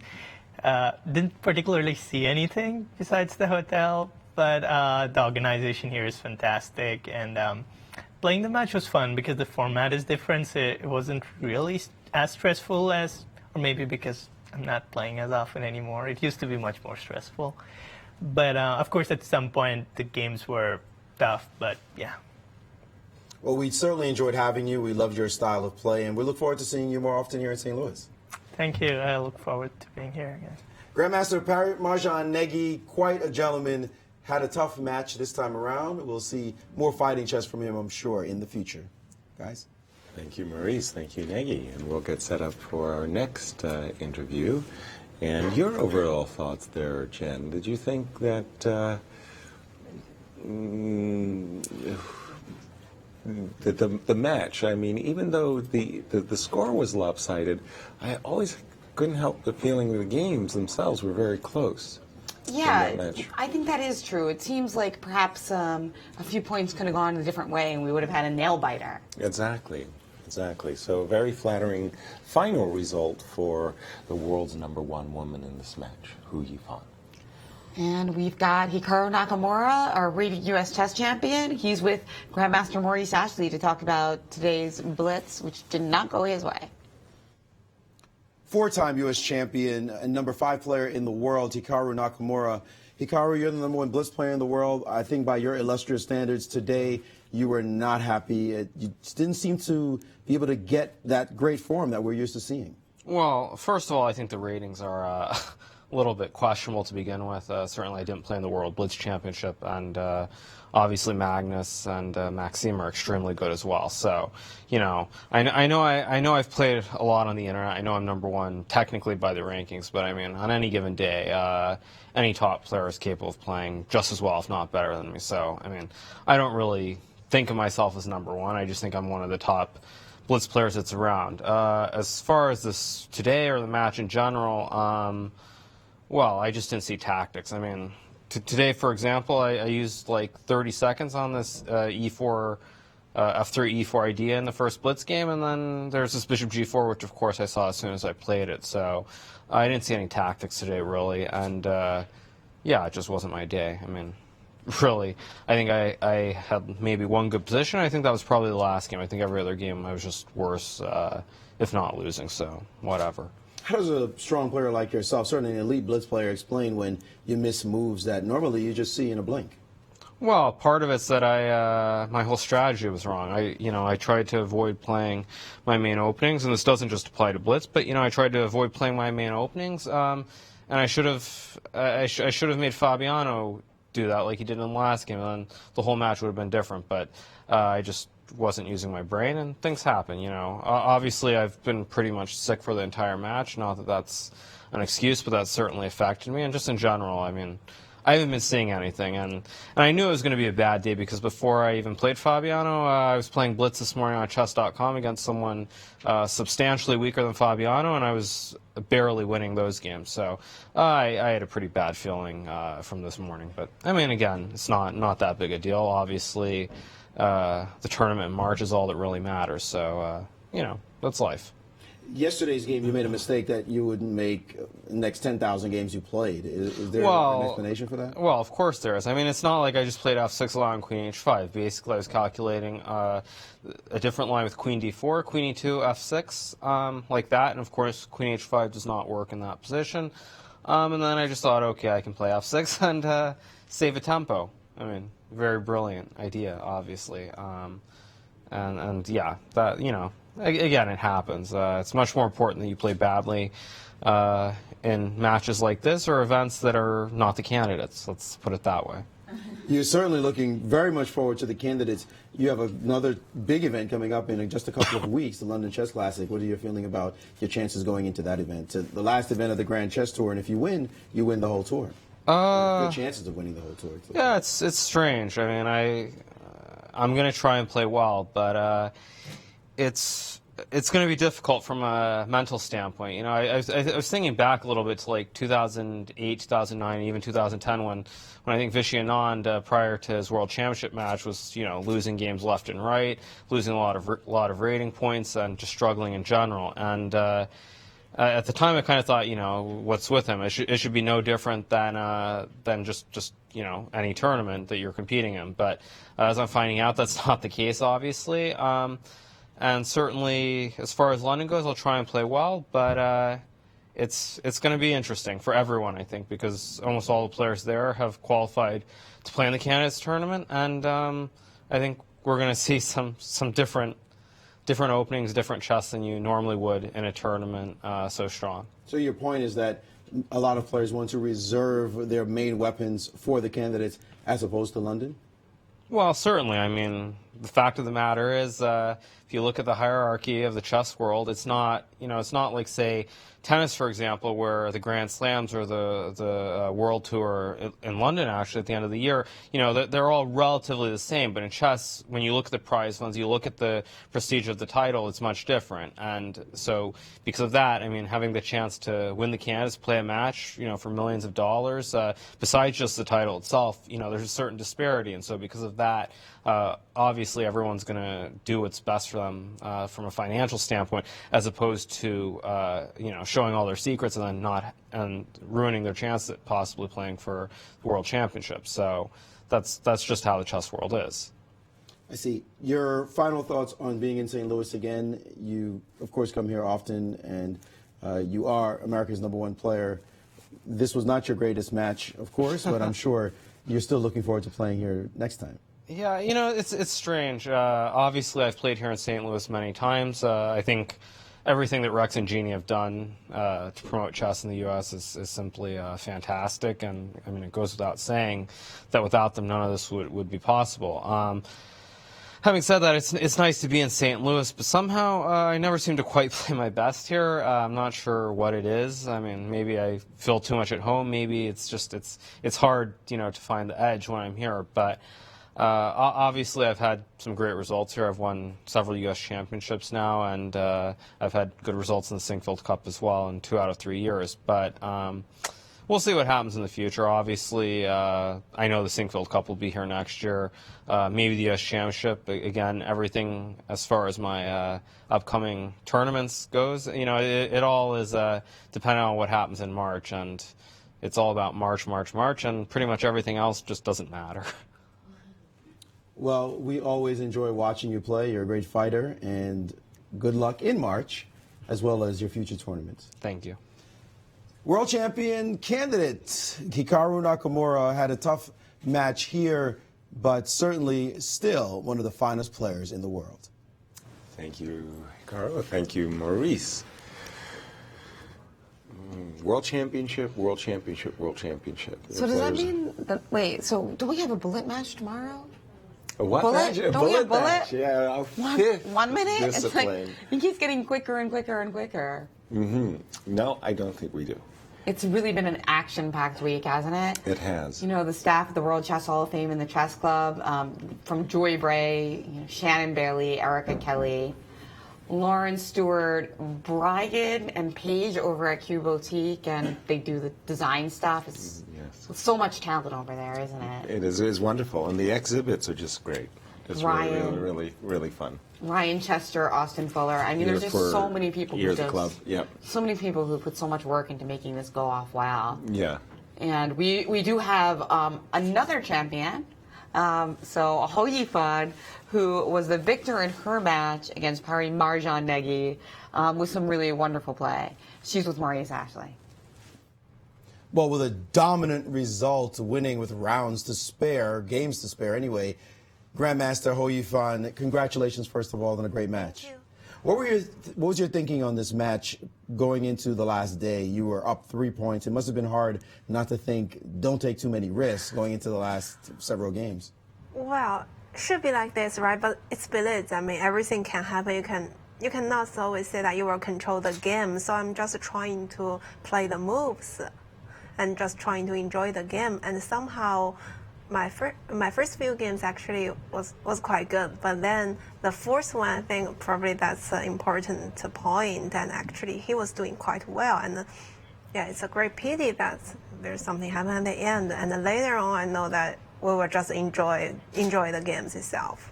Was it hard for you to play once you had clinched the match, play the final few games, really have that motivation to play those last games?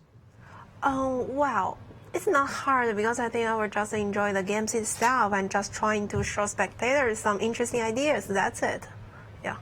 So what does it feel like winning this match, your first match on the U.S. soil in front of a big audience here, in a world audience anyway, and also the fact that you're here in St. Louis? Yeah, I'm very happy that I could play here and with a not bad performance. I mean, for the 3 days except the first one, and it's because also it's very nice to see the club, to see the very fantastic chess atmosphere here, and yeah, I hope that in future I will have more chances to back and play here. Oh, we hope so too, for sure. What do you think was your advantage in this format? I mean, it's crazy. It's Basque, it's Fisher Random, it's Rapid and Blitz.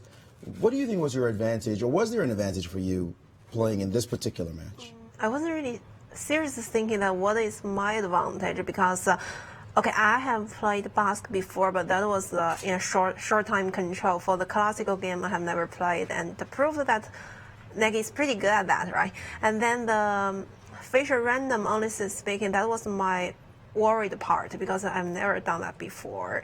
But okay, I'm satisfied with my performance that day, and Rapid and Blitz is more or less normal format compared to the first 2 days. And generally speaking, I'm satisfied with my performance recent days. Although probably there are some improvements probably we can see from today's game because most of the game I get some advantage, but finally Negi played some accurate moves and try to keep the game. So you have conquered here. We know you have a very important match coming up in March for the World Championship title. What are your thoughts about going to play to once again regain your title? Well, but that's still like half a year later, right? And since I've just been informed, I think in October that they're gonna be the match in March and everything fixed. Oh, okay, more or less. But before that, I still have some important tournaments like Qatar, and then I can say so all the tournaments I'm gonna facing some top players. So I think probably I will first focus on those tournaments and then to think about the match and about the serious preparation. So you're unlike Nakamura, who said that he's not thinking about anything but the candidates. It's all about trying to become world champion. I guess you've already become world champion, so you're used to it. No big deal. You got other things to think about. Yeah, well, I think it's hard to say because for men, really candidates and going to fight for the match is very important because it's like step by step. But in women's system, there's more chances to get the title. And for me now, the more important thing is trying to improve my play, improve my rating, and try to be more compatible for the top fields. And that's my I think my main goal in the future, instead of to regaining my champion title for how many times. I mean, that is not really important. Very big point. Rex Sinkfield, I believe, predicted that in 10 years you'll be fighting for the overall championship title. This is Rex's prediction. What are your thoughts about maybe being the #1 player in the world at one point in your career? Actually, that's a good encouragement, to make me to work hard, But honestly speaking, I think, okay, first I'm very appreciative that Rex has a confidence on me, but still, I think I'm actually trying hard because now I see myself still has a long distance compared to the top 10 players. There are many things I need to improve. Well, we look forward to that improvement, and thank you so much for gracing us here in St. Louis, and congratulations on a wonderful match. Thank you. Grandmaster Hou Yifan with a dominating performance here in St. Louis, winning the match really quite easily, and I think winning over a lot of new fans. Thank you, Maurice. Thank you, Hou Yifan. And congratulations. Wonderful, wonderful match. We really appreciated your play. That's right. A lot of new fans, or a lot of more ardent fans, I would say. Take a look at Rex. Now they love her even more. Absolutely. She's very, very impressive in this match. And as we're getting ready for Fabiano's interview, same question. Do you think the result accurately reflected the competitiveness of the games? In this case, I think so. Yeah. I do too. Because Fabiano was super smooth, so less so just because it was so lopsided in Yifan. Right. She certainly deserved to win, but by that margin. Right. Yeah. Was a little bit over. Whereas Fabio really impressed these last two days especially. And let's hear he's going to tell him. us all the secrets. How he did it. Yeah. Fabiano Caruana, the winner of the Showdown in St. Louis, is with Maurice Ashley. Fabulous Fabi, after a great victory. Well, at the same time, you know, we thought maybe it was Naka with the advantage in Blitz. But yesterday you told us, hold the phone. I don't think it's that big an edge. Why were you so confident, and you really displayed it today? I think I'm a pretty good Blitz player. So, I felt that it would be pretty close, and actually it wasn't very close, which surprised me. But I don't think he was in the best of form. I mean, especially the first couple of games, he was missing a lot of things. It pretty much evened out later in the match. Although I missed a bunch of chances, and in the last game I had no reason to lose. Although at that point it wasn't really important for the result. You were at +1 coming into today. Did you feel like that really was such a significant edge that he really had all the pressure on him? No, I mean it could evaporate in one game. And in Blitz, anything can happen. It's possible to lose a couple of games in a row. But from the start, I was, I think, dominating the match. I mean, today. You did dominate today. You played some nice moves. Bishop G4 was a shocker in that first game, and then you just seemed to keep control all the way throughout. It was really impressive that word of control, maybe not the best moves, but certainly the good enough moves. At the end, when we were down to seconds, it was definitely out of control, and I was ready to take a draw at the end of the first game until I saw Bishop E4 at the last moment, and which wins on the spot, and it was a nice surprise. So, again, how do you feel? Do you really think it's a question of you playing well and him playing poorly, or you think it was a combination of the two things? I mean, in Blitz, it's hard to say how good is, but I think I played as well as I could. I didn't make outrageous blunders for the most part. I mean, I missed a lot of chances, and some of the games got pretty messy when I could have probably won cleanly, but I think overall my level was decent. Decent. Well, okay, so you won the match. Pretty good result, certainly taking first place and a nice little check. London's coming up in a couple of weeks. What are your thoughts about that? I mean, in terms of the general standings of the Grand Chess Tour, I really don't have any chance. I played poorly in the first two events, but I still wanted to show a good result and end the year on a high note.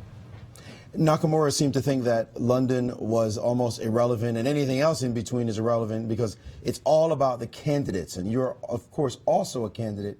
What's your thinking going into March? I don't think that any other tournament is irrelevant. I mean, if it's irrelevant, then you might as well not play. But well, irrelevant's my word, so let me not use too strong a word, but his focus is definitely on March. I mean, yeah, this is the big tournament for both of us and for everyone playing there. But I'm not, I mean, I still want to focus on the tournaments before, and then I'll start preparation for the candidates.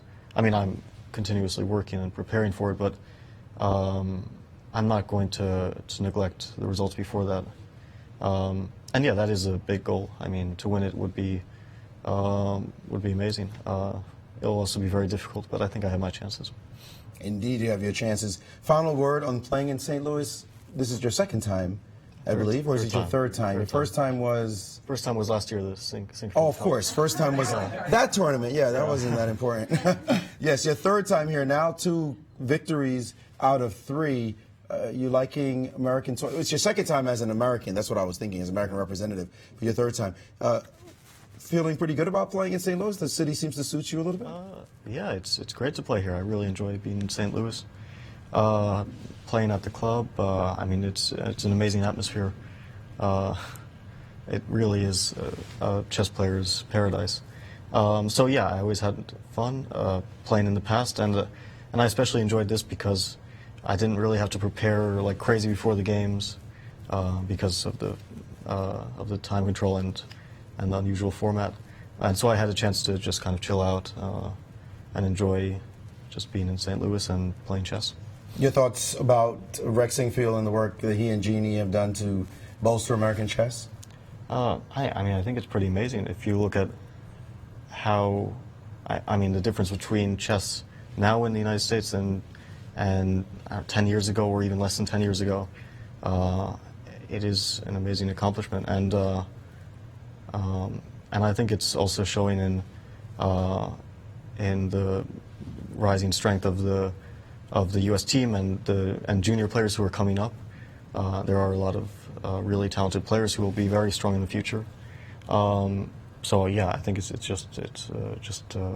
great what's happened. Well, we are deeply appreciative of your presence here in the U.S. and here in St. Louis, and we look forward to seeing how you do in London, of course, in the candidates. Thank you. Grandmaster Fabiano Caruana, the champion of the Showdown in St. Louis, doing it in just smooth style, and we're looking forward to more visits from this great champion. Thank you, Maurice. Quick question, and first of all, a comment. Congratulations from Jennifer and I on a great victory for you, Fabi. Could you just take us through your mindset and kind of what actually took place when you were promoting the pawn and you accidentally hit your clock so that you could have been forfeited on the spot? Just what was your emotional state and how did it go? Your explanation. Well, it all happened very fast, and so I knew that you have to put the queen on the board before pressing the clock, but somehow the clock managed to get pressed, and when I was and when the arbiter said that, or maybe it was Hikaru who pointed it out, I was kind of confused because I didn't remember pressing the clock, and I mean what must have happened is when I took the queen, I brushed the button, right, or queen. Perhaps the queen did, and it pressed it. And Tony noticed that, and he made the call that since it's accidental, there shouldn't be any penalty. I mean, Hikaru got a few extra seconds on the clock. He did get a few extra seconds. Yeah, because of the confusion, I think it was like 5 seconds or so. It wasn't much, and yeah, I mean, if I had lost that game because of that, it would have been really unpleasant, and it could have changed the course of the match. I think Tony made a good call because, I mean, if you knock a piece off the board accidentally or touch the wrong piece accidentally or brush it with your arm, I don't think that you should be penalized for that, and I think it's the same thing with the clock. Yeah, that would have been called the Fabiano Caruana blunder, as opposed to the Rex Sinquefield blunder, as it is famously known. So thankfully that did not happen to you. Thank you, Fabi. Thank you very much. Thank you for that question, Yasser, because I also wanted to give a shout out to international arbiter Tony Rich and Jonathan Trantz, who've been doing such a lovely job in formats that are a little different. Right. So, you know, that makes for more dramatic situations, but such great gentlemen and lady here, and wonderful sportsmanship, in addition to fabulous play. Agreed. And let's take a look at our winners. We've got two champions here in the Showdown in St. Louis. Fabiano Caruana. Gotta love this guy, the way he played, and his modesty off the board, too. It's very incredible. He wins $60,000 to stuff his Thanksgiving turkey. Meanwhile, welcome to America. Hou Yifan. We hope you like it here, and we'd love to see more of you. Wonderful chess, and $30,000 for her efforts here. Our next big event, don't forget to put this on your calendar. We've got the final stop of the 2015 Grand Chess Tour in the London Chess Classic, and you're not going to want to miss our live coverage and commentary at thegrandchesstour.com. As usual, that will be produced by Spectrum Studios, owned by Randy Sinquefield. You might recognize the name. Right. And we've also got Fat Chimp Studios as well. So Jen, Kevin, Tom, Tammy, Marcus, Eric, Brian, Kite. What a team. We've got the best. Fabulous. Really fabulous. They even make us look good. And it's hard work making us look good. And we've got Grandmaster Maurice Ashley with his final thoughts on this event. Well, it's always a pleasure working with this team, and certainly with you two. It's just such fun to come and play and be able to watch these events, commentate on these events, be a fan. I love this front row seat to be able to watch the best players of our time show their skills, show their talents. It's always the case here in St. Louis. And I'm looking forward to the next one already. Maybe Naka's looking at the World Championship. I'm looking 2 weeks from now. London Chess Classic. I can't wait for us to join again. The Super Friends get together to do commentary on the world's best players. I had a ball as usual. It's almost too soon. Only 4 days, guys. We should be here as usual, 9-10 days, but we'll get our chance quite soon. So great fun, great chess, exciting stuff all around. Can't wait to do this again. That's right, and it's also been fun having Grandmaster Alejandro Ramirez on the team as well. Absolutely, and I know he spoiled his entire day when my computer refused his menstruations for the Fisher Random. But big shout out for Alejandro. That's right, and I think he's happy. He's a good friend of Hou Yifan. So wonderful time here, guys. Thanks for listening, and stay with us. Have a great Thanksgiving holiday. Indeed. And then you'll be ready to listen to more of us. Okay, happy holidays, everyone.